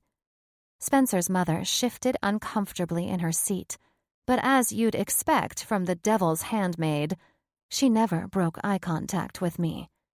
It was obvious the woman wasn't used to people countering anything she said, but it was equally clear that she wasn't the type to back down. I don't entertain bullies and people who are so miserable in their lives that they work to make everyone else miserable. I think it's rude, and I think you're rude." "Spencer, your wife—" "Yeah." He smirked at me and shrugged.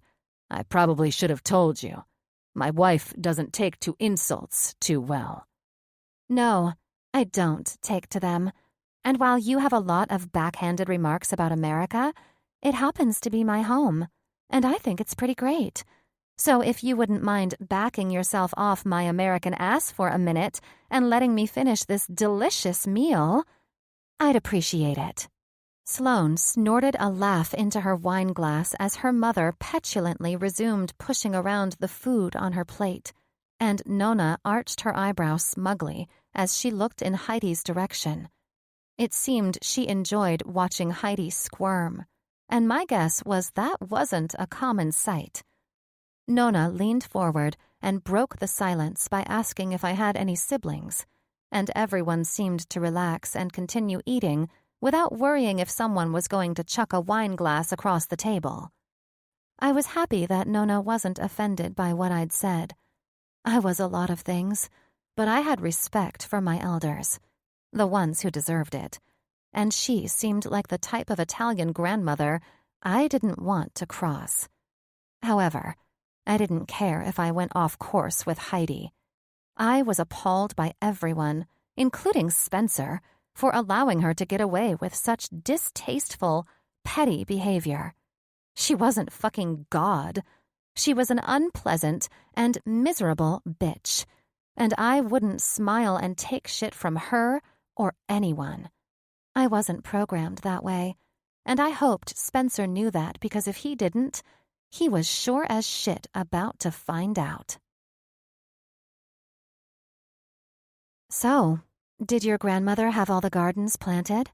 I asked as I walked on the estate grounds after we'd finished lunch and I'd been shown up to the beautiful suite Spencer had occupied while growing up. I'd changed into a casual pair of soft, skinny trousers, my favorite cashmere sweater, and a pair of flats to meet Sloane and Becca for the walk they'd promised me. "Actually, she replanted them," Sloane said as we wandered the stunning gardens. "They were a mess when she and my grandfather bought the estate, and she grew up in a gardening family. There were a few really confused gardeners out here when my Nona came out daily with a hoe and a few bags of fertilizer to ensure they were doing things correctly and getting seeds from the right vendors." There was something about Sloane that I found so calming. Once we'd gotten away from Heidi, she became much more confident, with the tone of her voice stronger and tougher than it had been just an hour before. Aside from her beauty, one would never guess she came from the womb of the miserable bitch. Even Becca seemed freer, skipping through the hedgerows and pausing to pick a flower now and then. It made me a bit sad for them, living that way. "Remember only to pick the ones that Nona told you were okay, Bex," Sloane called after her daughter, who waved us off before continuing on her way. "Becca spends as much time as she can out here with Nona," she said as she looked back at me. "If I didn't make her come in for her studies, she'd probably spend the whole night outside." She shrugged, then her expression darkened. "I guess if I let her stay all night out here, she would at least have a great excuse to avoid her grandmother." She sighed, then looked at me with sad eyes. "Forgive me. I should have kept that to myself. Don't worry about saying what you need to say in front of me, I answered her. I'm no stranger to disliking my own family. If anything, I'm sorry for making myself into your mom's enemy by sparking off like I did at the table today. You were going to be her enemy either way, she said, kicking her booted foot through the tall grass. It's inevitable with her. If Mother is crossed by any of us, even for the most insignificant things, it's impossible to keep on good terms. She is who she is. And here I thought I put the woman in her place. I smiled, but after seeing Sloane's unwavering expression, my ego instantly deflated at that theory. No, she said. All you did was talk to hear yourself talk with that woman. Nothing affects her. All she heard was noise. She's that bad, eh? There's a reason Spencer hardly speaks around her, and Spencer is the harshest of us all. She's wasted energy for him, and if there's one thing I know about my brother, he doesn't waste anything he values, especially his energy. Makes sense. I've seen Spence put people in the ground over a business disagreement. I've yet to meet anyone willing to stand up and hold their own against that man, I said truthfully, understanding why Spencer gave his mother no airtime at lunch. Sloane's expression lightened as her chocolate eyes searched mine. But you can hold your own with him. I rolled my eyes. I have a bit more leverage with him, obviously. I winked at her. How did you honestly manage to pull Spencer off the market? I can't tell you how many women have wished to be in your shoes. She teased. Oh, I have my ways, I said, not wanting to get into the lie Spencer and I had concocted to get him through this wedding. I liked Sloane, and I liked Becca, and, despite how good I was at it, I wasn't a fan of lying. So, if I wanted to get out of here with a shred of dignity, knowing I hadn't conned the kind and decent people around this place, I would have to keep the conversation light. Time to learn everything about gardening. Chapter 13. Spencer. I sat in my father's old office after I changed from my traveling clothes into a pair of jeans. A faint smile turned up in the corner of my mouth, knowing that wearing jeans around this estate would positively repulse my mother. I'd managed to successfully put up an impenetrable facade no matter what she said, simply reminding myself of what awaited me upstairs in my room once I finished this bullshit. I was pretty impressed with Natalia holding her own against my mother at lunch, but again that's why I brought her as my fake wife. I knew she could take that woman's insults and hurl them back at her. Sadly, Natalia's words didn't put my mother in her place, and therefore it was a waste of time to speak them, even if she was standing up for herself. My mind drifted back to when we dismissed ourselves from the table and went up to our room, where our things had been unpacked for us already. Nat sat down on the bed with a deep sigh of relief. Not gonna lie, I could get used to this bed. I smiled, walking over to her. You're lucky I made Nonna replace all the mattresses a couple of years ago. These beds used to be the worst part of being here. Really? She raised her eyebrow at me. The worst part, huh?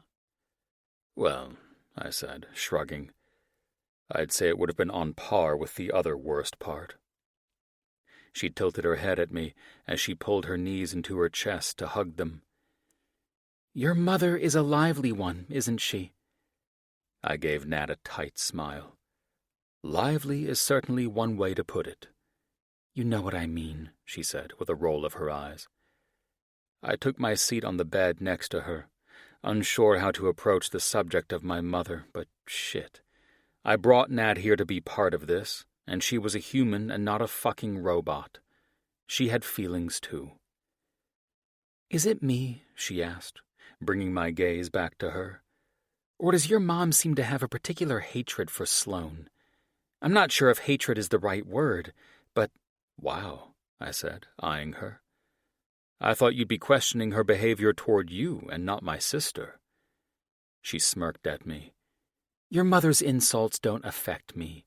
Anyone's insults could get to me if I gave them power over my feelings, but I learned a long time ago in my own family not to allow horrible people to govern my self-worth. Your sister, though, it seems your mother dismisses everything about her presence. I don't mean to be rude about it, but from my perspective, it feels like your mother must hate her. I know I just met them, but Heidi's energy in Sloane's direction is palpable. Do you know what I'm saying? Hate is probably an accurate enough word, I guess.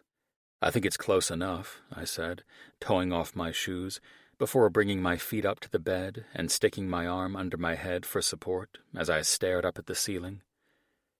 Heidi's always had a thing about controlling all her kids, and Sloane was always wonderful and pretending to be her little angel when she was a kid. I frowned, acknowledging how my mother treated us all. You see, it wasn't always the easiest to deal with Sloane. Heidi had moments of giving her the silent treatment and constant manipulation, just like she did with Stephen and me. I blew out a breath. However, it was clear that Heidi was trying to mold her, you might say. And even though Sloane did enjoy moments of being the golden child, she's her own person. Nat raised her eyebrow at me, as if that description of my little sister with the woman she'd met at lunch didn't add up. You lost me. Sloane played the perfect child, then grew tired of the control and manipulation and became her own person for a summer after she left the country on holiday. Still lost. I smiled tiredly at her. Sloane proved she wasn't her golden child after returning pregnant from her little summer holiday. Be black and white about it, man, she said with a soft laugh. So what you're saying is your mother lost the battle of control and manipulation with her perfect child after Sloane rebelled, fucked a guy on vacation, and came back pregnant. Nat squeezed my thigh and laughed.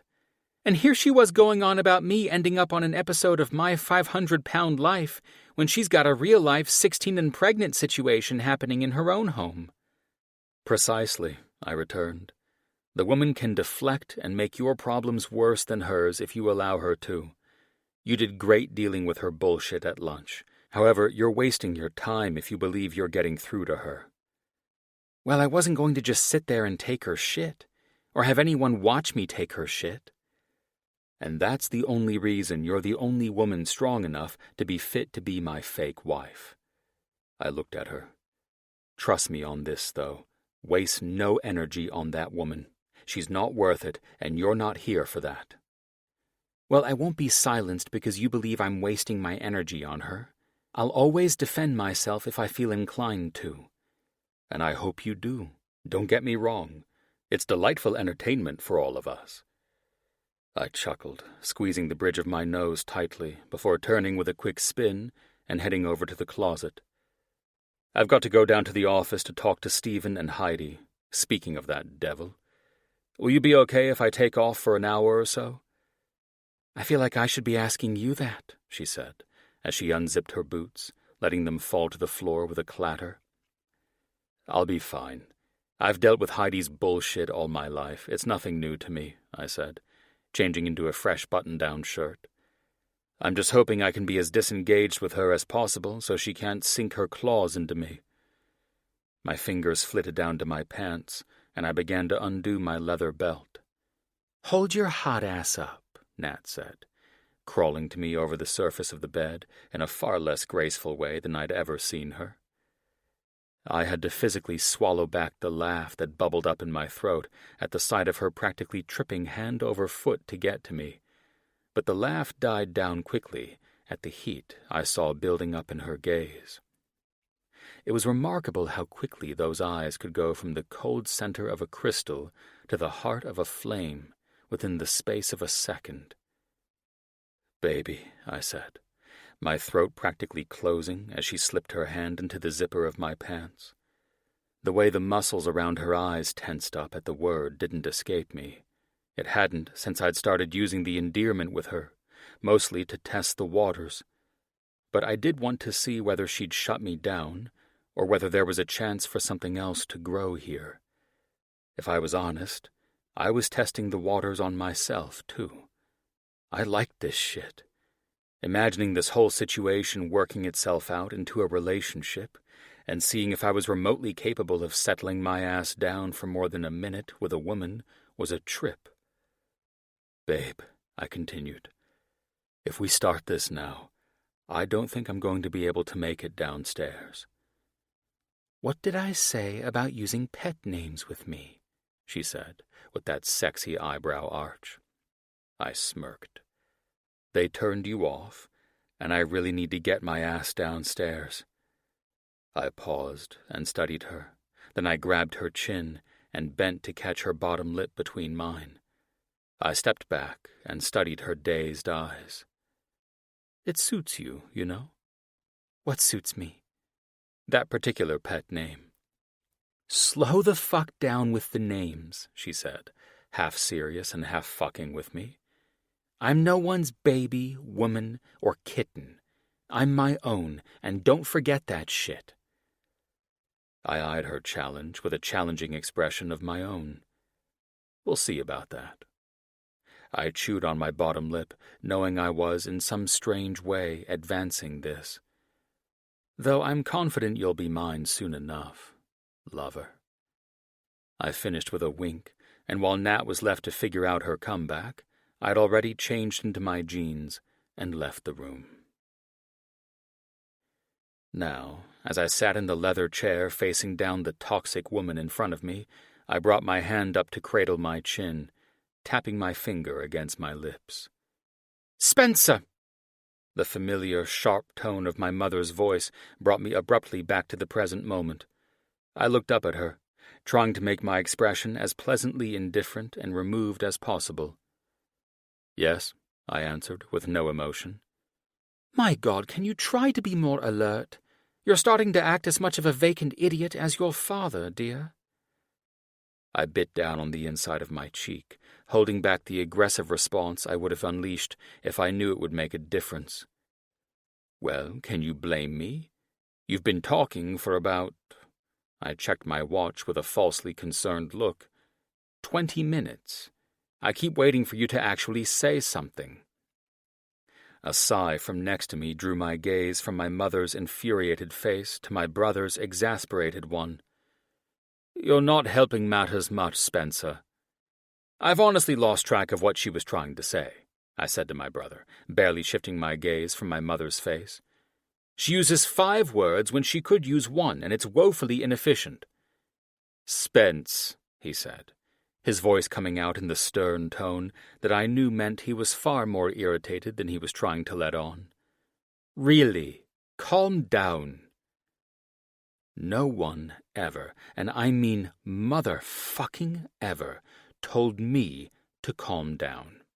Not even my brother, who possessed far less of the strong personality I'd developed as a survival mechanism in this household. I had to bite back my natural reaction, which would have been to level my brother, and that would have been only the prelude to me jerking my ass out of this office, snatching up Natalia, and leaving this godforsaken place. But I knew this fucked-up game all too well. My mother's supreme skill of divide and conquer was in full effect, serving its purpose of having my brother and me at odds.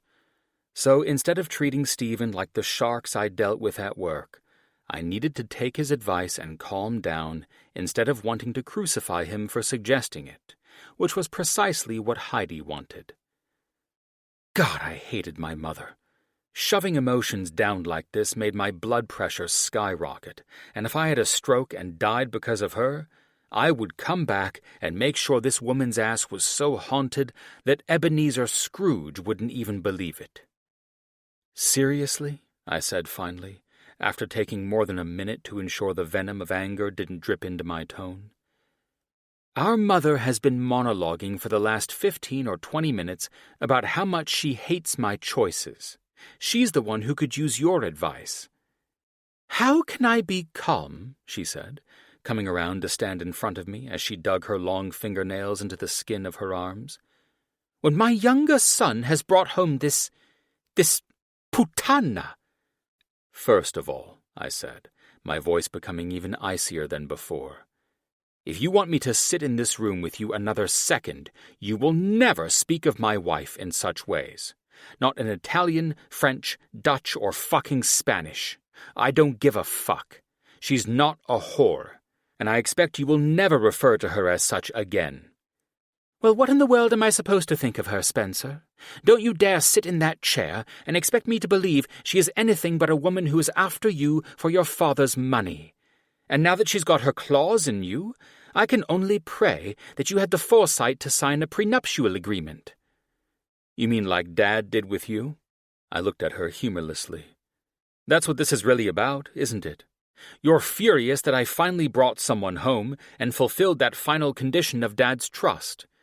Shall we go over the details of that truth, Mum?" Like clockwork, as I knew they would, her eyes began to water. "How could you say that to me?"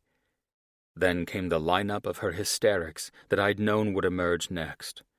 I could practically teletype the emerging actions as if I were reading a script. The shocking part was that I knew this woman had the emotional depth of a serial killer, so her ability to turn on the waterworks or switch emotions was always unsettling. "How could you imply that I would want anything from my beloved son but the best? I've only ever—" "Treated me like shit? Made me feel like I was last on your long list of priorities?" I stared her down. "No, you're right, and I'm wrong. I'm the evil one, and you've always been my victim. That's what this is leading up to, right? How horribly I've treated you, and what a hateful son I am?" "I never said that," she said, her eyes still tearful. "But you're doing me a disservice by supposing I want anything other than—" "My money," I said, nodding. "Or rather, my father's money. And just so you know, we never signed a prenup. We talked about it, but we just sort of forgot. Time had just escaped us. It was quite the whirlwind." "Spence," Stephen cut in, his wide blue eyes looking at me with the sincere older brother concern that he'd learned from the time he was forced to parent me when there hadn't been anyone else after our father died. "Did you seriously marry this woman with no protection of your assets? What could you possibly have been thinking? Haven't you learned anything from—" He clenched his lips together before turning away from me and looking out the window, but he didn't need to speak for me to hear the words he'd been tempted to say. Hadn't I learned anything from my father's mistakes? I tapped my fingers against the desk where my father, Alessio, had sat day in and day out, working himself to an unhealthy exhaustion level while building up his family's fortunes. If any of you had bothered with a simple Google search, you would have seen that Natalia Hoover earns a small fortune on her own, and my money would not tempt her to marry for that reason alone.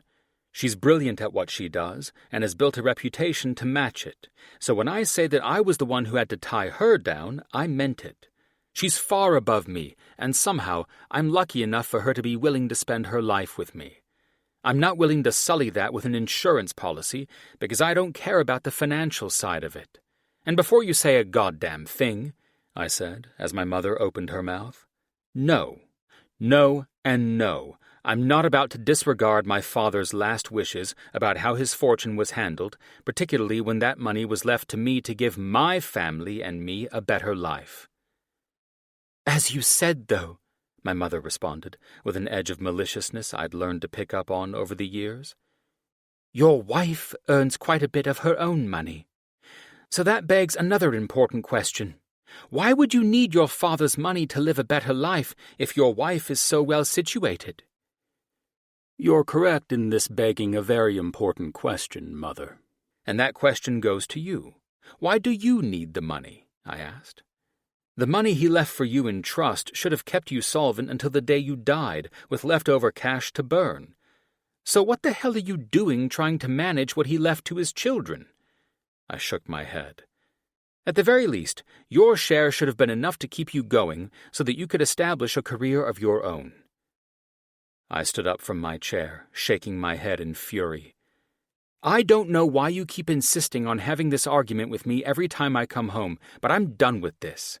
Just stay out of my way until the wedding is done, and I'll do you the same courtesy. I took in the sight of my mother, twisting my mouth and shaking my head. Ironic that you would call my wife the whore when you're the one who's always played that role so well. I turned to walk out of the office, trying to breathe as normally as possible. "What was the second thing?" Stephen called from behind me. I turned back around, looking in my brother's direction. His mouth was twisted flat, and I couldn't tell whether he was trying not to laugh or scream at me. "You said first of all earlier. What was the second thing that you wanted to say?" I blinked a few times before remembering what he was referring to. "I was just thinking how strange it was that our mother was married to an Italian man, has been coming back here for so long, but she still has such a shit accent when speaking the language." Without another word, I slammed the office door behind me and strode down the hallway, making my way to the heavy doors that led to the terrace. I breathed heavily in the fresh, fragrant air that smelled like the flowers coming from lemon trees and the wild rosemary plants in the enormous yard. How could I be feeling this fucking upset? The better question was, why would I expect to feel any different? This was, after all, how it had been since I was a kid. My only defenses had been Dad, Stephen, and Nonna, and then it had only been the latter two after Dad's heart attack. I clenched my eyes shut and tightened my fingers around the marble statue that looked out over the gardens, trying my best to fight through the fog that always settled in when I interacted with my mother. It had always been this way, and I swallowed a few times as I tried to fight my way out of the accompanying nausea. As a kid, having a conversation with my mom had always left me feeling as though I couldn't trust what was going on in my own head, and I inevitably didn't feel right afterward until I spent several days away from her. Having the conversation was never the hard part. The hardest part for me was accepting that my own mother hated me. She always used the excuse of not wanting to be in my presence because I reminded her too much of my father. Who knew? Maybe that was true, but I had my doubts. I'd come to a conclusion long ago that she was a sociopath. Perhaps that's what I told myself to compartmentalize things. Because how could someone who was supposed to love you unconditionally be the one to damage you so irreparably? I needed to get out of my head before I started to spiral into memories of my childhood. All the money in the world couldn't heal these wounds, so why was I constantly fighting to protect my share of the family fortune from my sociopath of a mother just to get more injured in the process? Fuck! This self-sabotaging bullshit will fuck me over if I let it. I snapped out of my thoughts at the sound of sweet laughter coming from the stunning woman who was the most real part of my life here, even if she was here as my fake wife. Fake wife or not, the sound of her laughter was all I needed to start thinking with the precision I was accustomed to. The weak and vulnerable version of myself I couldn't stomach was effectively gone, and my focus returned. I looked down into the shrubbery, grinning, and started down the steps. That was it. I'd head into Sirmione for the night and regain my focus, keeping both feet firmly planted on the ground. Chapter 14. Nat. I nearly yelped when a strong pair of arms wrapped around my waist, and Spencer sharply pulled me back into his muscular chest. I tilted my head to look into his eyes, and he smirked at me as I heard Becca and Sloane giggling in front of us. "I don't believe I've ever heard you make that sound," he said in that low voice against my neck. "And I've coaxed a lot of sounds from you in the short time I've had the luxury." "Oh, behave," I teased, smacking his arm. "There are children and family present." He didn't answer. He simply leaned down and captured my mouth in a kiss that could only be described as impolite. "Chio!" we heard Becca demand, and we broke apart to look at her. She was fighting against a noticeable smile. "Don't be gross." "How am I being gross?" Spencer asked, not letting me go despite my straining away from him. "If anything, you should complain to your Chia, too. She's the one who's kissing me back. "That is a terrible argument," she said, looking at him like the tiny adult she seemed to be. "You're right," he said, nodding solemnly. "I'm sorry. How has the tour been, ladies?" He stood at my side, slipping his hands innocently into his pockets. I looked over at him. He was quite a delicious specimen. "It was even better than you said it would be," I answered. "Everything go okay with your mother and Stephen?" His mouth twisted up a bit, enough to tell me it had been just as bad as he'd imagined. After having lunch with that shrew, I could only imagine what had gone down.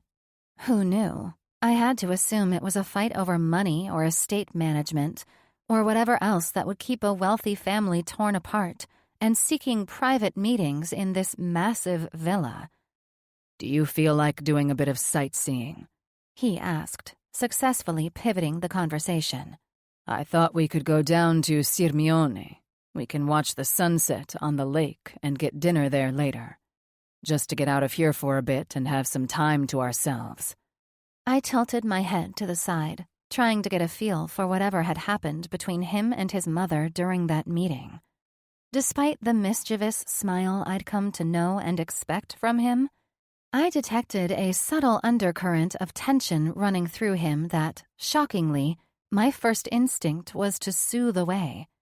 Comfort had never been my go-to tendency before, at least not with the people I'd betted. With friends, sure. I was the first one there with a joke and a tub of ice cream, but not with the people I was sleeping with. Besides, I caught on to that last part of wanting to leave so we could spend time alone. I knew I wasn't here to spend time alone with Spencer, or to go sightseeing like this either. I was here to be doing exactly what I was doing, keeping up a good front as I faked being his wife. And now he was extending the idea of getting away from here so we could spend time alone, something I would expect of a good man to his real wife, needing to be alone and away from his family drama. Maybe I was reading into it way more than I needed to. "Sure," I said.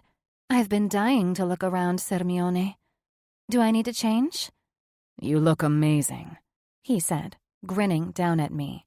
That tension was undoubtedly there in his jaw, and I couldn't help myself as I reached up to run my thumb along the strong line to smooth it away.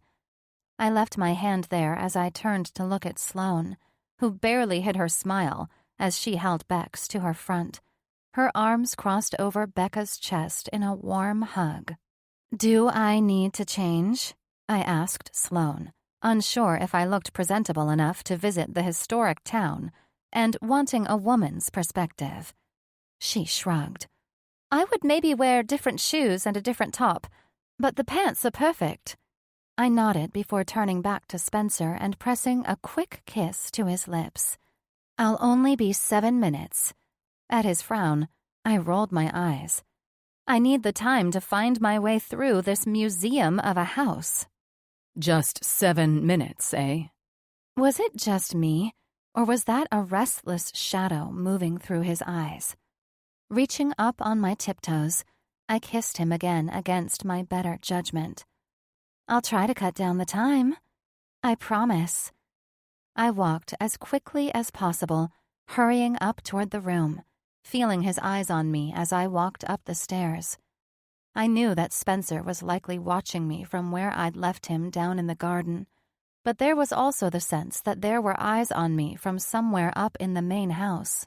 My skin broke out in goosebumps, and I knew the sooner I got back to the front gate, the better I'd feel.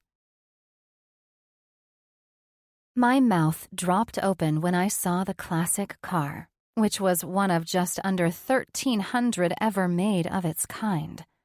I'd looked at Spencer in shock, and from his reaction, I knew my reaction was everything he hoped it would be. "This isn't a Dyno GT Spider," I said in a hoarse voice. "Is it?" The wry half-smile, which still showed traces of cynicism from his meeting with his mother, turned into a full-blown grin of happiness as he quickly undid the switches on the top to fold it down. You know your cars. I'm impressed. Unfortunately for your cocky ass, I'm not trying to impress you. He shook his head, looking sexier than ever.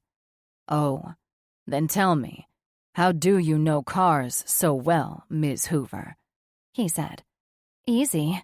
You should see some of the specimens parked in the houses I've sold, I said, looking around at the remarkable car in front of me. Not to mention some of the corporate properties I've sold. You have no idea what I've seen some clients drive, but I will admit, I've never seen one of these in person. So you do have me there. Well, he said with a mischievous grin.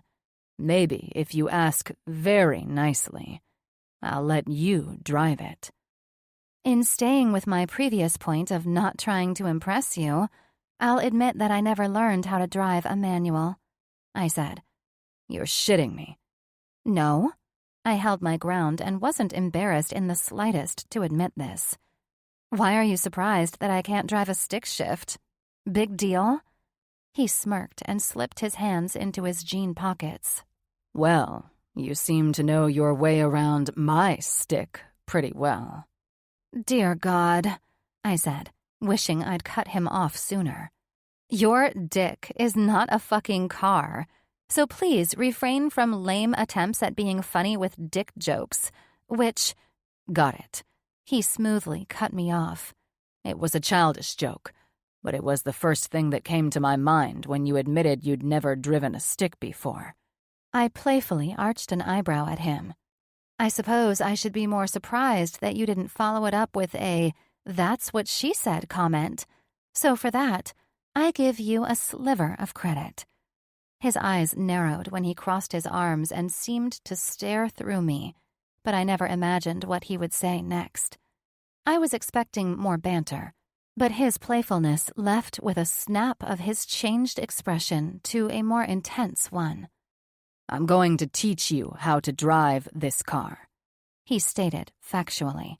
Then, without a response from me, he turned and managed to maneuver his tall, enormous frame into the car. For now, let's get out of here. The longer I linger here, the more I think I'm starting to break out in hives. With the playfulness gone, and Spencer's sudden change of topic and mood, I got in. I quickly twisted my hair into a bun so it wouldn't get tangled on the drive, not saying another word as he turned the key in the ignition. I smiled when his face lit up as the engine roared into life. Then Spence hastily backed out of the garage. Stephen taught me how to drive in this car, he said, his voice taking on the slightly faraway tone that I'd begun to notice it did whenever he sounded nostalgic. Of course, it wasn't often, but it happened significantly more since we got here. Dad had taught him a few years before, he said, shifting gears as we drove down the driveway. You guys learned how to drive in this? I asked, shocked. That's incredibly daring. I don't think I'd ever let my kid near the steering wheel of this car, no matter how responsible they were. My dad had a theory about that. He smirked at me. I'm curious about that theory. He said that the best way to teach someone responsibility was to place their life and fortune directly into their own hands, which is effectively what he was doing with Stephen. I was there to watch while Dad taught my brother, and you'd best believe I was fucking jealous. But Stephen was the one to teach you? I had to ask, given that he'd stopped the car just before leaving the estate grounds and seemed more emotional than I'd imagined about his dad teaching his brother how to drive. My dad died when I was 12, he said, staring down the road. He was always healthy, but I assumed the stresses of the previous few years had started to get to him, and he had a massive heart attack.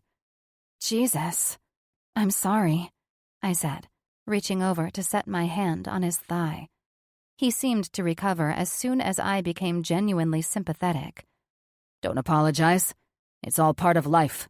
I understand that. I lost him too soon, but— He seemed to force a smile. It was his time, whether anyone agreed with that or not. He still seemed troubled, but I instantly caught on to him, hiding any vulnerability. My heart was sad for him, but what could I do? Pry into his deepest emotions and get him talking? I wasn't upset that he would hide his vulnerability. I was confused about why I felt anything at all. Vulnerable or not, I shouldn't care. It was Spencer, and this was me. I was here because I was a strong enough woman to deal with his mother's bullshit while pretending to be used as his wife. Those were just facts.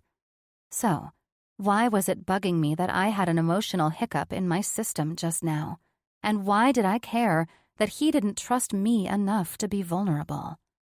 I didn't function like this with men I chose to be in a sexual relationship with. I couldn't care less about their emotional needs. I cared like this only for my close friends and my brother. This shit was foreign to me, so I was happy when Spencer stepped on the gas and we took off at high speeds. The powerful engine of the small, cherry-red Ferrari raced over the hills, practically leaving my stomach behind as we made our way into the lakeside town closest to Spencer's family home. Spencer reached forward for the radio and turned it up. He didn't want to talk, and I wouldn't force him to. At this point, it was best if we both reset ourselves in this bizarre situation we'd accidentally fallen into. I'd been to some pretty incredible places. Hell, the very beach where I spent most of my weekends was widely considered to be one of the most beautiful locales in the world, drawing tourists from every corner to hopefully rub elbows with celebrities. I hated to admit it, but those views had absolutely nothing on Sirmione, which was like nothing I'd ever seen. Spencer pulled into the parking lot of a local museum just outside of Old Town and parked the car. He handed the keys to an attendant standing by, who accepted them as though he received the keys to a car worth almost $600,000 every day. Ciao, Signore Monroe, the valet said with a charming smile. Come stai? Bene, Paolo, grazie. He responded in fluid Italian that only made me go more liquid. E tu? Bene, he said, tilting his head to the side. Then he grinned at me and gave me an obvious appreciation. Lei è molto bella, signore. I didn't have to know Italian to know what he meant by his words, but I didn't feel any heat or self-consciousness until Spencer wrapped his arm around my waist and set his mouth against my pulse point. Vero. I could see Paolo. I'd managed to pick up that much at least, biting down on the inside of his cheek, either in embarrassment or entertainment. I couldn't tell which. Buonasera, signore e signora, he said, inclining his head a bit to us as he walked around the front of the Ferrari. He seems like a good kid, I said as we turned toward the parking lot exit, walking toward the doors that led to the streets. He is, Spencer responded. I've known him and his family since I was little. His dad was the museum caretaker, and he brought in his son to be a part of the community. So exactly what is there here to... Oh! The words died in my throat as I looked down the thoroughfare that led down to the lake, surrounded on all sides by olive trees. The sun was beginning to make its downward trek, and I felt my heart stall in my throat at the sight of the way the water reflected the light back toward the little town, with its elegant, ancient stonework and the gated, sectioned-off areas where people gathered to eat in the shade of the larger trees. Stepping away from his embrace, I took a deep breath as I turned in a circle on the cobblestones, taking in my surroundings. "You grew up here?" I said in a low voice, barely able to contain my sense of wonder, combined with the faintest green tinge of jealousy. "In this place?" I waved my hand around the palace-like grounds. Why the shock? "I don't know," I said. looking back at him. I think it would be hard to hang on to cynicism in a place like this. His mouth tightened a little bit before quirking into a dry smile that could only be described as cynical. You've met my mother, haven't you? I stopped, furious with myself. How could I have been so stupid to assume what his childhood had been like? My own had been a disaster of epic proportions, but that didn't mean it couldn't be worse for others. Shame wasn't an emotion I felt a lot, but when I did, it hit me squarely where the good Lord split it. I looked down at the ground, trying to lose myself in the cobblestones. A finger came down, gently tracing along my jaw and tilting my face up to look back at him. You know, he said, his tone far gentler than it had been moments before. One could say the same thing about you, being from L.A. I blinked at him once, staring into his dark eyes before bursting into laughter. What? I answered, greatly appreciating his changing the tone to something more humorous. You heard me, he taunted. You've got to be joking. One might say that city is cynicism's natural breeding ground, I said with a laugh. Sometimes I think growing up there is exactly why I'm so jaded. Really? He asked, raising his eyebrow at me. You think that's the only reason? I bit down on my lip once again and turned away from him. In that second, I started making my way toward the old square that marked the end of the narrow boulevard. I wasn't sure how to get into the garbage that had made up my childhood, especially since he hadn't exactly been forthcoming. This was bound to be a battle of vulnerability for sure. With the finger pointed toward me now, Spencer most likely knowing precisely what he was doing, it felt like I needed to crawl out of my skin to shake this bizarre feeling away. Well, at least I knew how Spencer felt in the car when I tried to dig into the details about his father passing away. Listen to yourself. Are you defending him now? Bullshit. Vulnerability or not, I was just asking a simple question. But fuck me if he'd answer it.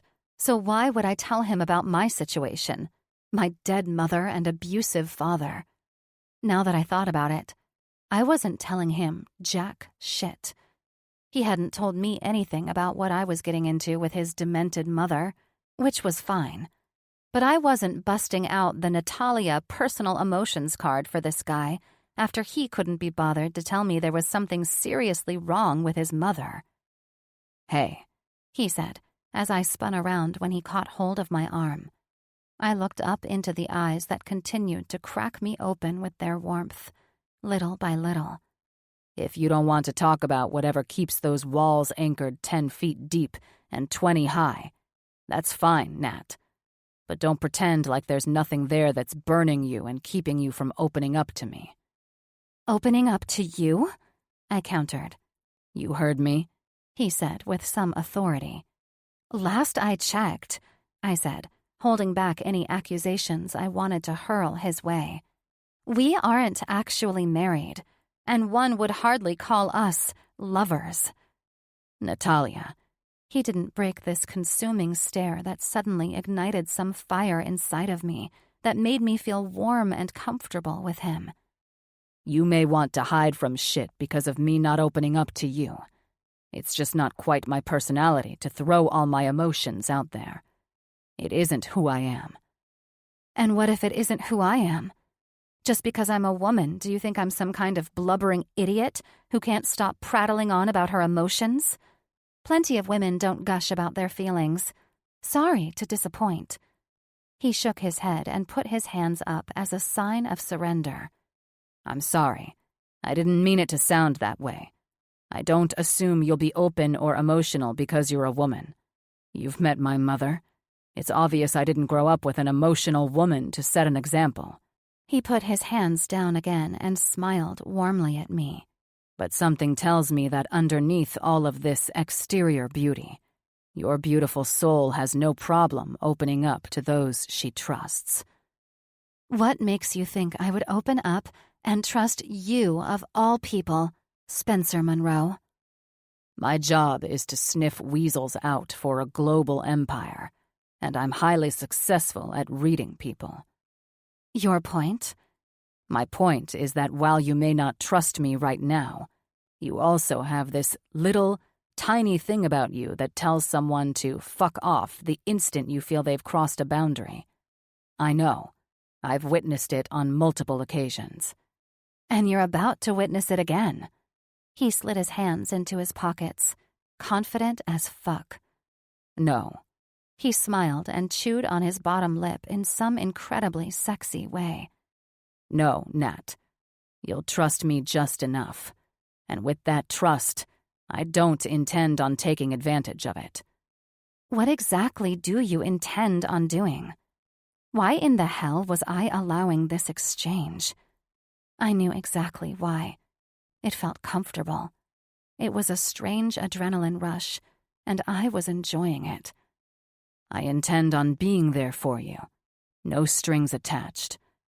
My ego melted as I stared at his current expression, which was so sincere that it made me wonder if I had a chance in hell of fighting this.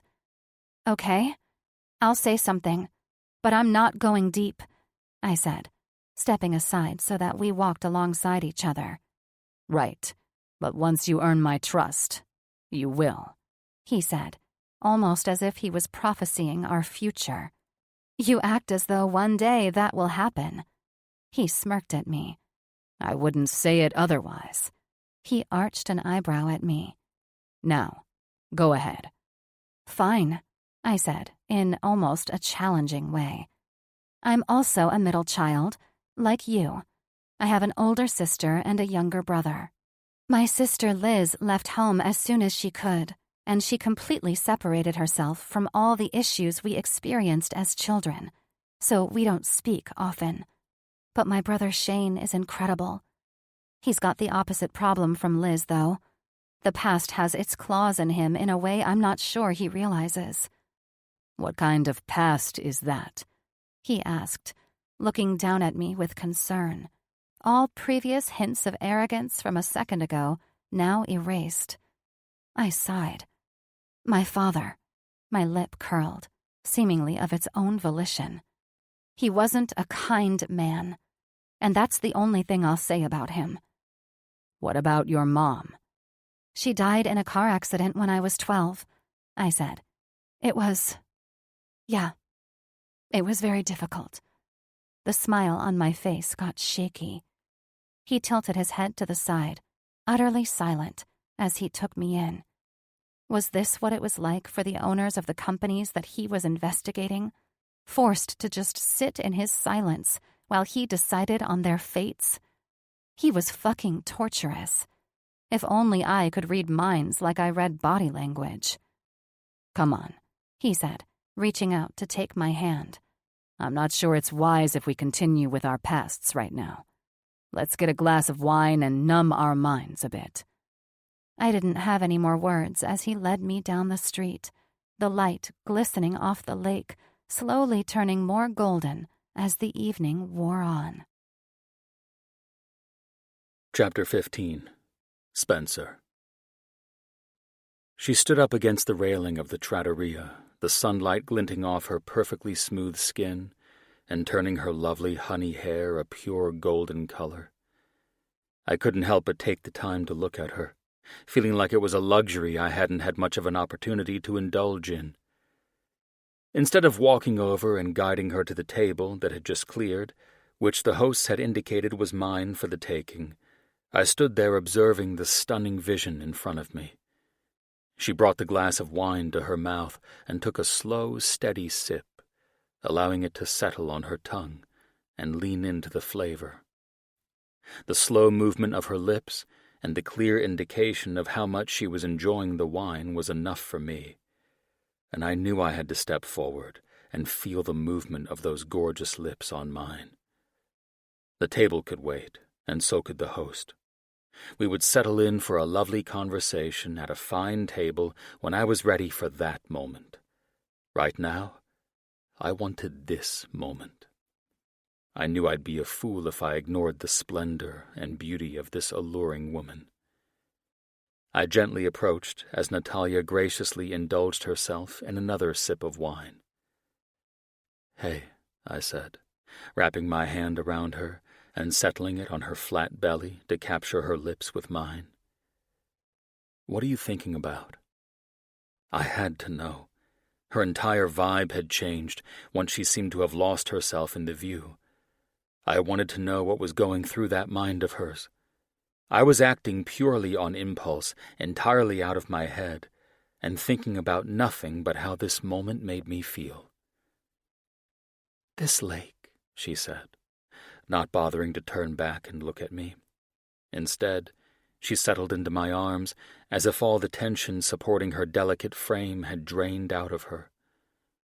"How I'll probably never get over looking out at it. I thought I really could appreciate beautiful sunsets, but this? It's on a whole other level. The color of the water is unlike anything I've ever seen." "I know," I said, watching as the sun began to paint the lake in its wash of pinks, gold, and oranges. As amazing as the views are in my beach house, I've never felt like the place could compete with this. She said, as she let her head relax against my shoulder. "I could stay here forever." Everything about this serene and romantic moment was foreign to me. It should have felt bizarre, and I should have reacted like I'd touched a hot object, jerking away from it. But I wasn't feeling that way. Instead, it was all part of this indulgence that I was enjoying, and I wasn't going to push any of it away. "I'm serious. All of this is so perfect that I could stay here forever." Natalia's stomach growled, and my lips spread into a smile against that fragrant spot on her neck that I'd lost myself in for a brief moment. "Seems your stomach doesn't agree with your statement?" She pulled away from me, the color of her face beginning to flush with embarrassment. "I have no idea how I'm hungry, especially after Nonna kept piling food onto my plate at lunch. You saw how much I ate, and I know your mother was counting calories for me." "Oh, I'm aware, gorgeous. I was right there with you." I pulled her away from the railing, led her toward the table set aside for us, and drew out the chair for her. Almost immediately, the waiter came by with the bottle of wine that I imagined Nat's glass had been poured from. "Ciao, signore, signorina," he said, smiling down at the two of us. "Come stai questa sera?" "Benissimo, grazie," I said, weaving my fingers through Nat's. "Due bicchieri di acqua, per favore." He nodded, walking away with a pleasant smile, and Nat looked up at me pleadingly.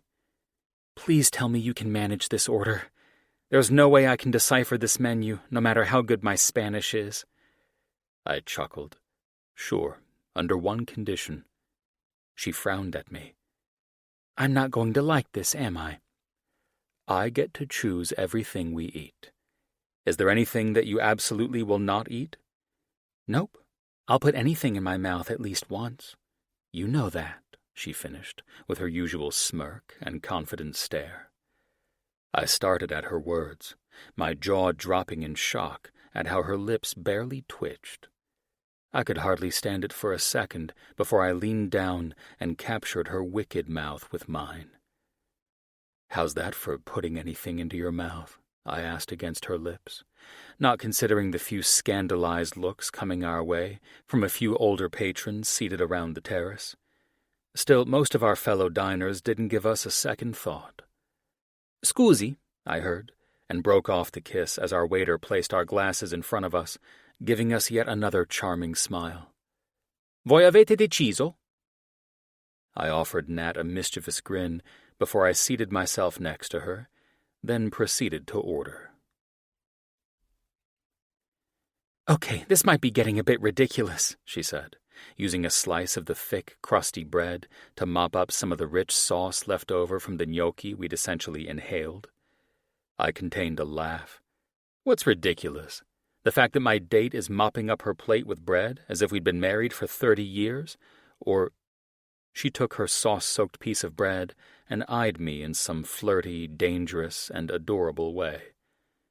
No, we haven't been married for 30 years, and yes, I'm mopping up my plate since we're not just on a date.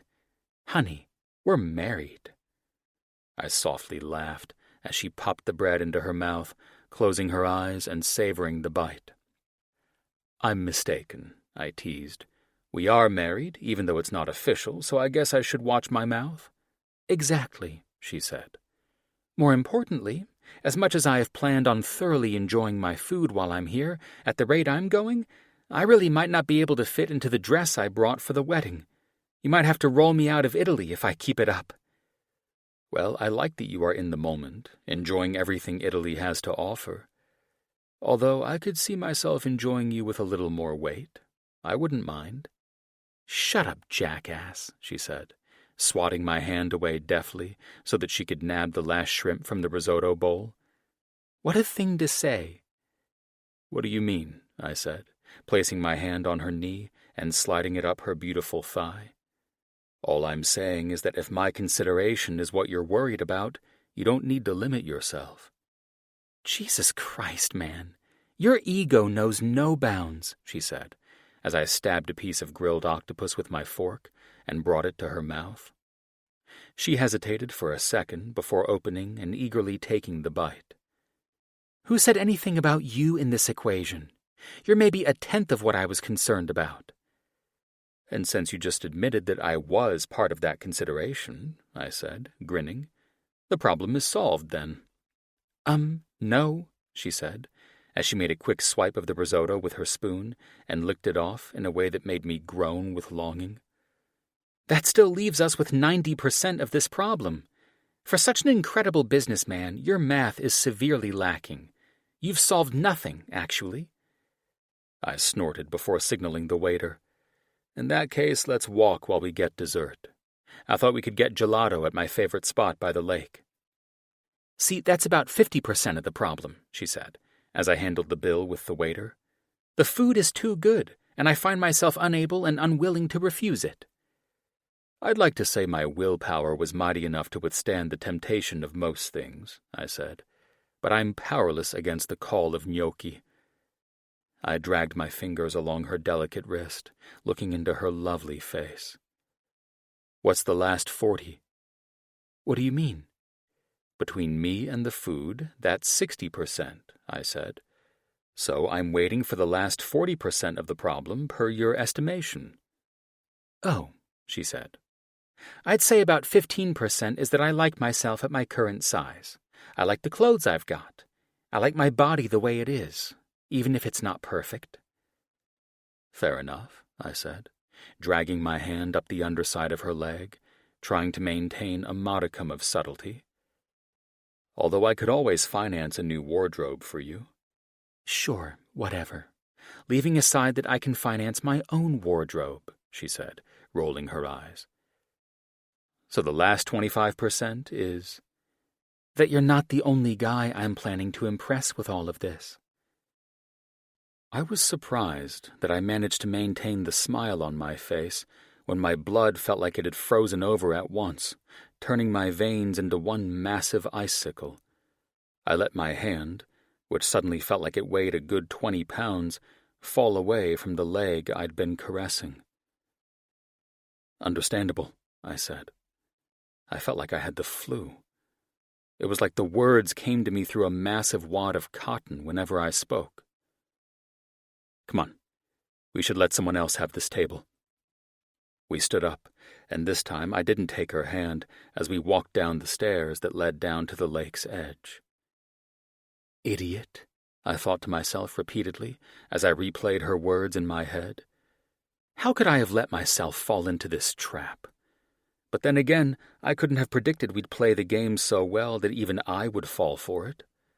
The fucking view, her intoxicating fragrance, soft skin, and whatever the fuck else that had placed me under this ridiculous spell made me feel like a fool. And if there was one way I was unaccustomed to feeling, it was foolish. Jim warned me this was possible when I told him what I'd planned. After all, he'd seen me after the weekend Nat and I spent together, and how my head wasn't entirely geared right then. His words replayed in my head as if they were being whispered in my ear by him right now. "The way I see it, you're going to have one of two outcomes," he said, as we stood face to face in my office at Mitchell & Associates. "And they both come from the fact that you're completely smitten with Nat and doing this to spend more time with her, regardless of whether you'll admit it. Either you two will fuck like animals and wind up destroying each other, or you'll fall head over heels in love with her and end up being chewed up and spit out. You're playing with fire, and you know it." "You really think she'd chew me up and spit me out?" The thought of any woman running over the top of me was laughable. Back then. Right now? Not so much. "No fucking clue, man. But she's been saying for as long as any of us have known her that she has no intentions of marrying or committing. None. You've always known exactly who she is." He'd been right, of course. Nat hadn't changed, either in temperament or opinion, since she and I started to spend time together, and it wasn't her fault that my own feelings had somehow changed. And I mean, they fucking changed. I didn't even know they had, let alone when this happened. But my reaction to her words at dinner was a stark realization that I was not in control of the situation or my feelings.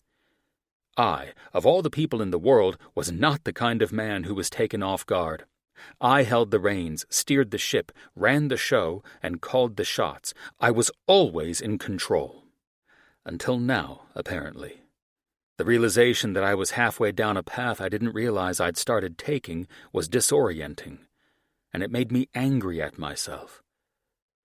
I walked along the shore of the remarkable lake, looking out across the expanse of the water and watching the moonlight shimmer on the gentle waves. "Spencer?" I didn't turn around at the sound of her voice.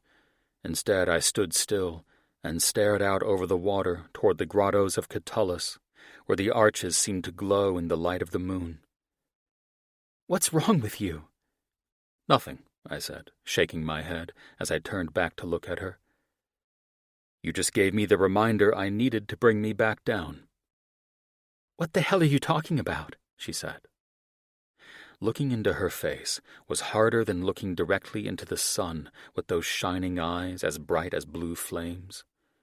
I was bewitched, cursed, and so very fucked. Time to fight fire with fire and put these fucking flames out. "What you said about keeping fit for those other guys?" She started, then stopped herself.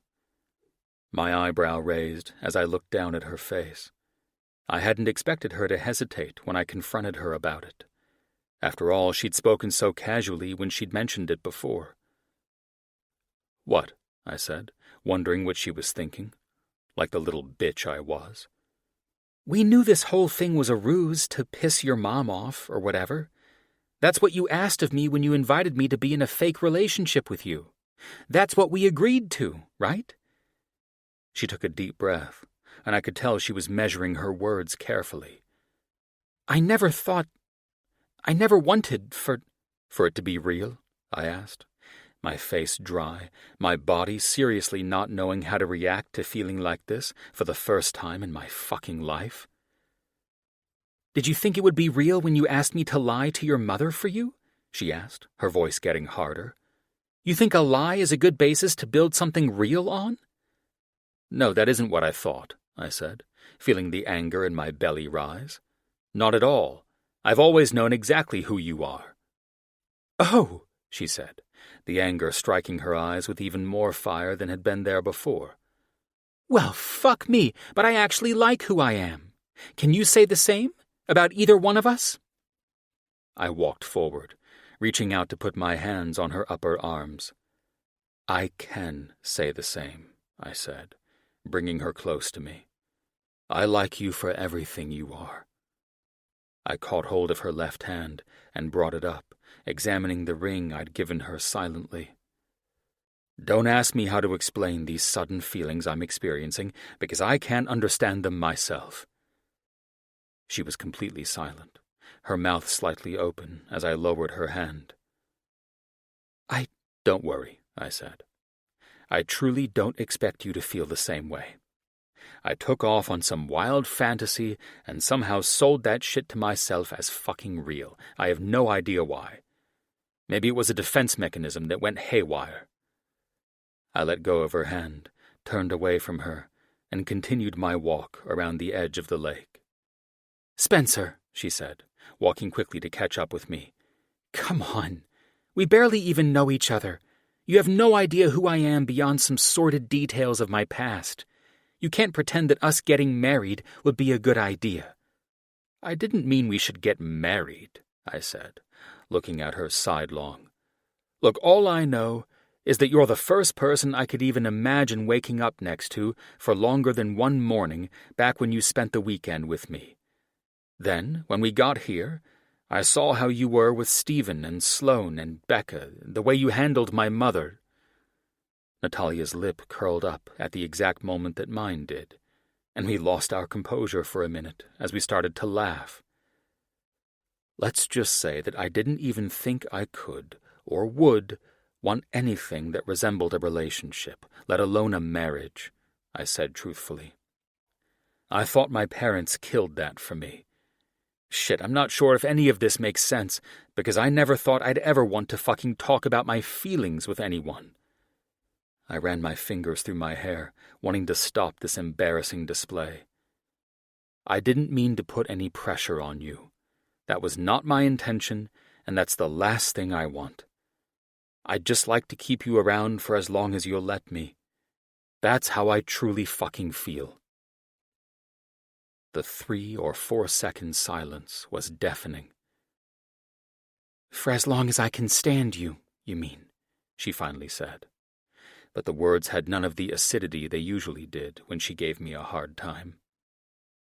I managed to refrain from barking out, "Thank God," and instead I stepped forward and reached up to brush back the strand of hair that escaped her bun and tucked it behind her ear.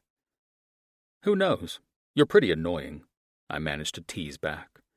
"No matter how good the sex is, I might get sick of you first." "Nope, I don't believe it," she said, with that daring vixen look I loved so much.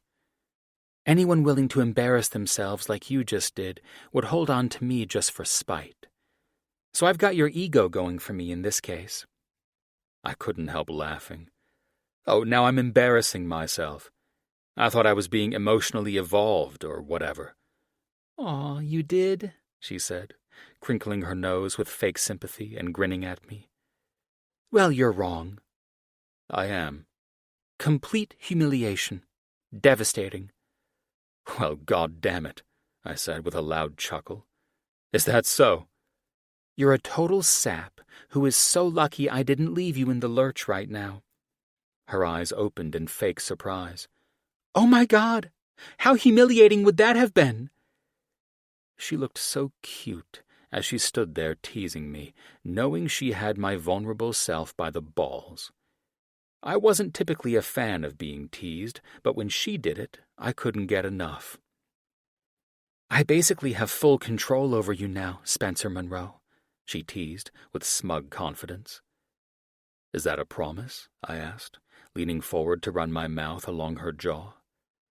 "It's a guarantee, husband," she said, grinning. I covered her mouth with mine, swallowing the gasp of surprise that she let out and receiving the smile against my mouth. Then, easing her lips open with my tongue, I loosened the bun she twisted her hair into and pulled, letting her long hair fall over her shoulders and threading my hands through it. She brought her arms up to wind around my shoulders and leaned into the kiss, dragging her perfectly manicured nails along the back of my neck and raising goosebumps along my skin. I loved the taste of her, and I devoured that rich, smoky flavor that still held a faint hint of the wine we'd drunk at dinner. She was enough for me to get drunk on, and happily. "So what do you say?" I asked, mumbling against her lush mouth. "Can I keep you around even after this week is over?" She mumbled. "That depends on your answer to my next question." "Which is?" "Can we get gelato now?" "Dear God," I said, rolling my eyes and smiling. "You know," she said, as we sat on the bench next to each other, her legs slung up on top of mine as we devoured the ice cream in the cool blue of early night. "You still haven't told me what's inside this." I asked, looking at her, confused, with my spoon hanging out of my mouth. She laughed as she leaned forward to wipe the ice cream off my mouth. "You know," she said, "you're the only non-geriatric person I know who likes pistachio." "Call it an Italian thing," I said. "We like our nuts and nut flavors." "There are about 1,000,000 things I could say in response to that," she said, grinning. I chuckled, leaning forward to capture her mouth with mine. This shit was fucking lovely. Chilling with some gelato and allowing myself to indulge myself in more than that. My mind refocused on the sweet moment of tasting the flavor of her kiss that was tinted with the cold, icy undertone of her Nutella gelato. I said, running my tongue over the seam of her lips before pulling back. You made a good choice. So did you, I have to admit. She held back the small white shopping bag in front of my eyes. So? What's in this thing? Oh, yeah, I said, grinning. Open it. She raised her eyebrow, but reached inside the bag to reveal the silk scarf I'd gotten at the small boutique next to the trattoria. It had a stunning teal, gold, and white pattern, and I'd thought of her immediately when I saw it. I saw you touching your hair all self-consciously when we got out of the car, I said, as she examined the filmy, smooth material between her fingers. This is so you don't have to worry about it when we drive with the top down. It's beautiful, she said, holding up the fabric and admiring it. She put it down, her eyes alighting with happiness as she leaned forward to kiss me again. Thank you. She pulled away and handed me the cup that had held her gelato. Here, hold this for a second. Then, without another word, she twisted her hair into a bun and wrapped the scarf around it as if she'd been doing it all her life. She tucked it in before turning back and raising her eyebrows at me. What do you think? You look like Grace Kelly, I said, my words nearly catching in my throat, admiring how stunning she looked.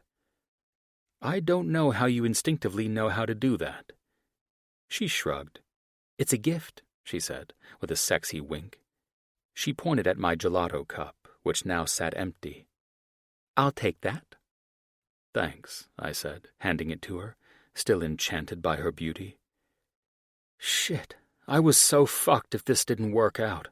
These feelings felt fucking awesome, and even though I didn't know what to do with them, I was undoubtedly enjoying the hell out of them. She stood and looked for a trash can to dump the cups. Just so you know, though, she said, leaning forward, this puts a lot of points in the hanging around with Spencer column.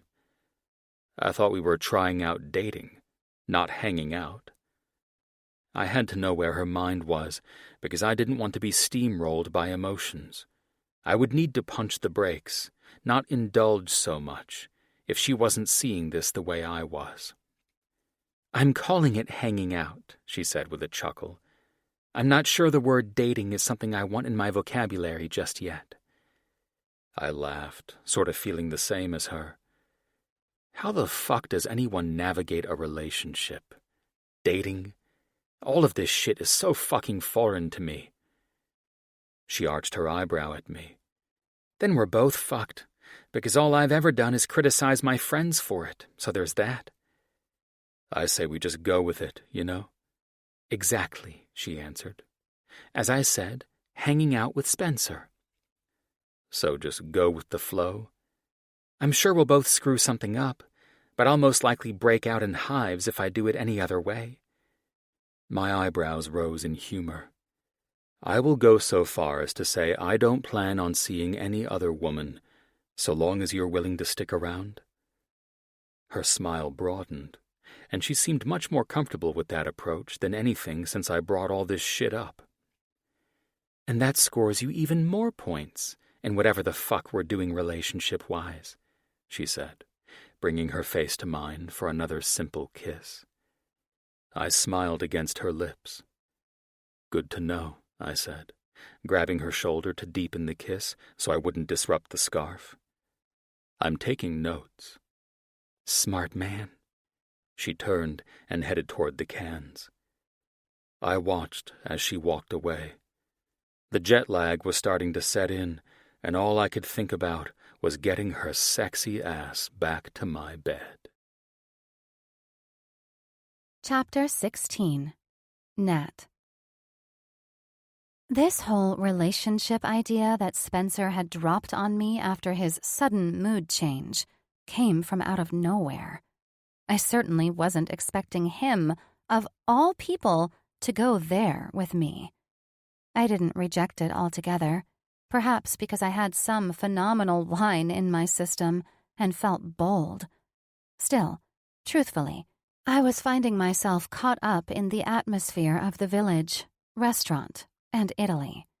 So, I was fine to play around with the idea of turning the romance up a little. It was fun. It was a vacation. And hell, it'd probably help us sell our fake marriage a little better. All things told, the sex was off the charts. Spencer was more enjoyable, and I was having a great time with this. I wasn't getting too attached, though. I was no fool. So, when I would catch him staring at me with that look of his from across any room we were in, I would immediately push away the warm feeling it gave me. Perhaps this was how all people dated. It wasn't wrong to be guarded. It was smart. Not going all in with a man you hardly know was merely prudent. "So, you two are dating?" Bree asked. "Listen," I said in somewhat of an authoritative tone. "One might call it dating, but that's only because he and I aren't enjoying the company of other people in our beds. That's it." "Nat," she said, "get real for a moment." "I am real," I answered her. "And in being real, I want to stay close to why you called. It's about the Haverton estate and whether you and Alex will take on this architecture project." "I have to go overpriced with Alex," she answered. "Now, back to something more pressing. A $3 million commission split between you and me seems more pressing than a fling I'm having right now." "Nat," I could hear my best friend's frustration. "I know exactly what you're doing." Looking at the clock and realizing it is 10 in the evening for you, way past your bedtime, and it's way past my morning coffee time. "You're avoiding what's going on. You can call this whatever you want, but it's dating. You're off the market, and Spencer is your man, and you're Spencer's woman until one of you hurts the other." "Are you trying to scare me or something? Because it's not working." I nonchalantly raised my hand to study my nails. "No, I'm trying to tell you that you're both playing with fire, and one of you is going to get burned. I don't want you hurt." "Are you saying this because you feel like Spencer will screw me over after we get home? That we're just caught up in the moment?" "Yes, and—" "Good, because I also think we're both a little caught up in the moment. As I said, this is just one hell of an exciting fling. It's a step in the direction of dating, and you and I know that's pretty huge for me." "And if you fall for him? You just said you're stepping in the direction of dating. What if you fall for Spencer?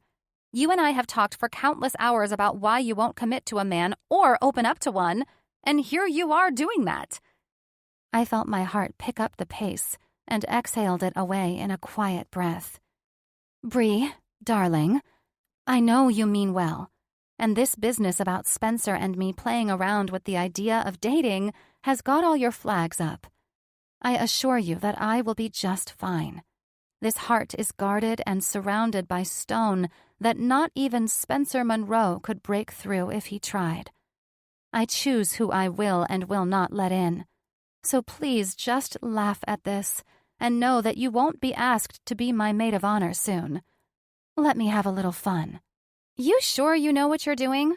I'm not getting off this phone until I'm sure that you're sure. I love you, Nat, and I don't want you hurt." "Of course I know what I'm doing. I am a grown-ass woman who makes enormous decisions for myself all the time. And if an ex-lover of his shows up at this wedding and he tells you he wants her back and you were a mistake, how will that make you feel? Like it's his loss and not mine. Any man who chooses another woman over my fine ass is a fool, and everyone knows that. Now, would you stop giving me doomsday scenarios as if I'm a damsel in distress? I swear, motherhood has flipped a protective switch in you. You know I am not the one you need to worry about here. I heard her laugh. Fair enough. Just be careful. I mean, I want you happy and in love more than anything. But this is Spencer Monroe we're talking about. Spencer Monroe, who swears he will never settle down, ever. Yes, I know exactly who Spencer Monroe is, Brienne. Save your motherly energy for those twins I hear in the background, and stop using it on me. I need to head downstairs before the demon lady known as Spencer's mother comes looking for me. Is she that bad? Let's just say I'm no longer curious about why Spencer is the way he is. The woman is next level. I'll tell you all about it when I get back. I'm sure I'll have a boatload of stories by the time I return home. Now, I need to go. Make sure all the boxes are checked on that contract, and let me know when it goes through. I'm excited about this one. I am too. Miss you. And be careful. Bye, Bree. After ending the call with my helicopter best friend, I headed downstairs to face more significant problems. I might as well hit the ground running by first dealing with the Mistress of Darkness. The week passed with ease. Spencer had adopted a new pet name of Babe or Baby for me, which was annoying at first, but soon grew on me. I'm sure I was out of touch with how a normal person should behave in a relationship, but that's because I could hardly remember the last time I was in one. Not that I was ever normal then. I just did what felt comfortable to me, and no more. I would be damned if I got hurt. That was not an option now or ever. The only thing I knew to do was to watch Spencer's reactions to me and this situation we'd landed ourselves in. So long as he laughed, teased, or was patient and understanding of my process, then this would work. I'd been around enough broken hearts, broken promises, and devastatingly failed relationships in my time to know a little bit about the odds, and I wasn't the type to gamble with my heart. I'd known many strong women who put their men to the test before allowing their significant other to win their love. This was no different. This was my version of a test. It's just that my test would prove to be more challenging than a Harvard entrance exam. There were milestones, hills, and mountains that needed to be climbed to move to the next level of trust with me. But it's who I was and how I was. I'm sure I would hear shit about it eventually, but I didn't care. I knew my worth, and any man who was worthy would be grateful to apply to the University of Natalia Hoover. After a solid week spent with Spencer and his family, the English accent he'd been slipping into more often around his siblings and mother made him seem even more charming. Of course, I'd take every opportunity to be silly with Bex, using the best British accent I could muster, and it always made her giggle. Spencer and Stephen couldn't help but joke about how I sounded more like Mrs. Doubtfire than Queen Elizabeth. But Bex loved it, and I loved the smile it brought out in her. Of course, I couldn't and didn't expect Mother Cruella to find any amusement in my attempt at humor. In her words, it was a mockery of distinguished Britons everywhere. I guess she didn't give a shit about the undistinguished ones. But if imitating Mrs. Doubtfire was wrong, I didn't want to be right, especially if it meant irritating the fuck out of his mother. The mood inevitably soured whenever Heidi stepped into the room, seeming to radiate an icy chill no matter how wide or seemingly genuine her smile was. She was utterly off-putting, and I couldn't quite figure out why at first. At first glance, she was perfectly innocuous. She was well put together, coiffed, poised, and dignified-looking, but she just set off those tiny internal alarm bells we all have. It didn't take me long to figure out what was so disarming about her. It was her eyes. She had dead eyes, like a serial killer. And whatever facade she might put up, whether it be happy or sentimental or engaged, I couldn't get past that there was nothing behind her gaze. Nothing but nastiness, anyway. A few days before, I'd sat at breakfast with Sloane, Nadia, and Bex in the small nook just off the main dining room. Nadia was slowly buttering a scone, listening to Bex chatter about the book she'd just finished reading the night before. "Bex," Nadia asked, "did you find the pictures to show Francesco when he comes to do your hair?" "Yes," she said excitedly, pulling out her phone. "I wanted to show you. Do you think he could do my hair curly?" "I don't see why not," she said, reaching out to take the phone from her and nodding happily when she saw the photo. "Oh, yes, you're going to look gorgeous." Then, handing the phone back, she turned back to me with an open look. "Do you know what you're doing with your hair yet?" I shrugged one shoulder. "I usually just do a loose wave," I said, reaching for the rich espresso and biscotti that I'd opted for in favor of the English alternatives Heidi always insisted on serving. "Why don't you come to get ready with us in the morning?" Nadia asked, looking toward her sister-in-law. "Stephen and I decided not to go the usual big wedding party route, so having more family there would make it quite nice. With only the 4 of us, I'm sure Francesco and Marzia can fit you in." "Oh," I said, looking around in surprise at Sloane and Bex, who nodded excitedly at me. I wouldn't want to intrude." "God," Sloane said, rolling her eyes. "You Americans with that strange politeness of yours." I blinked at her before laughing. "I don't believe anyone has ever described me as excessively polite." "Regardless," Nadia said, stepping in with that effortless way she had of smoothing things over that I'd begun to admire about her. "You wouldn't be intruding. I don't have siblings. Meeting Spence and Sloane have been one of the best parts of marrying Stephen." "I'll be sure not to tell him," I said, smiling. "Oh, he knows," she replied, taking another sip of coffee. "So, will you be there? Having you in the room with us would be a treat." "Of course," I said, smiling. "Just let me know how much I owe you for the hair." "Dai allore," Sloane said. Nadia waved her hand. "Don't be silly. You're family. It'll be our treat." "Well," a smooth, polished voice came from the door. "That's not entirely true. Is it, dear?" The coffee in my cup, which had just been steaming hot, might as well have iced over. I shut my eyes and counted to 5 in my mind before turning toward the door to face Heidi, who was already dressed to the nines in a pink Chanel tweed suit.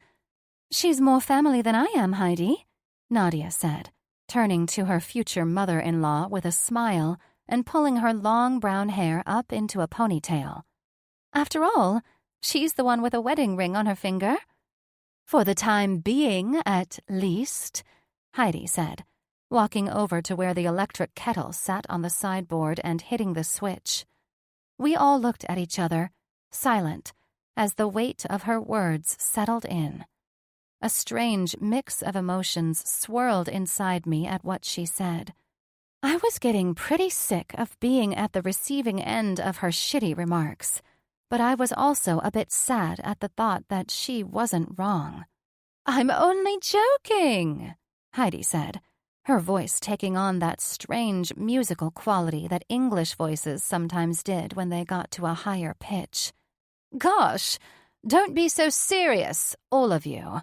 And you'll forgive me if I'm not there, Nadia. I simply can't trust anyone but Bianca with my hair." "Fine," Nadia said, perfectly unbothered as she sipped her coffee. "As long as you're here in the afternoon for photos." "Of course," she said, breezing out of the room, taking the cool chill she brought into the room with her. God only knew what this woman was trying to do. Or maybe the whole point was to get us wondering if she was up to something. I learned a long time ago that allowing people like her to take up space in my head gave them power, and I absolutely was not going to give her that. I was going to focus on this wedding ahead of us, be Spencer's fake wife, and that was it. At least, I thought that was it. Just the thought of being in Spencer's life for real, having to deal with his soul sucker of a mother for real, was enough to make me take a stutter step. One thing I always did well was to defend myself against sharks, and although I was prepared to continue doing so, I was well aware that I was letting the woman get to me more than I should have. I was strong and always in control, but Heidi had a darkness that I was beginning to think I might not be a match for. I sat through the incredibly beautiful wedding ceremony, emotionally charged and wondering what the fuck was happening to me. I thought I had a grip, but my emotions convinced me I was sorely mistaken, and it scared the shit out of me. I watched as the priest gestured between Nadia and Stephen, officiating the ceremony in beautiful, fluid Italian. And even though I could only understand one word out of 7, the emotion of the ceremony came through in spades. Suddenly, the priest raised his hands, gesturing widely before stepping back, and Stephen stepped forward, pulling Nadia into an embrace that practically folded her in two as he pressed his lips to hers. The love between them was obvious and contagious. I clapped along with the rest of the guests, as few of them as there were. We all stood, watching as the oldest Monroe led his new wife along the aisle with a glowing look on his face, thrilled beyond belief with his luck. Halfway down, he stopped and picked her up, spinning her around into another passionate kiss. I was so busy watching the two of them that I barely noticed when Spencer caught hold of my hand, threading his fingers with mine as he led me down the aisle, following Nadia and Stephen. The rest of the day passed in a blur as we gathered for photos, and the staff brought in for the day flitted around the grounds with trays of hors d'oeuvres and flutes of champagne. I met Nadia's mother, who was as filled with beautiful elegance as her daughter, and a few other Monroe di Orazio family members who'd come from all over Europe for the occasion. Comparatively, it was a small wedding, having been capped at 45 people, but that didn't take away from the obvious happiness that radiated through the event. Not even Heidi's presence was enough to dampen the joy that permeated the atmosphere. After the appetizer hour in the Rose Garden, we were led back to the ceremony site, where a dance floor had been put out, and small twinkle lights had been draped throughout the floral trees. "You know," Spencer said beside me as everyone began to gather on the floor, "with so few guests, I believe all the women should gather on the floor for the bouquet toss, not just the unmarried ones." He leaned over and placed a kiss on my bare shoulder. Strapless dresses always came in handy when I needed them, and this dress served that purpose with tender sentiments, like Spence had just done. I met his smirk with one of my own. "Well," I said, reaching over to caress his cheek, "aren't you really pushing this little relationship of ours?" "Striking while the iron is hot, gorgeous. That's all." Damn. His smile, dark eyes, and the shadow defining his sharp jawline was doing more things to me than were appropriate for a small family wedding reception. I didn't give a shit what anyone thought. The man was my fake husband right now, and I needed to play that part up more than I had today. At least, that's what I told myself as I leaned over to kiss him. But I didn't get the chance to linger there before I felt a tugging at my hand. Chia, come on, Becca said, pulling eagerly at me. Nadia said we all have to go catch the bouquet. I eyed Spencer's raised eyebrows as he sat back, sipped his wine, and offered me a shrug to tell me to be a good fake sister-in-law.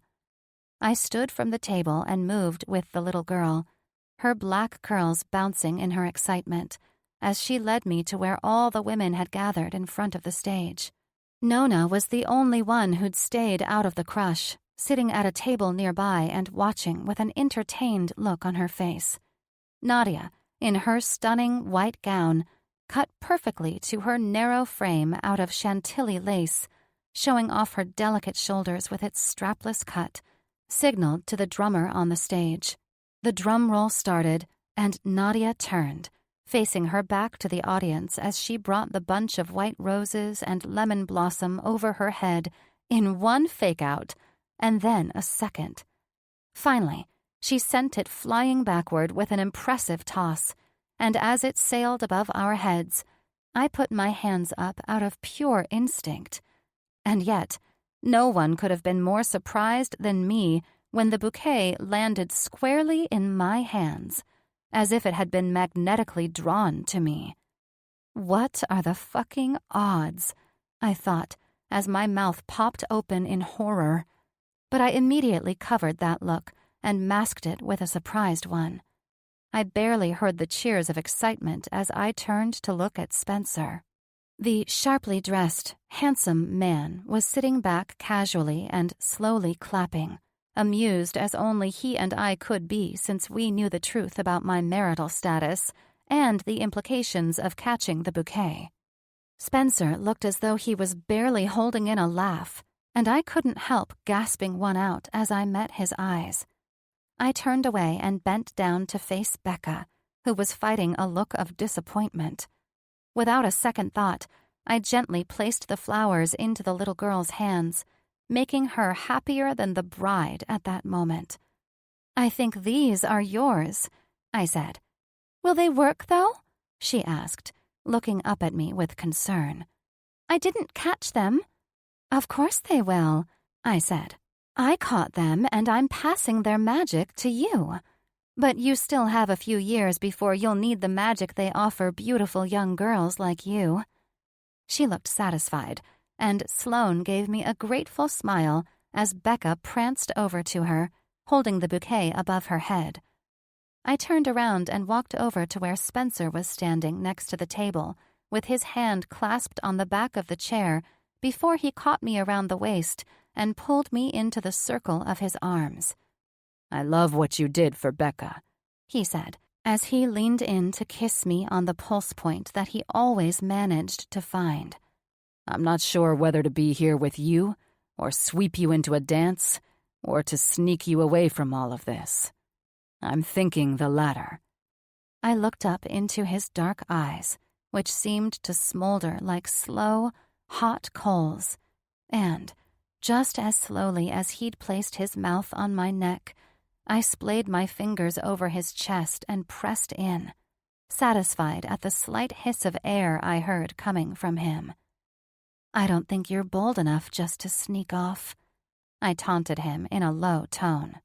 He met my eyes with a satisfied grin before taking my hand and leading me away from the dance floor, quickly pulling me after him over the expansive lawn and back toward the house.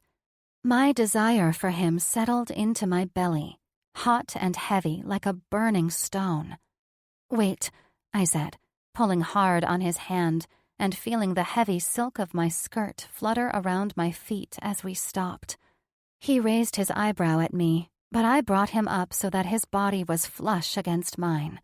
I indicated the small passage in the garden wall that made an old-fashioned labyrinth, which Becca had shown me around on my first day. "In there." His grin grew, and he leaned down. I would have let him lift my dress and fuck me right there if it hadn't been for the crash of the cymbals behind us, breaking us apart. "Come on," he said, leading me down the path.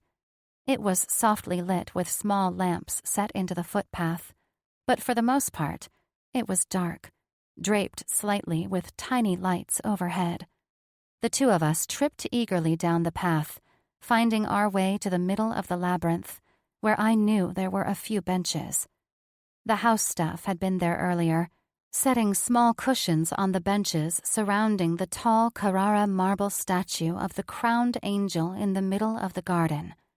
I pushed him down onto the bench before I climbed into his lap, practically devouring his mouth as I leaned into him. He snuck his hands up my back, dragging his fingers over the zipper at the back of the dress. Sneaking off like this and away from the small wedding crowd spiked an adrenaline rush that I could appreciate. I pulled Spencer's hands away from my back, placing them on my legs. "Don't," I said, breathing heavily. "It's hell to figure out the clasp and zipper on this dress. You can unzip it slowly all you want later, but I don't want the entire wedding party knowing we sneaked off to fuck." "Oh?" a coldly amused voice said from behind us, freezing Spencer's hands in their tracks halfway up my thighs. "I don't doubt they would know. It's easy to spot a whore from a mile away. When you know what to look for, that is." I pulled away from Spencer, the lust stopping dead on his face as he turned to where Heidi stood imperiously, hands crossed over her chest, with a sneer painted on her face. "How dare you?" she said, and I couldn't tell which one of us she was addressing. "How dare you make such a display of yourself at my son's wedding? I've never seen such vile conduct." "I highly doubt that," Spencer said, gently lifting me off his lap and moving me to the bench next to him as he settled the skirt, helping me as I tried to become presentable again. "But that begs the question. If you were so disgusted, why would you follow us unless you wanted a show, Heidi?" "You may think it gets under my skin when you call me by my name, but it doesn't affect me in the slightest. Nothing you do has ever affected me one way or the other, Spencer. You've always been the one I could count on to disappoint." She spat. "And, to answer your question, I wanted to see exactly who you brought home to us, my dear boy. You've always thought you were the smartest and the brightest, but you've shown everyone here that is a flagrant lie. Just look at her." She nodded in my direction. The look on her face was disarming. It was like she was getting some very sick pleasure from insulting me and her son instead of being offended like she was pretending to be. It was almost as if she'd been looking forward to this inevitably happening. "You may as well have picked her up at an orphanage. You are so proud that she's independent. Well, I see nothing more than a girl who was clearly neglected as a child, prancing around, trying to get attention from anyone who will give it. How could you disgrace yourself so? I expected better from you, Spencer, although I have no idea why. As always, you've come up short. I even brought—" "Oh, I saw who you brought, Mum," he answered. I felt ill. I'd always prided myself in being able to withstand any insult, but the words this woman had spewed in my direction struck my most sensitive nerve, and I felt the pain acutely. I didn't know what kind of demented game this woman was playing, but I wanted no part. I'd done my best to stick up for myself since I'd arrived, letting her words slide off me. But as I watched this scene unfold, I knew something was seriously twisted. She enjoyed inflicting pain. She was good at it. And surprisingly, she'd gotten to me.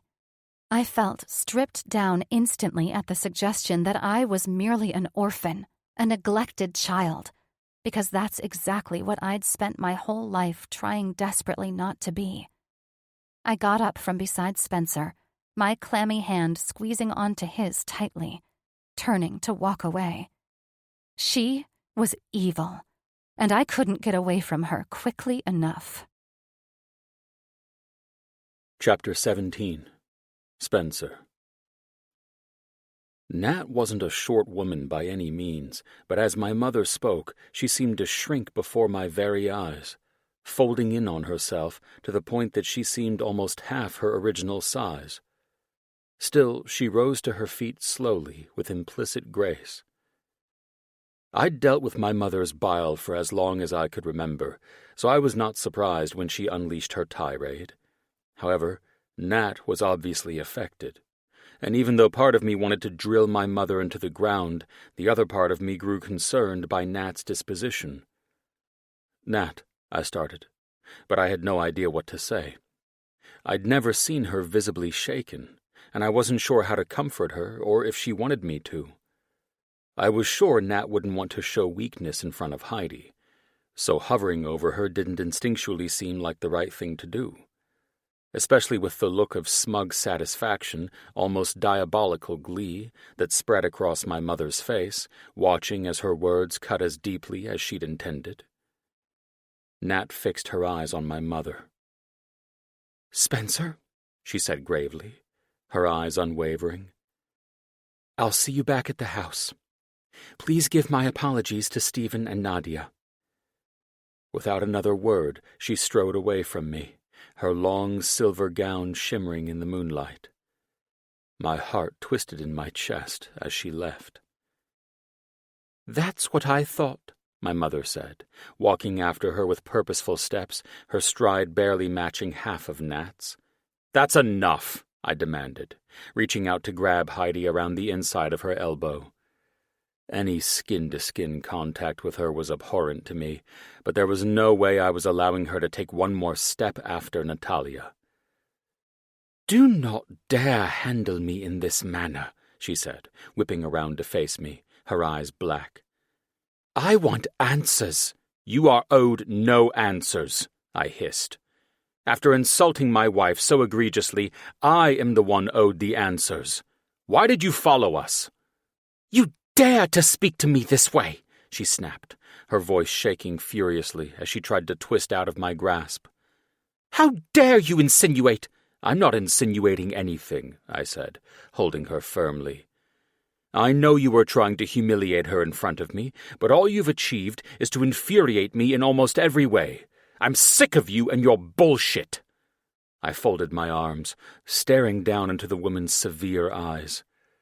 "I saw who was sitting behind you during the ceremony. I have no idea what you had to gain by inviting my ex here, especially when you took such pleasure in ridiculing her when we dated. Now you think it wise to bring her here when I am with my wife?" She didn't skip a beat as she switched personalities right before my eyes.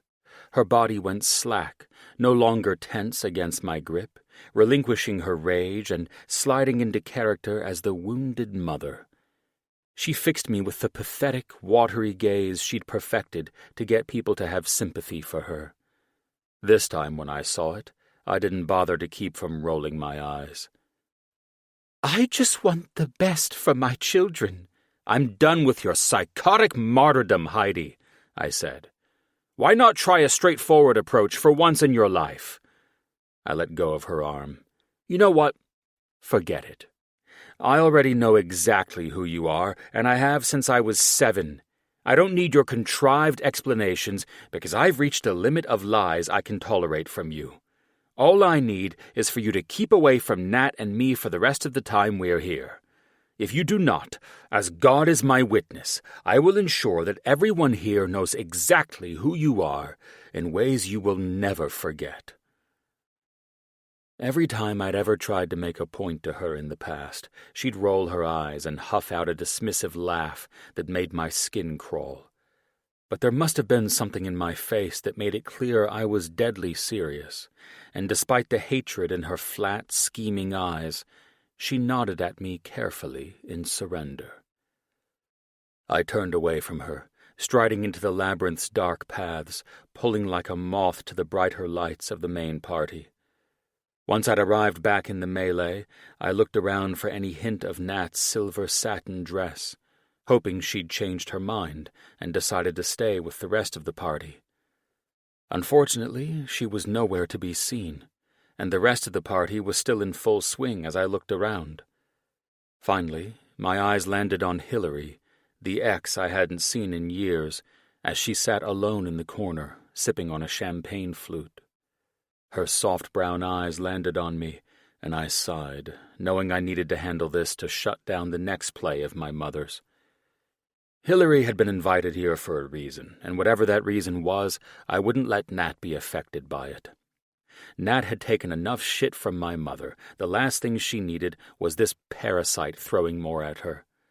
After all, Nat was only here to pose as my fake wife, not to take emotional abuse head-on. "Hillary," I said dryly, looking down at my ex. "This is a surprise." "Hi, Spencer," she said, her soft, high voice sounding slightly more annoying than it ever had. "Your mum got in touch, saying that you've been asking about me and wanted me here.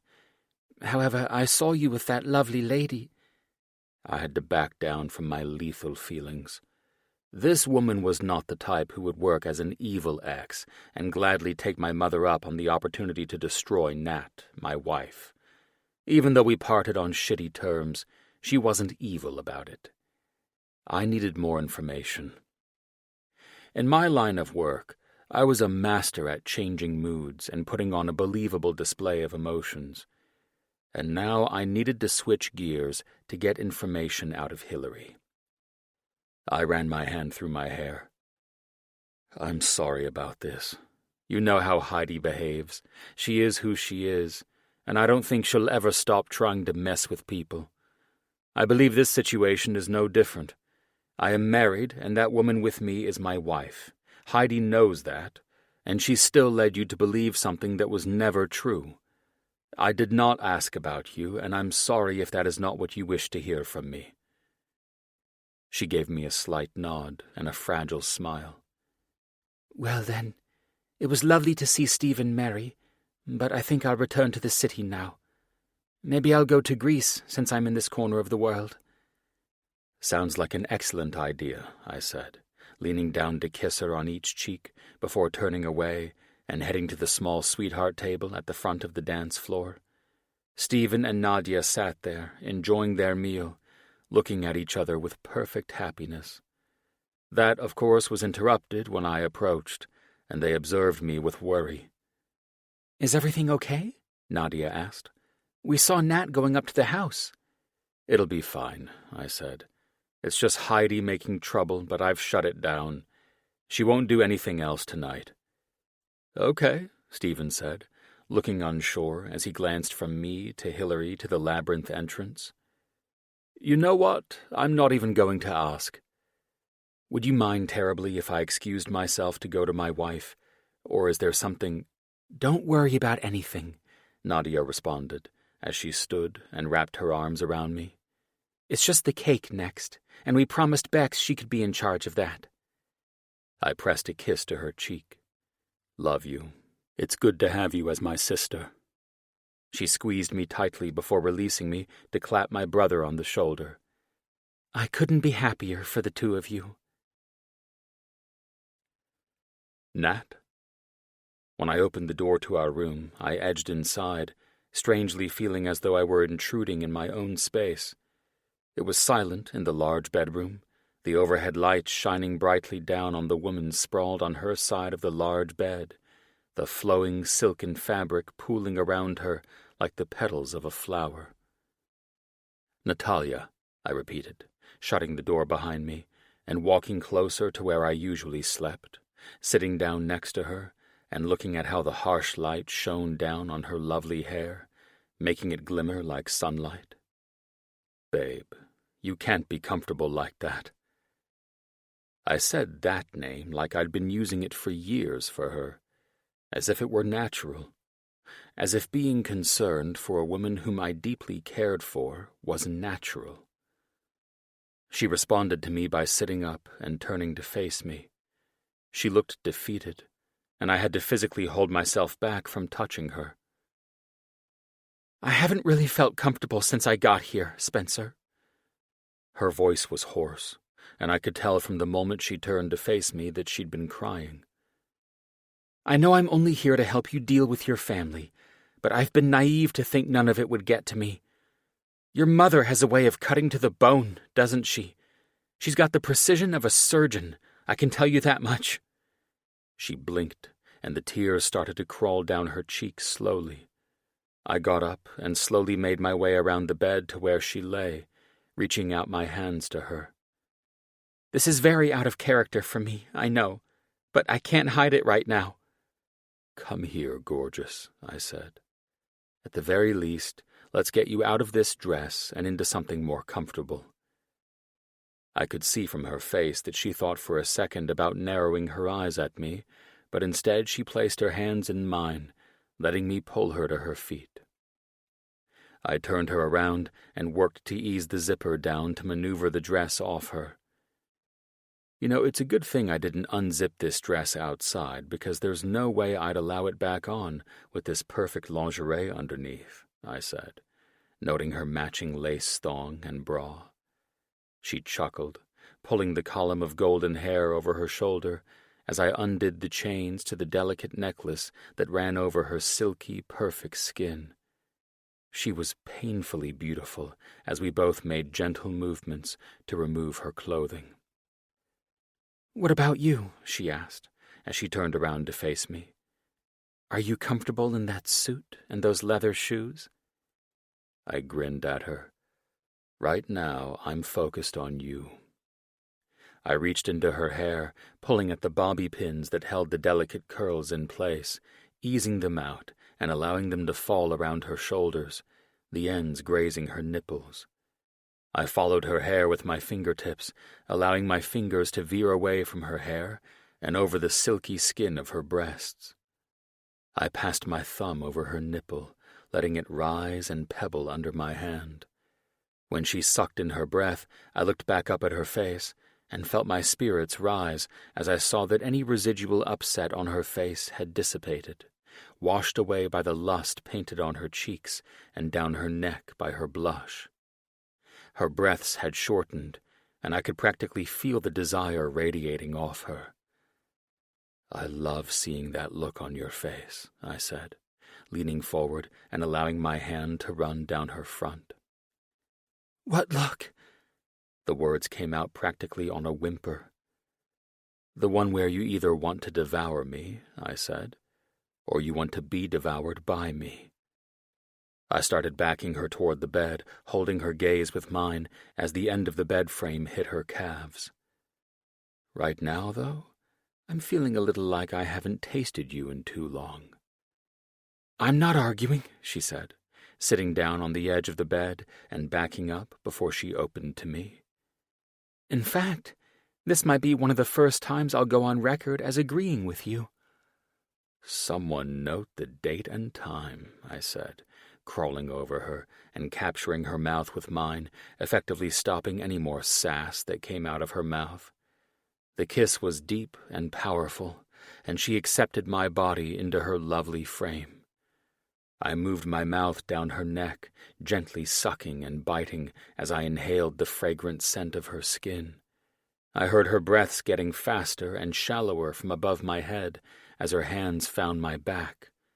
Her long nails pressed down on my shoulders through my shirt, and half of me hoped she would shred it. And yet I knew that this time was different. That right now, this moment in bed marked us moving towards something different, and it would be wrong of me to rush it. Soon enough, I found myself in front of her center, breathing in that concentrated smell of her. I paused for a second, luxuriating in her decadence. There'd never been anyone I could drink in like her and never get sick of.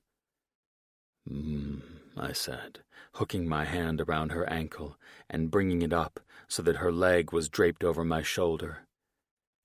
"I need a little more. Hang on." I reached forward, parting her folds and passing my tongue up her slit, working my tongue inside her and smiling at the moan she let out that rippled all the way down her back, practically making the two of us vibrate with bottled-up need. Bringing my tongue up, I focused my attention on her swollen clit, laving it with as much sensation as I could as I eased first one finger into her and then a second. I knew she was close. The powerful muscles were tensing around my fingers, and I knew it was a matter of seconds before she tipped over the edge. I turned and moved my fingers up, pressing them into that soft, powerful part of her that would trigger her inevitable fall. "Oh, fuck," she said, her voice getting higher as her heel pressed into my back. "That's it, baby. Let it go," I urged. She tightened around my fingers, and I suddenly felt her toes curling into my hair as her words dissolved into a musical groan. That perfect taste flooded against my tongue, and I kept up the motion against her clit as the spasms went on and on against my fingers. When they finally began to slow, I pressed a kiss to her inner thigh, allowing my lips to linger there in a gentle kiss that I dragged back up her center before looking at her. Everything stopped for me in that instant as I took in her face, which seemed to be bathed in light. The glow didn't come from the ugly overhead lights, but rather from under her skin, from the neural connections that seemed to have all lit up at once. I'd never seen anything so beautiful, and at that moment, I knew I'd do anything to keep seeing it for as long as possible. Bending forward, I captured her lips, sucking gently on her mouth as she reached up and wrapped her arms around my neck. "Hang on," I said, bringing the fingers of one hand around so that she could undo the buttons that ran down my shirt. She did, making short work of them, but she brought me even closer to her as she did it. At the same time, I couldn't get my pants down fast enough. I needed to be as close to her as possible, so close that we might as well be connected. I pulled my other hand back and forced my pants down, so they pooled around my ankles before towing them off. There was nothing in the world but her. "Please," she moaned into my ear. "Please, Spencer, I need you." I needed her, too, more than I ever had. These were words I had never used with a woman, and I know they weren't words used by her. I wanted women. I never needed them, emotionally, anyway. Through the dim haze that she cast over my senses, I realized I was now as naked as she was, and that my tip was grazing over her entrance, mingling my moisture with hers. "Spencer," she said, her voice suddenly much less airy than I'd heard. "Stop fucking with me and fuck me. Immediately." I laughed, running my teeth against her lip. I pushed into her, luxuriating in drawing out the stroke as long as I possibly could. I willed myself to linger in the feeling of her, both in the familiarity of her wrapped around me and the new understanding that had sprung up between us. When I was finally inside her, I paused, lingering at her very center as she brought one foot up and draped it around me, grazing my ass and lower thigh with her toes. I shut my eyes as she closed around me, the feeling of tightness so exquisite that I could barely take moving, and instead allowed my need for her to vibrate all through my muscles. When I opened my eyes, my gaze immediately found hers, her blue eyes fixed on mine as she watched me intently. Except now there was more than focus in her stare. There was a deep passion that I'd never seen before. It went beyond the burning lust I'd gotten so good at recognizing, and beyond the pleasure I'd gotten to be an expert at wringing from her. No, there was a sweetness that lay beyond this desire. It was as if I could see through the clear blue of her eyes and into her heart. It reached into me, wrapping its fingers around my heart in a way that hurt me so sweetly. I reached down and wound my fingers with hers, bringing her hand above her head as I pulled out, almost to my tip, and drove into her again. We groaned in tandem, and I captured her mouth with mine as I sped up my movements. I didn't need her to tell me that she was close. I could feel how her breaths were speeding up and how she grazed her lips down my neck to my chest. "I'm already there," she said. "Again. Come with me, baby." Her use of the endearment she'd never used until this moment didn't escape my notice, and I picked up speed as I moved inside her. "Don't stop," she gasped. "Don't stop, Spencer." "I don't plan to," I said, feeling the release gathering at the base of my spine as I continued my movements. Her ankles crossed around my ass, and the tightening of her muscles around my cock sent me diving over the edge. I froze as the wave broke over me, my muscles shivering as I spilled inside her, feeling like I'd never stop. I went to move to the side so I wouldn't collapse on top of her and crush her under my weight, but she tightened her legs around me and wrapped her arms around my neck. "No," she said, pressing her lips to my cheek, jawline, and lips. "No, don't move. I want you here with me." That familiar ache twisted in my chest, and I eased myself onto my elbows to lay flush with her, staying inside her. She ran her fingertips up my back, through the short hairs on my neck, and grazed her nails along my scalp. I turned and pressed my lips into her palm. "What do you say we make a run for it in the morning?" I asked. "We can wake up before everyone, head back to Verona, and spend our last few days there instead of on the lake." "Verona?" she asked, raising her eyebrow. "The city of lovers?" "Absolutely," I said, grinning wickedly at her. "I think you and I are just warmed up in the lovers department these days, so—" She chuckled and ran her finger down the center of my nose. "I wonder what we'll find to do there." "Oh, you know," I said. "Look at touristy things, eat pasta, go foraging." "Foraging?" "There's a truffle forest nearby," I said with a grin. "What do you think?" "Actually," she said, grinning, "I love the thought of foraging for truffles." I laughed and leaned down to kiss her throat. "And obviously fuck on every surface of our hotel room." "Now we're talking." I moved to my side, bringing her with me. "Do you want to talk about what happened tonight? I'm not okay with you being hurt, especially when you're doing me a favor." "Can that wait for Verona?" she asked, pushing my hair back. "I don't want to conjure those feelings right now." "Understandable. How about your sexy ass sleeps in my arms for now?" I said, and she turned over onto her side. I turned around, hitting the switch next to my bed, and plunged the room into darkness as I kissed her on the neck. "Good night, beautiful." "Good night, handsome." Chapter 18. Spencer. "Do you have all of your stuff packed?" I asked, as I walked back into our room, checking my phone for the notification from the driver that I'd called from Sirmione at 6 that morning. "Maurizio should be here any minute." She looked up at me with a grin as she shut her suitcase.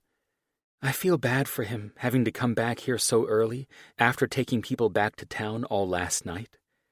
"He's on call, so he knew that it would be a possibility," I said, wincing internally as I thought of the young driver's groggy voice when I'd called him, clearly dragging himself from sleep. "Don't worry, we're making it well worth his while, and I'm going to pay for him to go on a nice holiday whenever he wants, after this week is done." She raised her eyebrow at me. "That's a generous incentive." "Again," I said, smiling, "I try to make it worthwhile for everyone who works with my finicky, prickly ass." She stood, walking toward me slowly. I took in the way her jeans wrapped her perfect ass with appreciation as she approached me, wishing we had an extra minute to show her exactly how much I loved every one of her curves. "You are what's worthwhile, Spencer," she said, setting her hands on my sides and pulling me toward her. "It's you." I leaned down to capture her mouth with mine in a quick kiss, which rapidly became much deeper. "For people focused on making a sneaky getaway, you sure aren't worried about making it out of the door." We broke apart, and I smiled as Nat bit down on her lips in embarrassment at the presence of Sloane and Becca in the doorway of our room. Sloane was smirking at us, but I could see a hint of worry hiding behind her eyes, almost as if she were trying to push something down so I wouldn't feel guilty about leaving. Becca didn't bother to hide her emotions. and I could tell from one look at my niece's face that this parting would be particularly hard for her. I opened my mouth to address her, but she barely nodded in my direction before running past me and wrapping her arms around Nat's waist. "Please don't go," she said, her words muffled against her jeans. "Gran's not all bad, I promise. She says she just gets cross, and things come out that she doesn't mean, but you mustn't consider it true." The three of us looked at each other, wide-eyed with concern at her words, which had shocked us into silence. A first, it must be said, for all three of us. The silence didn't last long before Nat knelt in front of Bex, reaching out to set her hands on the little girl's shoulders. "Becca, if you are playing with your friends and one of them does something nasty, is it your job to make sure they behave, or do you think they should be responsible for themselves?" Becca tilted her head to the side in thought. "They should be responsible, of course. It's always your own job to be respectful." "Exactly," Nat said, nodding. "And it's the same when we grow older. We need to be careful with our words, the same way we need to be careful with our actions, and if we hurt people, then we should apologize. If Gran says something that hurts your feelings," Nat went on, "it's important for her to say she's sorry, but you should never apologize for being hurt. Will you promise to remember that?" She nodded at me solemnly. "I will, but only if you promise we can stay with you on the beach that Uncle Spencer told me about." I couldn't help the snort that escaped me at that, but I managed to turn it into a cough. Thankfully, Bex didn't notice because she focused on Nat's lovely, serious face. Nat didn't smile, though. Instead, she held out her hand, pinky extended. "This is a weird handshake," Bex said, after Nat hooked her pinky through her tiny one. "It's a pinky promise," Nat said with a soft laugh. "It's the most sacred of all promises and cannot be broken. And I pinky promise that as soon as you are able, you can come to stay with us on the beach." "And I pinky promise," Becca responded, her face falling into the same serious expression that sat on Nat's face, "that I'll remember never to say sorry for my own hurt feelings, especially if Gran is the one who hurt them." "Excellent," Nat said, grinning at her. "I couldn't have put it better myself." Without another word, she released her hold on Bex's pinky and reached forward, pulling her into a tight hug. In the meantime, I turned to my sister. "Are you going to tell me how you knew we would get an early start?" She tilted her head to the side. "Maurizio's outside. Becca and I were having breakfast when we heard the car pull up, so I figured it was you." "You figured right," I said, reaching forward and pulling my little sister into my arms. "So what was said? I'm sure Heidi has her version of this disaster." "But of course," Sloane rolled her eyes. "And you know I understand it's the opposite of what transpired." Indeed, I'm sure Heidi was irreparably insulted by Nat at the wedding. I couldn't resist laughing with my sister when she nodded to confirm I was correct. I will ensure that everyone knows the truth about what happened yesterday. However, Nat's sanity is my priority, and I'm getting her out of here. "I wouldn't expect anything less. She doesn't deserve that, nor do you, Spencer," she said, almost with some authority. I kept my expression light. "I'm going to miss you, you know." "I know," she said with a smile. "I'm the coolest sister you have." I turned to look at Nat, who met my eyes over Becca's shoulder. She got to her feet, but Bex held onto her hand tightly. She reached for her suitcase and purse, but didn't let go of the child's hand as she started making her way to the front of the house. "Will you talk to Stephen and Nadia when they get up?" I asked Sloane as we headed down. "Make sure they know we aren't running away from them." "Don't worry," Sloane said, grinning up at me. "They're busy ensuring that they're very, very married. They'll be preoccupied for at least 3 days, so I'm sure they'll be good with a text." "Still," I said, turning to look at her, "if they ask—" "Don't worry. I'll say that you had to make sure that you made it back to London for work," Sloane said dryly. Trust me, they won't mind. They will only be coming up for air when they land in Seychelles for their honeymoon." "Nothing like imagining my brother having sex," I said, curling my lip. "And first thing in the morning? My breakfast should settle well." "Oh, grow up," she said. "Like you haven't been doing the same thing with your wife the entire time you've been here. I know if I had a partner as singularly attractive as her, I'd never leave my goddamn room." "Wow, I never knew." "Shut up and get out of here before the old battle axe wakes up and has one last word for you both." I shuddered. Fair enough, but... Sloane paused when I said but, and turned back to look at me. "If anything goes wrong, or if Heidi messes with Bex at all, swear you'll let me know. I don't want her to grow up like we did." She nodded, her eyes growing tired as the despair started to seep in. "She already has been, Spencer. I do what I can to keep them apart, but I can only do so much when Heidi has her hands in my finances. It's fucked." My lips tightened as I let go of my suitcase and set my hands on her shoulders. "Hanging on to that legacy is not worth it if you have to live under her thumb forever, sis. If you're worried about money, I'll take care—" "No," she said, shaking her head. "That's not what this is about, Spencer." "Jesus, you're stubborn," I said, pulling her in for a tight hug. "The kill switch is always there. You know that, right?" "I know," she said, "but I'll be damned if I ever hit it." I pulled back and looked at her steadily before continuing down the steps to the front of the house, where Bex and Nat were standing and talking quietly. They turned back to look at the two of us before we walked out the doors, and I took Nat's bag to the sleek black Bentley car parked in front of the house. Maurizio climbed out of the driver's seat and opened the trunk, taking the suitcases from me and placing them inside. I winced when I saw him yawn, but he waved his hand at me. "Tutto va bene, signore Spencer?" he said. "Andiamo?" "Certo," I said. "Ma devo dire arrivederci alla mia famiglia." I turned back to face the small group of girls I loved dearly and walked toward them. Nat was hugging Sloane while Becca looked on, so I approached my niece and knelt beside her. "Psst," I said. "Remember that I can be in London in a day if you need me. If things get too bad with Gran, I'll be there to help, right?" She nodded. "Remember how to find me?" She nodded again. "And Auntie Nat gave me her phone number as well." "That's good," I said. "You can call or text either of us, any time, and we'll come to get you guys in a flash." She reached out, settling her little arms around my neck. "I love her a lot, Uncle Spencer.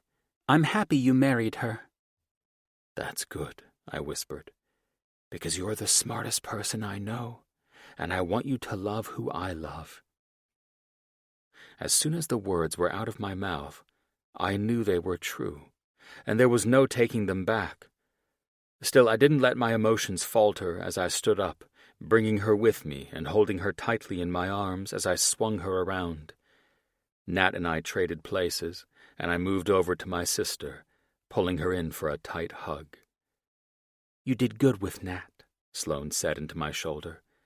"In fact, she's a little too good for you." I chuckled. "I'm aware."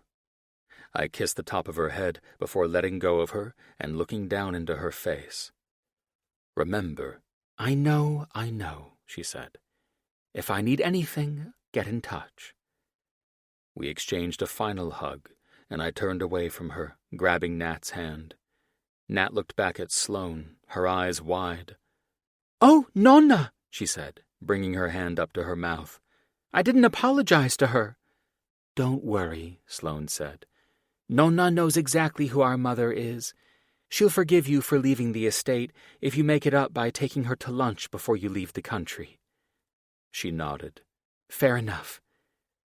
Sloane gathered her daughter to her front, and it broke me to see the tears streaming down Bex's cheeks. "We'll see you soon," I said. "I promise." Nat and I got into the back seat, hurriedly closing the door behind us. I knew it wouldn't do us any good to linger, and the longer I looked at Becca and Sloane, the harder it would be for me to get away.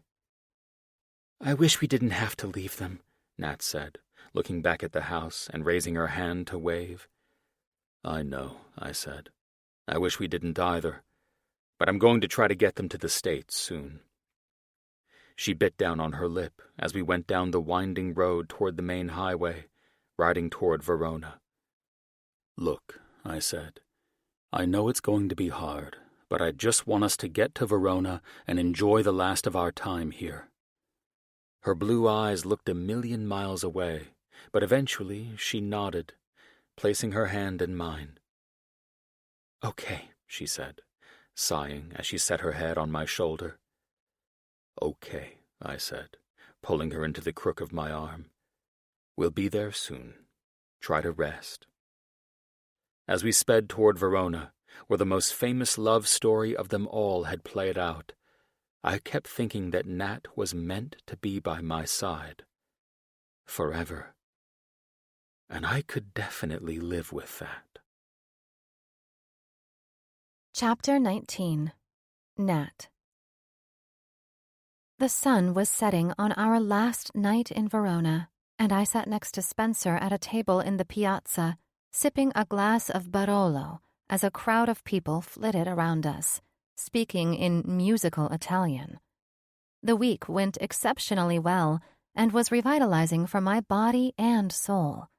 I'd long since buried the unwanted emotions that had been conjured the night of the wedding, which was something I was a little too good at doing. I was still surprised Heidi affected me how she did, but I convinced myself I only let it get to me because I'd had my defenses down with Spencer. She happened to strike my most sensitive chord, but I was able to rein myself in and do what I always did, get over it. However, I was on dangerous ground, and I knew it. I was not at all prepared to dig into my feelings when Spence found me crying in our room, and still wasn't. I wanted to avoid it entirely. So, I locked it away and moved on. Her mind drifts off, her eyes dazed with exotic beauty, and I am left to try and decipher the mysteries she holds. Spencer's humored, low and sexy voice said.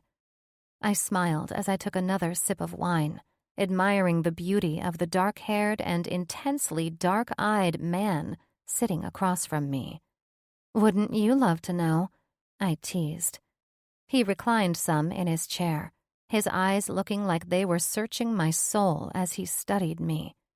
His gaze sent a shiver throughout my body, heating my insides with anticipation of the amazing sex only this man could deliver.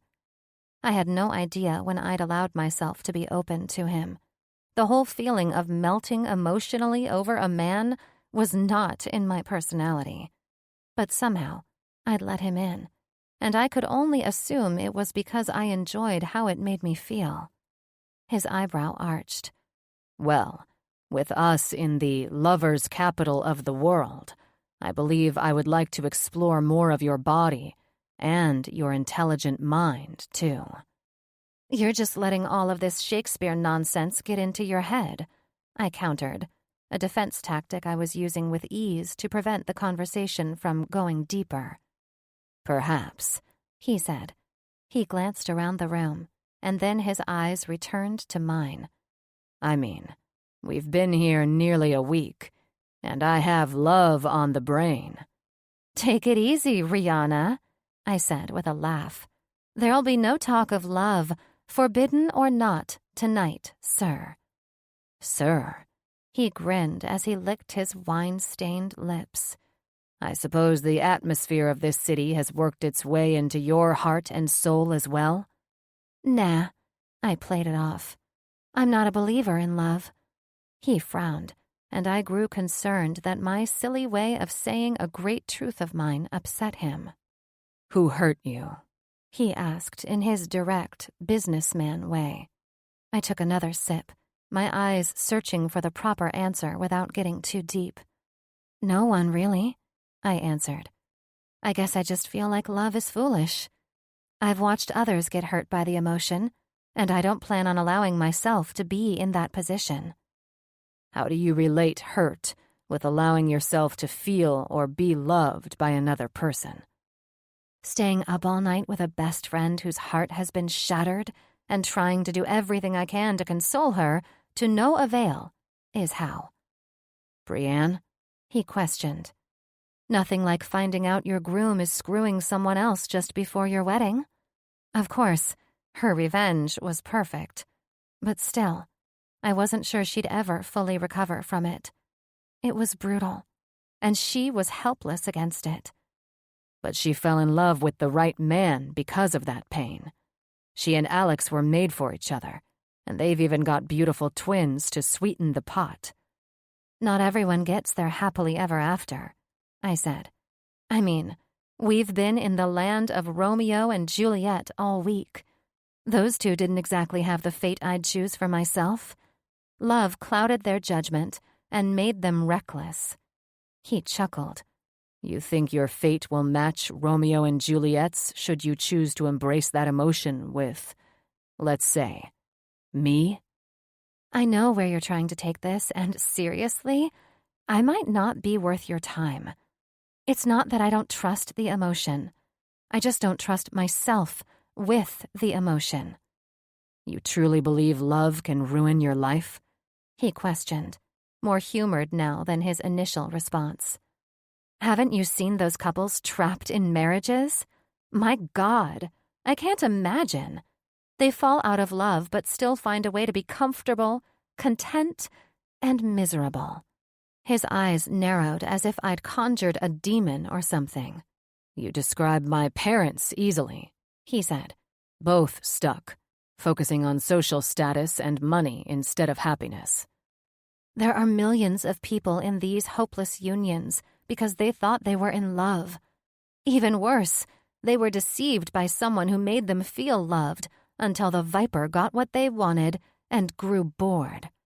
Shakespeare wrote about this too, you know. He smirked. I'm sure he did. I rolled my eyes. In The Merchant of Venice, he wrote, "All that glitters is not gold." Meaning, be careful of something shiny and beautiful, because not everything is what it seems. A wolf in sheep's clothing, I said, becoming more interested. Yes. Some people want something so desperately, and once they get it, they find out it's a fraud. That's exactly what I'm talking about. Being fooled by someone's charms. You believe it's real, and then you're stuck. That sounds like my father, he said solemnly. My mother charmed him for his status and money. I don't believe she ever loved him, or that she is capable of love at all. And after marriage, her greed grew, and her desire for power and status fueled everything wrong with that woman.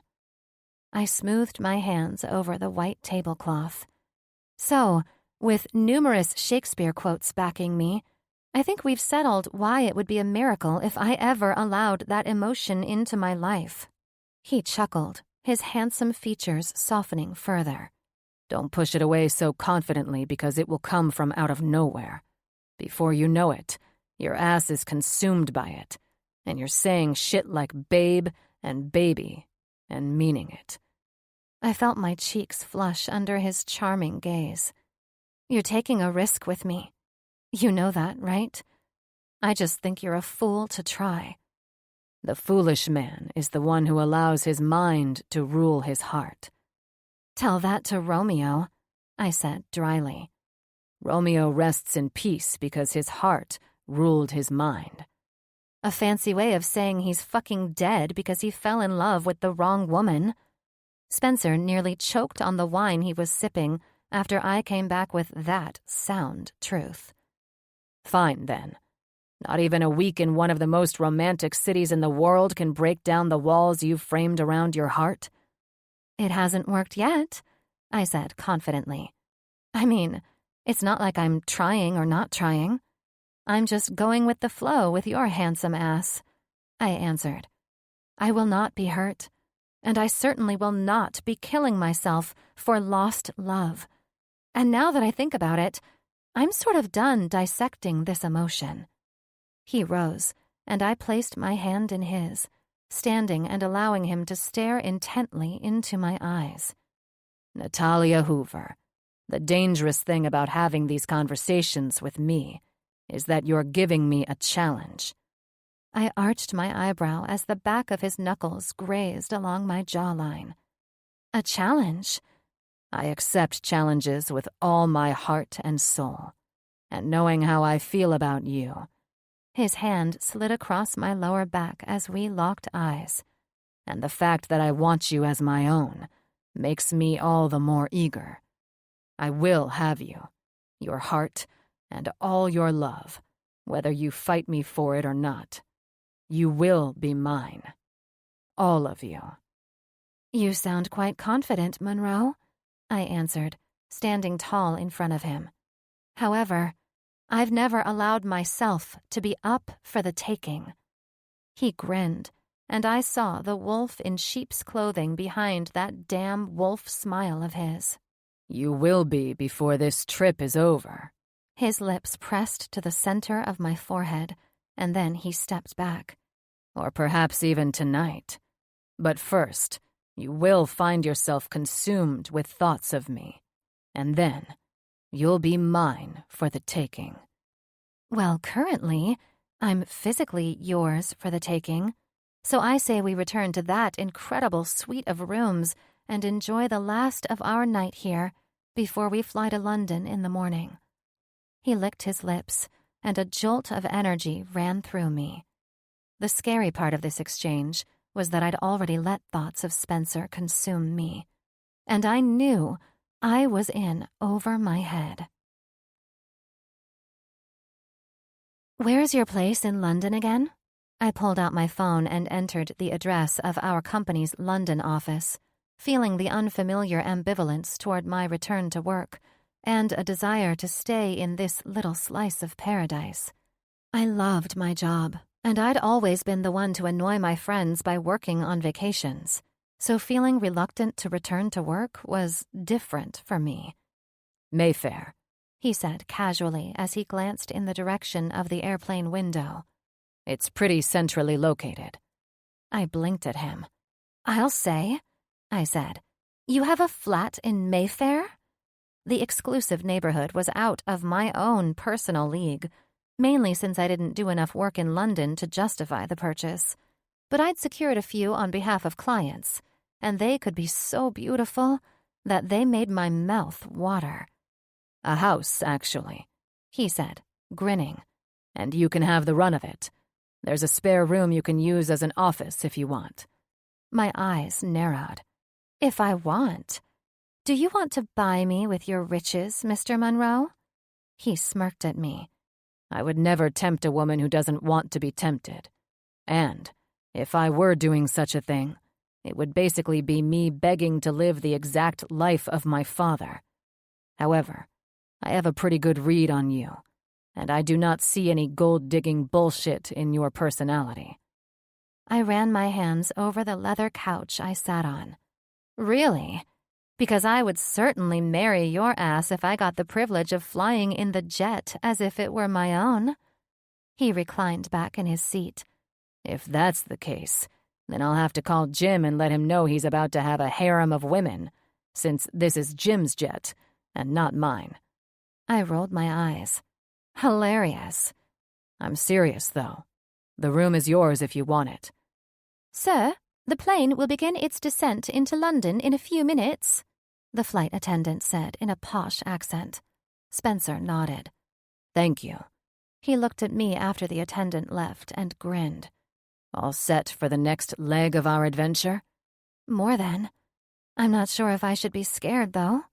You should be terrified, because I plan to turn up the heat on you and me once we're there. You will be mine, Natalia. From the way my name rolled off his tongue, I knew I was fucked. He was seriously getting into me, and I couldn't stop it or the emotions that came along with it. I'd never been swept off my feet, but what the hell? I deserved this shit as much as the next girl. Chapter 20. Spencer. I rolled over in bed and lazily opened my eyes.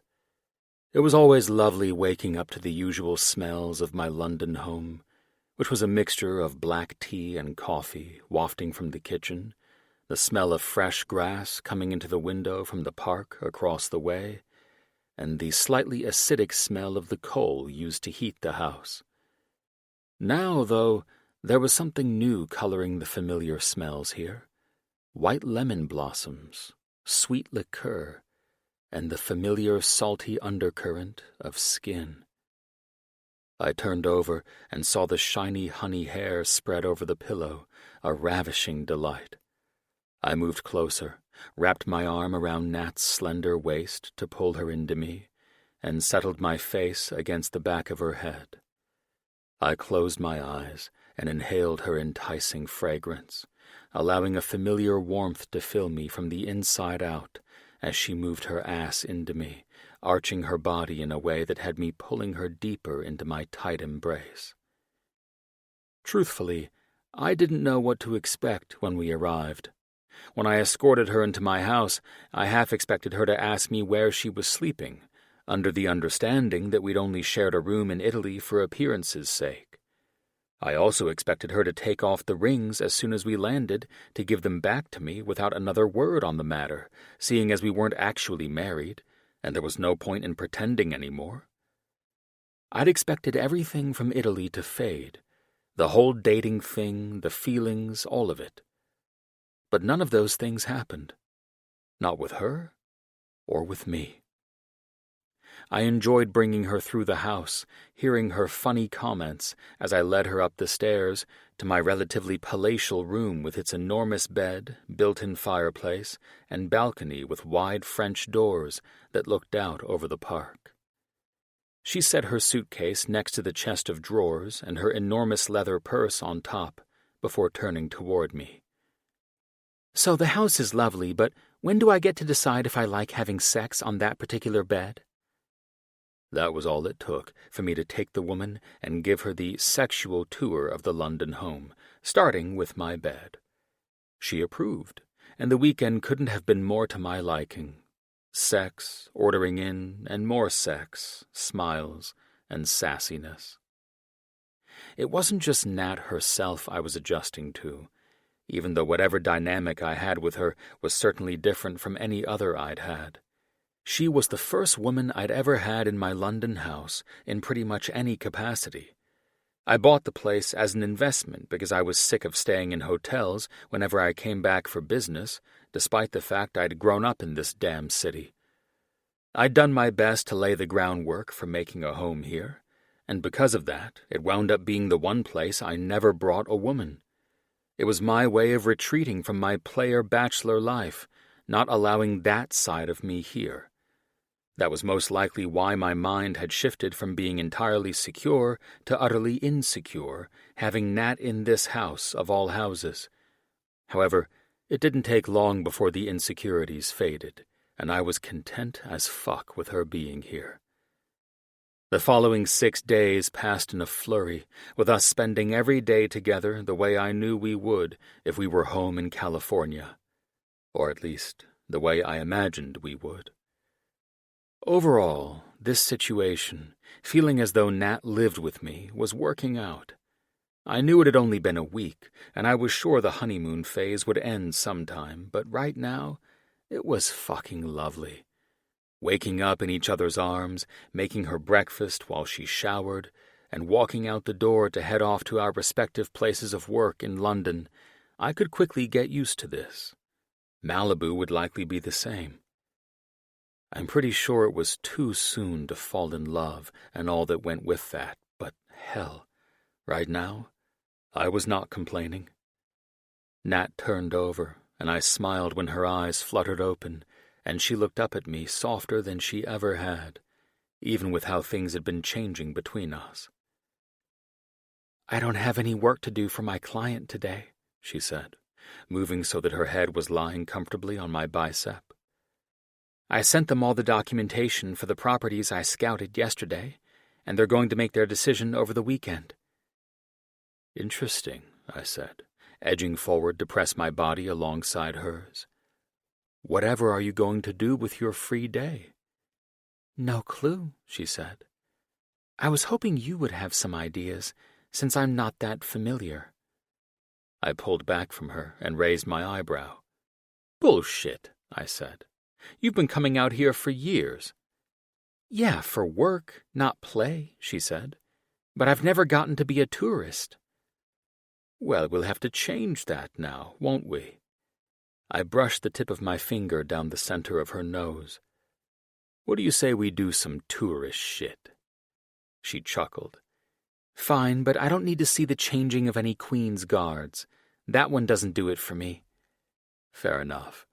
I'll make it worthwhile, but first, let me introduce an exciting way to do London with me as your tour guide," I said, as I leaned forward and kissed her softly. She chuckled while rolling her eyes. My smile broadened when she rolled me onto my back and proceeded to have her way with me.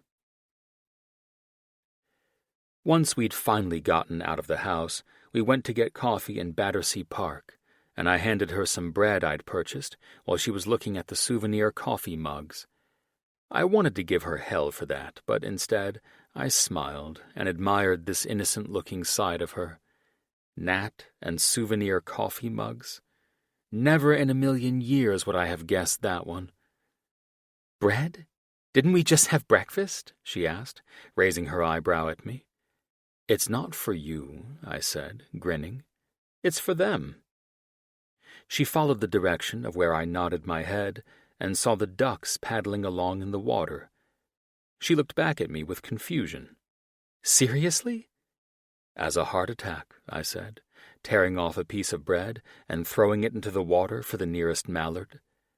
"My dad used to bring me here on Saturday mornings. Heidi never liked going to Battersea. It wasn't posh enough for her, so it was just ours. And don't give me hell for it either. I saw you with those coffee mug souvenirs, so I'm sure you can manage to feed the ducks." "I was looking for something for Bree," she answered, as if I would buy into that lie. "Right," I answered, "because Alex and Bree have never been to London. Just admit it. You're softening up a little, appreciating the finer things that a trip to London can offer without burying yourself in work." She tucked a piece of hair behind her ear and gazed at the ducks. "I'll admit I'm enjoying trying out this whole relationship thing with you. So, yeah, you caught me acting like a normal person for once." "Good," I grinned when she glanced back at me. "I'm grateful I'm the one person in this world who can help Natalia Hoover become more normal for a change." She sighed with some irritation and looked over at me. "It's a good and bad thing, you know? If you hurt me, I don't know how I'll respond, but I'm sure everyone will say it's far from normal." I chuckled. I can only imagine. Her face softened, and she tore off a chunk of bread to throw in the water, seemingly ending that conversation and changing the subject. "What about Stephen?" I looked at her in confusion. "What about him?" "You said that your father brought you here?" "Oh, of course," I answered. "Steve would sometimes come, but at that point he fancied himself too good to come out with his dad and little brother, so it was just us." She didn't look at me, but she wrapped her long, delicate fingers around my hand as she threw more bread into the lake. "Your father sounds like he was a wonderful man." "He was," I said, "and he would have been very fond of you." That was an understatement. He would have told me to get my head out of my ass and find a way to make this relationship work. He would have seen this was the most genuine I'd ever been. Most of all, he would have seen me happy for the first time. I couldn't tell Nat that, because I didn't know how it would make her feel. At the rate I was handling these emotions, which were steamrolling me like a freight train, I'd probably drop onto one knee and ask her to marry me. I didn't trust myself anymore when it came to her. It was better to play it safe and appreciate all of this, step by step and little by little. I tightened my fingers around her hand and pulled her up from the bench. It was safer to get away from the deep talk for now. This was dangerous ground for me emotionally, and it was time to change the scenery. "Come on," I said, pulling her close for a simple kiss. I stepped back and ran my hands over her perfect ass. "We've got a lot of touristy shit to do today, and the clock's ticking." As usual, the things that went unsaid between us didn't need to be spoken right away. They'd come out in their own time, and that was most comfortable for me now. I had to believe it was for her, too. We spent the day immersing ourselves as tourists in the city of London. We managed as many tourist sites as we could, me explaining the history of the Tower of London and giving her some examples about how and why the tower was built. The history overseas was always rich, and I loved immersing myself in it on days when I usually had no work. I could walk through the old cathedrals and study the architecture for an entire day, allowing my mind to relax in the beauty of such rich details. Nat seemed to appreciate it as much as I did. Her usual sass was fading, and I knew my heart was in danger when I met her more genuine side. We walked through the city as if we were on our honeymoon, and I allowed myself to fall deeper into this. By the time we moved toward the final destination, I felt more than confident that this would all pull together as it should. Everything was smooth, flawless, perfect, and meant to be. Finally, after a lot of walking and talking, I brought her up to the doors of a building that I had a feeling would be familiar to her. Although it took a while to realize where we were, given the conversation we were having. When she figured it out, she laughed. "Wait, is this—" She stopped, and that look of intrigue I'd been admiring on her face was back. Fuck. It took my breath away to see her like this, filled with wonder and beauty. I offered her my elbow to escort her into the theater area. I couldn't let this trip end without a visit here, especially once you admitted that you'd never been. "The Curtain Theater," she said with a wry grin. Then her expression changed after she arched her sexy eyebrow at me. She pulled away from me, and as if performing in a play herself, she instantly fell into character. She sighed dramatically, worthy of making it onto the stage we were walking in to see. I could sense the excitement practically radiating through her as we walked around the old theater, seeing the ancient stage and climbing on top of it. I couldn't help smiling as she took one of the players' swords from the display beside her and brandished it, whipping it through the air like a chamberlain's man. "This is the part where I would perfectly recite a line from Romeo and Juliet," she said with a funny accent. "You can just fill in the blanks for me, I'm sure." "And here I thought you knew the play by heart," I chimed in, sliding my hands into my pockets, absorbing her beauty even further. "I mean, you can't stop gushing about their love story, so you must really love it." She smiled and stared at me, prompting me to step up and over to where she was. I walked up to her and moved a strand of hair behind her ear as I looked down at her lovely face. "Well, the truth is that the only time I watched Romeo and Juliet, I was too busy lusting after DiCaprio to hear what he was actually saying," she said, shrugging. "And to clear things up, I've just never felt like the story was particularly realistic.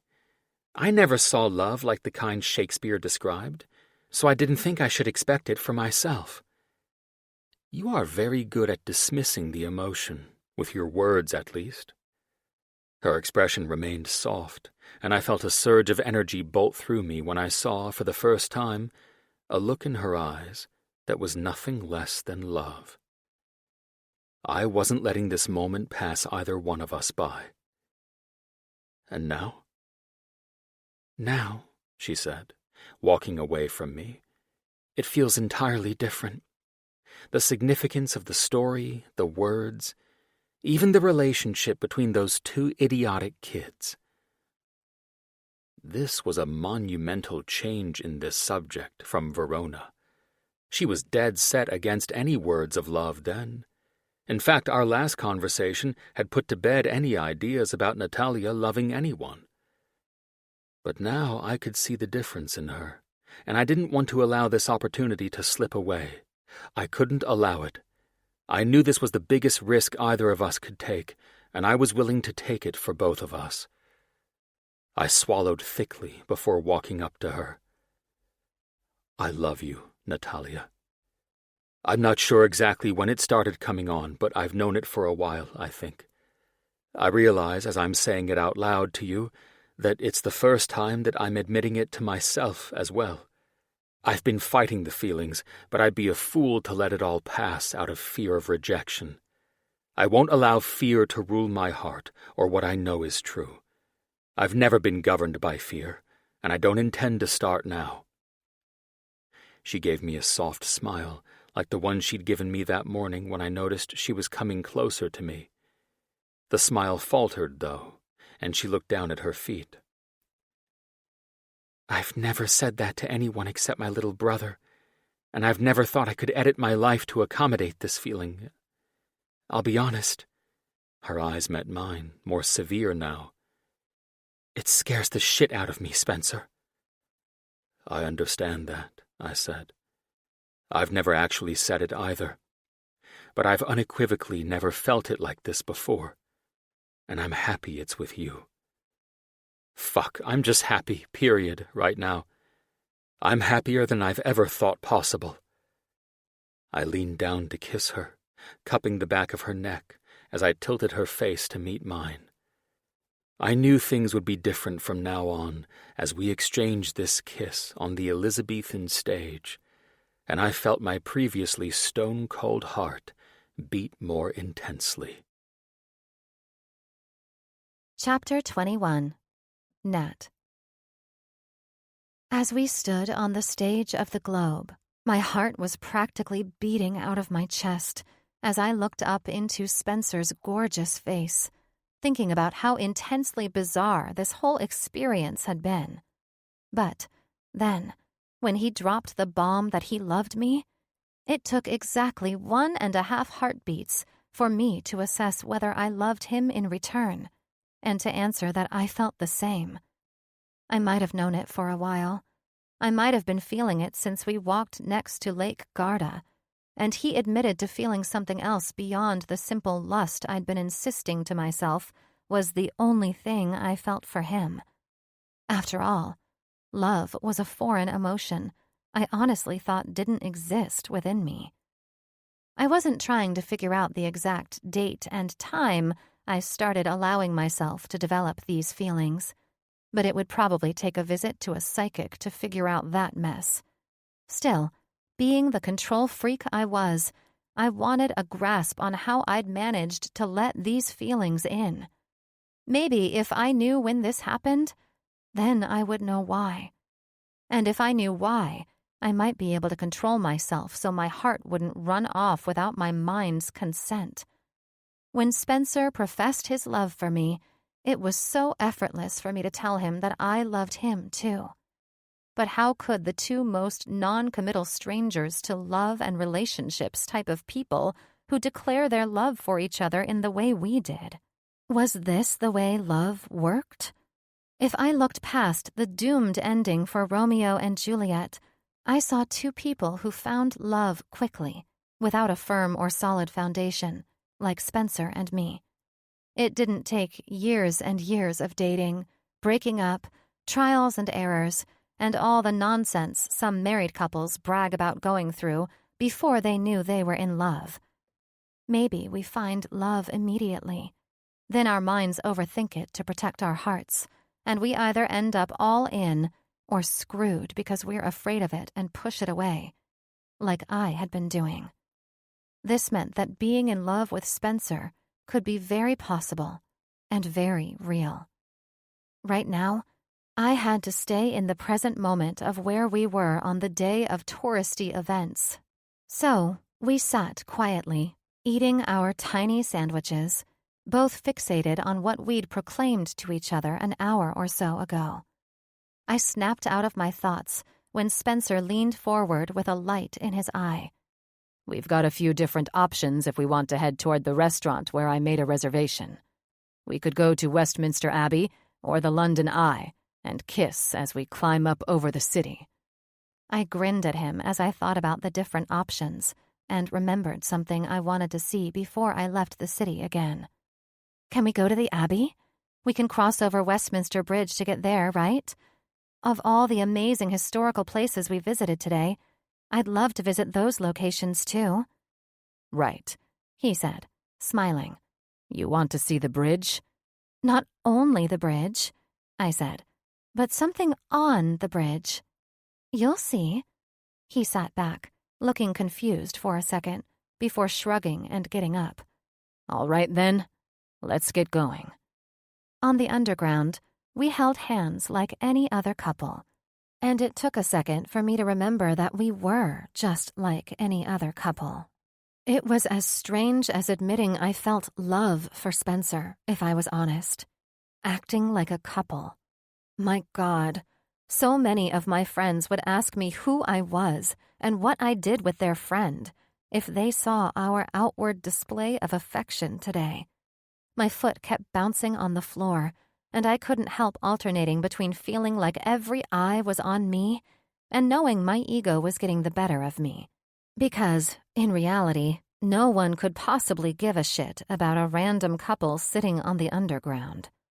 When we finally got off the train and climbed out of the station in Westminster, I breathed deeply as we got into the fresh, cool London air, tying my scarf more tightly around my neck. Spencer pulled me by the hand over to the beautiful 18th century bridge, and we started crossing it. I watched as the sun glinted off the river, filtering through the clouds that likely carried rainfall. Coming from LA, the idea of a sudden and unpredictable rainfall thrilled me, and part of me wished it would start so Spencer would pull me into his arms. Still, he proved he didn't need an excuse when he wrapped his arms around me as we stood there, watching the water flow under the bridge. After a few minutes, I ducked out of the circle of his arms, pulling him after me across the bridge toward the large, imposing statue of 3 women that stood on the plinth where the bridge met the thoroughfare. I ran my finger over the inscription on the plaque, feeling an ache for the bravery of the woman who raised her spear over London, refusing to be conquered. "This was what you wanted to see?" Spencer asked, his voice quiet and reverent as we looked up at the statue. "I'm surprised you know about Boudica. Usually, people from outside of the UK don't." "I learned about her in college when I was taking a history of architecture class with Brie," I said, contemplating the ancient Briton queen who'd led a revolt against the Romans. We'd been learning about the rebuilding of London after the Great Fire and the neo-Gothic building style used to construct the new Westminster Palace. The statue had been a footnote in our textbook. Still, her name caught my attention. Immediately after, I went to Doheny Library and checked out 3 books about Boudica. I ignored my homework for the rest of the day to read her tragic story and see what had happened to her daughters. There's always been something about her that hits me. "You're not alone," Spencer said, looking up at the statues of the 2 daughters who flanked her, whose attacks she avenged when she raised her army against the Romans. "You know the Romans refused even to say her name? Even though they ultimately squashed her rebellion, and she killed herself to avoid capture. She struck so much fear into them that saying her name was like conjuring a ghost." "Like Voldemort. If Voldemort were on the side of good and independence and feminism," I said, looking up at him. He chuckled. "Exactly."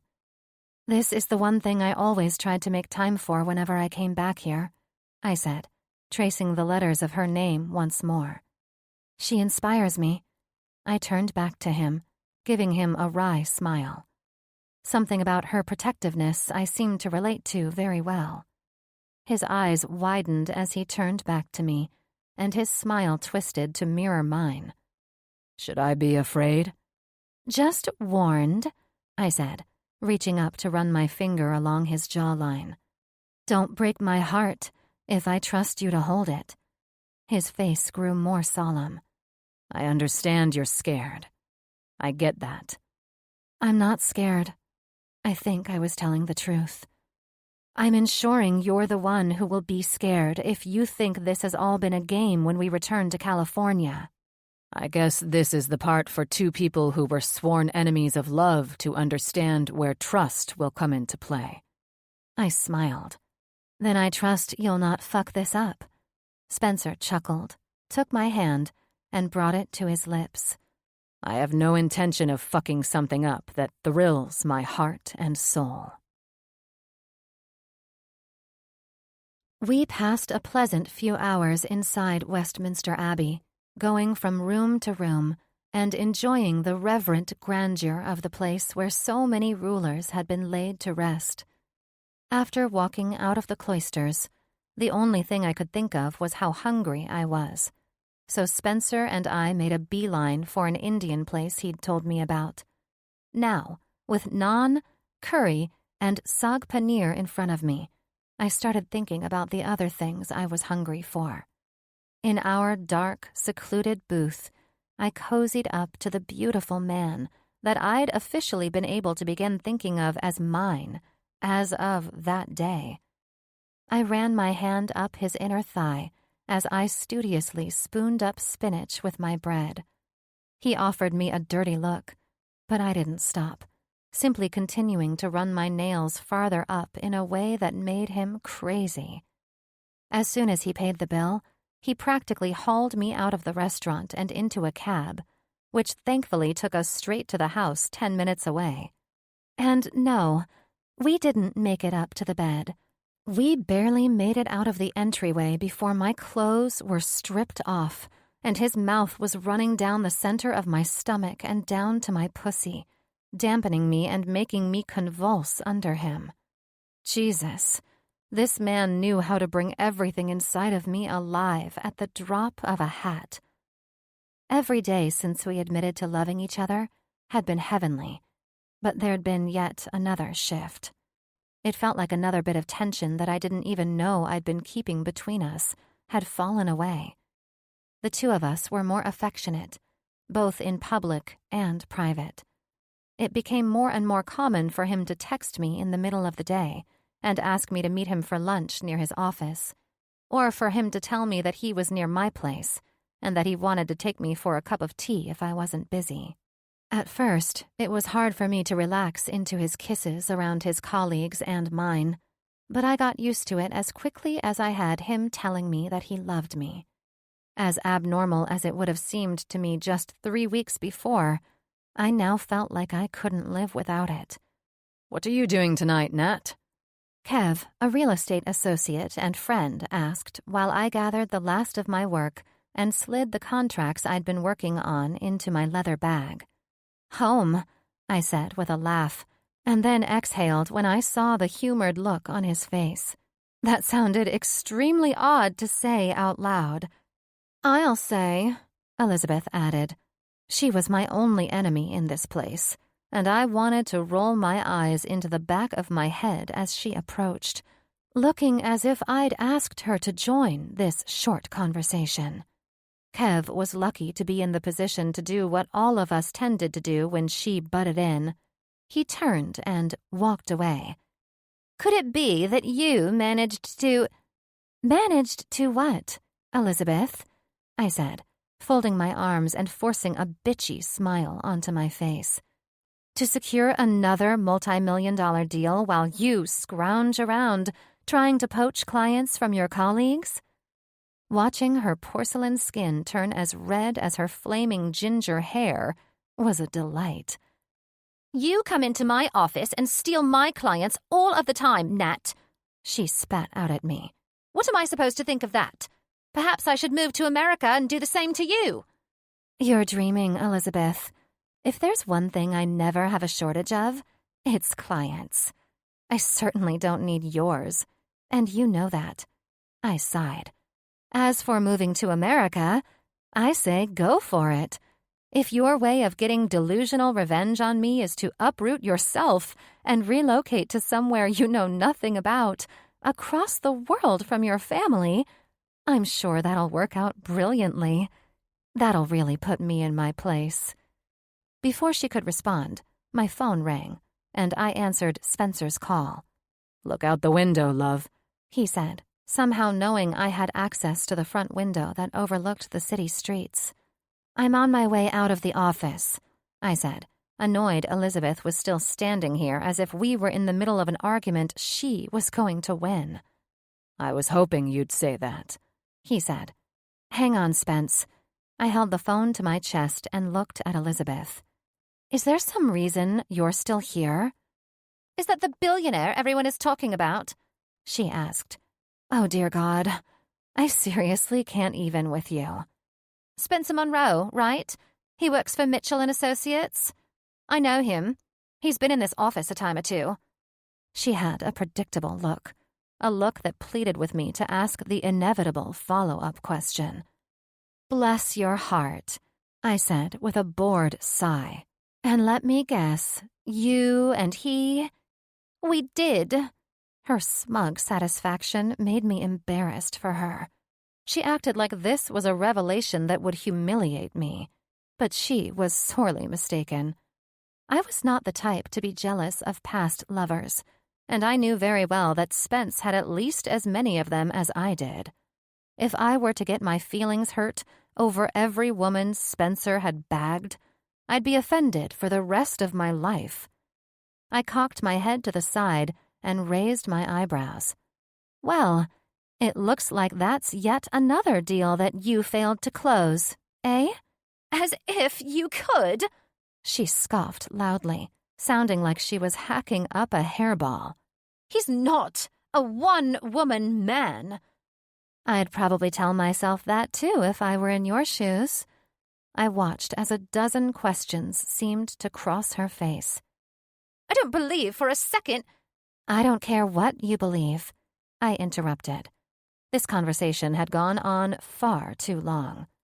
"You are of no consequence to me, but allow me to give you a piece of time-honored, ancient wisdom to save you future embarrassment.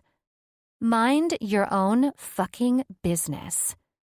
I walked away from the woman as she stood there, irritated and flustered, and put my phone back to my ear. I'd almost forgotten I had Spencer waiting on the line. "Is everything okay?" Spencer said while I hit the button to the elevator, waiting for the doors to open. "You know how it goes with miserable people. They want to make your life miserable to match theirs, and it's up to you to walk away." "It's pretty much the definition of what I do for work," he laughed. "Though I make their lives more miserable, I feel better for it." "You fire people for dirty work and steal business from other empires." "I don't steal jack shit. I just make offers that people are unable to refuse." "I suppose I do the same, personally and professionally," I said coyly, hearing him laugh. "Well, I can most certainly vouch for the personally part," he said. "You've made some offers I'd never refuse. It's why I don't plan on letting you go. Instead, I may just officially ask you to marry me to seal the deal while I've got you waking up with a smile every morning." I grinned when I stepped out of the office's front doors, seeing Spencer reclined against a white Bentley, holding his phone to his ear. This man was the epitome of every woman's dream, and I had to admit, I loved that he was mine. "Yep, I'm marrying your sexy ass," he said, looking me up and down. "But before that, I have reservations at the Clove Club. Time to get you home and changed. What do you say?" "I say," I said, walking up to him and pulling his phone away from his ear. "I'm going to need you to help me change." I leaned forward and pulled his bottom lip between mine. "You look irresistible, being all rich and powerful like this. I like it." He laughed against my kiss, his hand covering my ass and pulling me close. "Nat?" I heard a familiar voice from behind me. My head snapped around, and I felt a strange rising in my heart, just as I felt a sinking in my stomach. I pushed away from Spencer. "Shane?" I questioned, rushing forward as my little brother fought his way to his feet, attempting to hide that he was in pain. Despite that, it couldn't have been clearer that he was nursing injuries to multiple parts of his body. He smiled at me, and no matter the bruises on him, nothing could dull the sweetness of his smile. "Shane," I said, reaching for his chin and turning it to get a full look at his face. "What the fuck? What are you doing here? How did you even know how to find me?" "You gave me this address before you went out of town," he said, raising his eyebrow. "And how did you pay to get here?" I stopped, closing my eyes. "The emergency credit card?" "I figured you wouldn't mind," he said shamefully. "If you do, I'm sorry." "Of course I don't mind," I said. "It was business class," he said, looking up at me sheepishly. "Of course it was. Only the best for Princess Shane." I rolled my eyes. "Well, I wish I could have seen the flight attendants' faces when they saw you and this piece of meat you call a face." "Nat," I heard Spencer say from behind me. I turned and saw Spencer approaching us, sizing up my baby brother. "Who's the raw hamburger?" I shut my eyes tightly, wishing that Spencer would, for once, put a lid on the dark humor. I suddenly felt very uncomfortable in the presence of both men, as if two worlds were colliding, and I was unprepared. "Spencer?" "I'm her brother," Shane said, his attitude flaring up as he grinned menacingly. "Who the fuck are you? Her flavor of the week?" "Of the month, actually," Spencer said, grinning back at Shane. "Or maybe the year. Maybe for life. We haven't decided to put a time limit on it." "Seriously?" My brother looked between us, shocked. "You finally nailed her down?" "Can we not talk about who's nailing me anywhere?" I said, reaching for my keys. "Spencer, I'm not sure what we're going to do for dinner." "I've already canceled the reservation," he said, putting his hand on my lower back. I flinched away from the touch, but he didn't say anything. "Shane, what do you like? I'm feeling Chinese takeaway." "Fuck it, let's have Chinese," Shane said, picking up his duffel. "And if your place is as nice as that car, we're eating it at your house." If Spencer ever wanted to judge my personal life and my family, he was about to get his chance. "Sounds like a plan," Spencer said, reaching for Shane's bag. "Come on, I'll have my driver bring us there and order takeout along the way." I wanted Spencer to meet Shane, but not like this. I knew my father must have been behind this, and I also knew there would be no way to keep any of this from Spencer anymore. He'd want to know, and now that the evidence had been presented to him, there would be no way to keep him out. Chapter 22. Spencer. I couldn't stop eyeing Shane as we walked upstairs to the guest room, which was on the floor below ours. He would let out a quiet hiss of pain now and then with specific movements, and I also caught him peeking at me more than a few times, sizing me up or gauging my reactions. I prided myself on being able to read people effortlessly, which was a critical element of my being so good at my job. Looking past someone's facade, seeing them for who they really were, and knowing their intentions was second nature to me. Nonna used to say I was psychic, which always made me and my siblings laugh, imagining me waggling my fingers at a crystal ball. So it didn't take more than half a second for me to size up Nat's little brother. I could instantly determine that Shane used the people who loved him, and he was a drug abuser. You didn't have to be a psychic to pick up that last part. His drug abuse probably abated his guilt for using people, but it also created a vicious cycle. If he weren't Nat's brother, I would have handled this situation with a few words, and the problem would have been gone. Nat had dropped a few hints here and there, making it clear that I should restrain myself from calling him out for showing up unannounced. She'd said enough in the time I'd been with her for me to know she loved her brother tremendously, and that they had a difficult family dynamic, just as I had. I had no intention of forcing myself into this situation, but I also knew this was an excellent time to learn a thing or two about the woman I'd fallen for. I was more curious than anything now. "This'll be you," I said, pushing open the door to the second bedroom on the floor and turning the switch as I walked inside. "For as long as you need to stay." Shane let out a long whistle as we walked inside. His lack of maturity was already annoying me, but I would keep my mouth shut for Nat's sake. For now. I watched as he looked around at the furnishings and the beautiful bed I'd had made ahead of our arrival in London, preparing for the possibility that Nat might want to stay in a separate room. "Okay," he said, looking around in wonder as he plopped down on the bed and bounced on the comfortable mattress. "I can rest at ease knowing you're not with my sister just to get her money." "I guess Mr. First-Class Plane Ticket is the only one allowed to dig her gold." I slid my hands into my pockets, trying to act casual. "Nah, being a gold digger is way too complicated. I don't have time for that." Shane let out a surprised, raspy chuckle, and he reached up to set his hand on his throat, massaging his neck in discomfort as the laugh turned into a cough. "You sound like her." "So do you," I said. "You both are bold when getting straight to the point, holding nothing back." I sat on the small ottoman under the window across from Shane, trying his best not to let on how much pain he was in. "That we do. We're direct."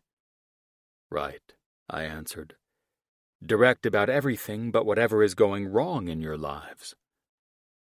I knew that was pushing it, but I didn't care.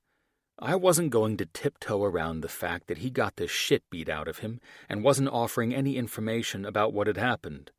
And he could act bold all damn day, but he wasn't being forthright about his intention to fly across the world to find his sister in London, and I wasn't going to ignore that. The little shit had the nerve to meet my eyes and say, "What makes you think anything is going wrong in my life?" "I'm assuming you've looked in a mirror," I said. "I'm not sure if you know this, but it's not normal for people to go around looking like someone took a hammer to their face." "And he's funny," Shane said, raising his hands to clap slowly and sarcastically, acting like an obstinate teenager. "I swear I'm okay. At least I am now that I'm away from L.A. and with my sister. Can't that be enough for now? I mean, I hope you don't have a problem with me wanting to chill with Nat." My face darkened, and my restraint from 5 minutes ago, putting up with this guy for the sake of Nat and learning more about her and her family, was swiftly fading. I had excellent self-control, but for twats like this, I had none. "Would you have a problem with your sister's grown-ass brother wanting to be with his sister?" I asked. "Especially if said adult brother showed up on your doorstep, looking the way you look right now?" He sighed heavily as he stared back at me, clearly sorting through his words as he decided the best approach, like the good little manipulator he was. Then, suddenly, his eyes landed on my left hand and went wide. "Hold up," he said, bolting forward. "Are you cheating with my sister?" "What the fuck are you talking about?" I said, confused. No part of our relationship had ever been anything other than honest, and for him to suddenly accuse me of infidelity came out of left field. And not even that, he was making 0 sense. "I'm talking about the fact that you're married, but you're playing house with my sister in London, and you're not even bothering to be sneaky about it? Do you have any respect for Nat, or for your wife?" Suddenly, his assumption snapped into place with the clarity of a lightning strike, and I looked down at the wedding band that I was still wearing. God help me. Nat and I were just playing around wearing them last week, and now this, another round of explanations. "Oh, that. Yeah, it's kind of a long story." "I'll bet you this entire goddamn house that I can follow along," he said, his fierce brown eyes, entirely different from Nat's in color but the same in intensity, staring me down. Only an idiot would take a bet they'd be sure to lose, I said, finally shrugging off my suit jacket. I know you can follow. Nat told me how smart you are. So how about instead of a bet, we make a deal? He tilted his head to the side, narrowing his eyes even more as he waited for me to go on. Since you're the one who dropped in unexpectedly, you will explain yourself first. Then I'll tell you anything you want to know about the ring, I said, holding up my hand and tapping my ring with my thumb, and your sister's understanding of it. Deal? After a while of him looking at me, he sighed and settled back onto the bed, his eyes taking on a slightly faraway look as he began to collect his words. Well, I don't know. What has Nat told you about our dad? Not much, I shrugged, thinking she hadn't even told me her father's name. I knew things seemed difficult between them, but she was never more than extremely vague. Well, the only thing you need to know is that he's an asshole, Shane said, reaching up to touch his busted lip. He glanced at me as if waiting for me to pass judgment on his assessment. I shrugged. A lot of parents shouldn't be parents, I said. My mother is one of them. I'd call her a cunt, but I'm not a fan of using that word as an insult. He blinked at me a few times, as if trying to process what I was saying, before bursting into laughter. It's true, we heard Nat say from over by the door. We looked at her as she came inside with a washcloth and the first aid kit. She'd discarded her heels in favor of the plush slippers she bought on her second day here, and she changed into sporty joggers and a crop top that I loved. With her blonde hair pulled back into a loose, messy bun, it hit a particular pained part of me when I thought of how we might spend all our nights like this. I can attest to how awful his mother is, she said, sitting beside her brother and reaching for his face. Really? Shane said, raising his eyebrow. This from the girl who refused to let the Kappa Kappa bitches get to her after refusing to join them and calling them a cult? You did not, I said, grinning at her. Maybe having the brother around could be mildly pleasant.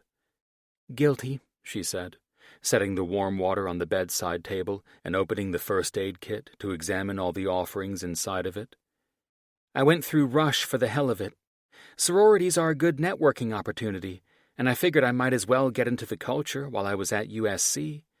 But as I got further into it, it freaked me out more, particularly how they would flip their hair. She hissed and shivered, as if experiencing the memory in real time. And their weird waves and door stacks. All of it was so fucking weird. I just couldn't go through with it. So when I got the bid from Kappa, a top house, I turned it down. She shrugged, looking from me to her brother and back. Of course, that left them with a sour taste in their mouths, so when my friends and I would go out on the row, those girls talked so much shit. But it's not like they were lying, were they? Shane said.